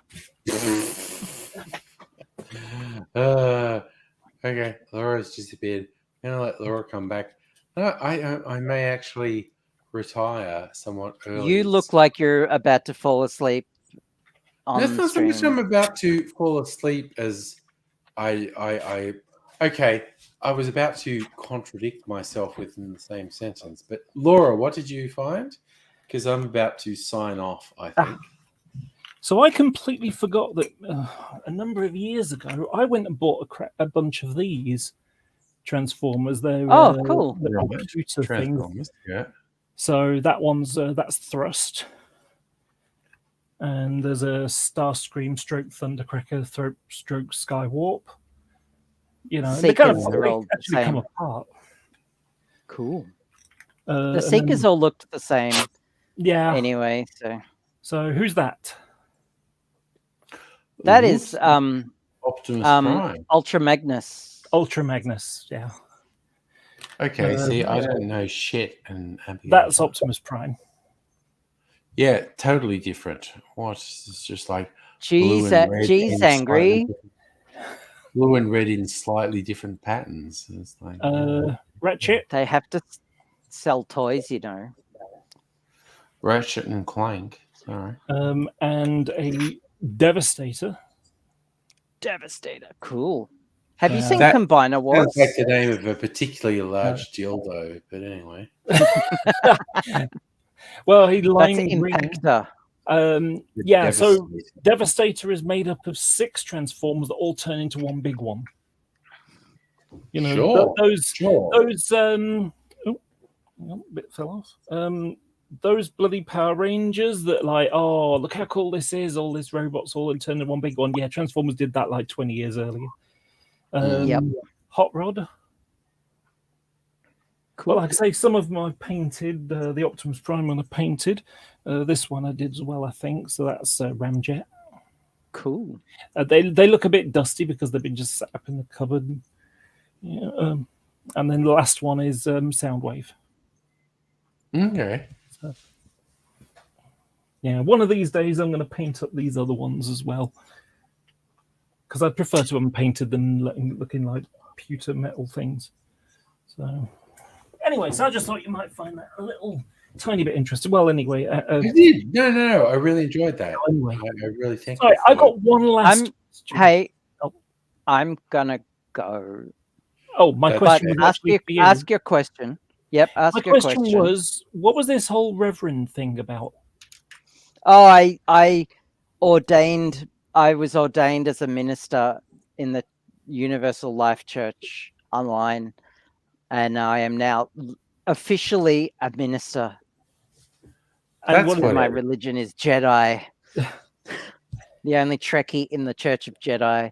No, they're a non-denominational church, and they will ordain anyone who requests it. Okay, and now I'm legally allowed to officiate weddings and funerals and all that. Okay, that's I'm cool. legally a minister in a church now. Right. It's pretty cool. Kind of reminds me of Chris off of Northern Exposure. Yeah, I remember that show. That was awesome. That show, but that's I really love that. Yeah. I don't remember any of it, but it was a Dr. cool show. Fleischman. It's a fish out of water one. He's a New York doctor out in the middle of nowhere. Some town in Alaska. Yes. In All I Alaska. remember was there was a dude. I remember just piecemeal episodes here and there There was a country dude married to this lady, this really girly girl, and she did up his bathroom in all pink, and he couldn't poop in there. Yeah. Yeah. That's Shelley and Holling. Holling's the older guy. He's like 62 and she's like 20 or something. Yeah. There's the ex-astronaut, who's like the big guy in town. He's not the mayor or anything. He thinks he's the big cheese, and just struts around like that. Anthony Edwards, who was Goose in Top Gun, he was in the series, and he was one of these people that's allergic to. Didn't he live in a geodesic dome or something? Yeah, he lived in the dome, and the only way he could get into town was to borrow a spacesuit from the guy. Okay. So that was kind of, and it was a funny show, weird and quirky. It was a light-hearted version of Twin Peaks. But okay, going to now. Right. I'm donking you both. Nine Eyes, bongs. I'm going Nine Eyes. It's a little bit early for Friday night. Long and prosper. Fuck it. I'm not going to do a Saturday night stream because I'll be out on a date with Mrs. Angry. Probably doing a Sunday night stream though, so stay tuned, y'all. But out of here right now. Bye for now.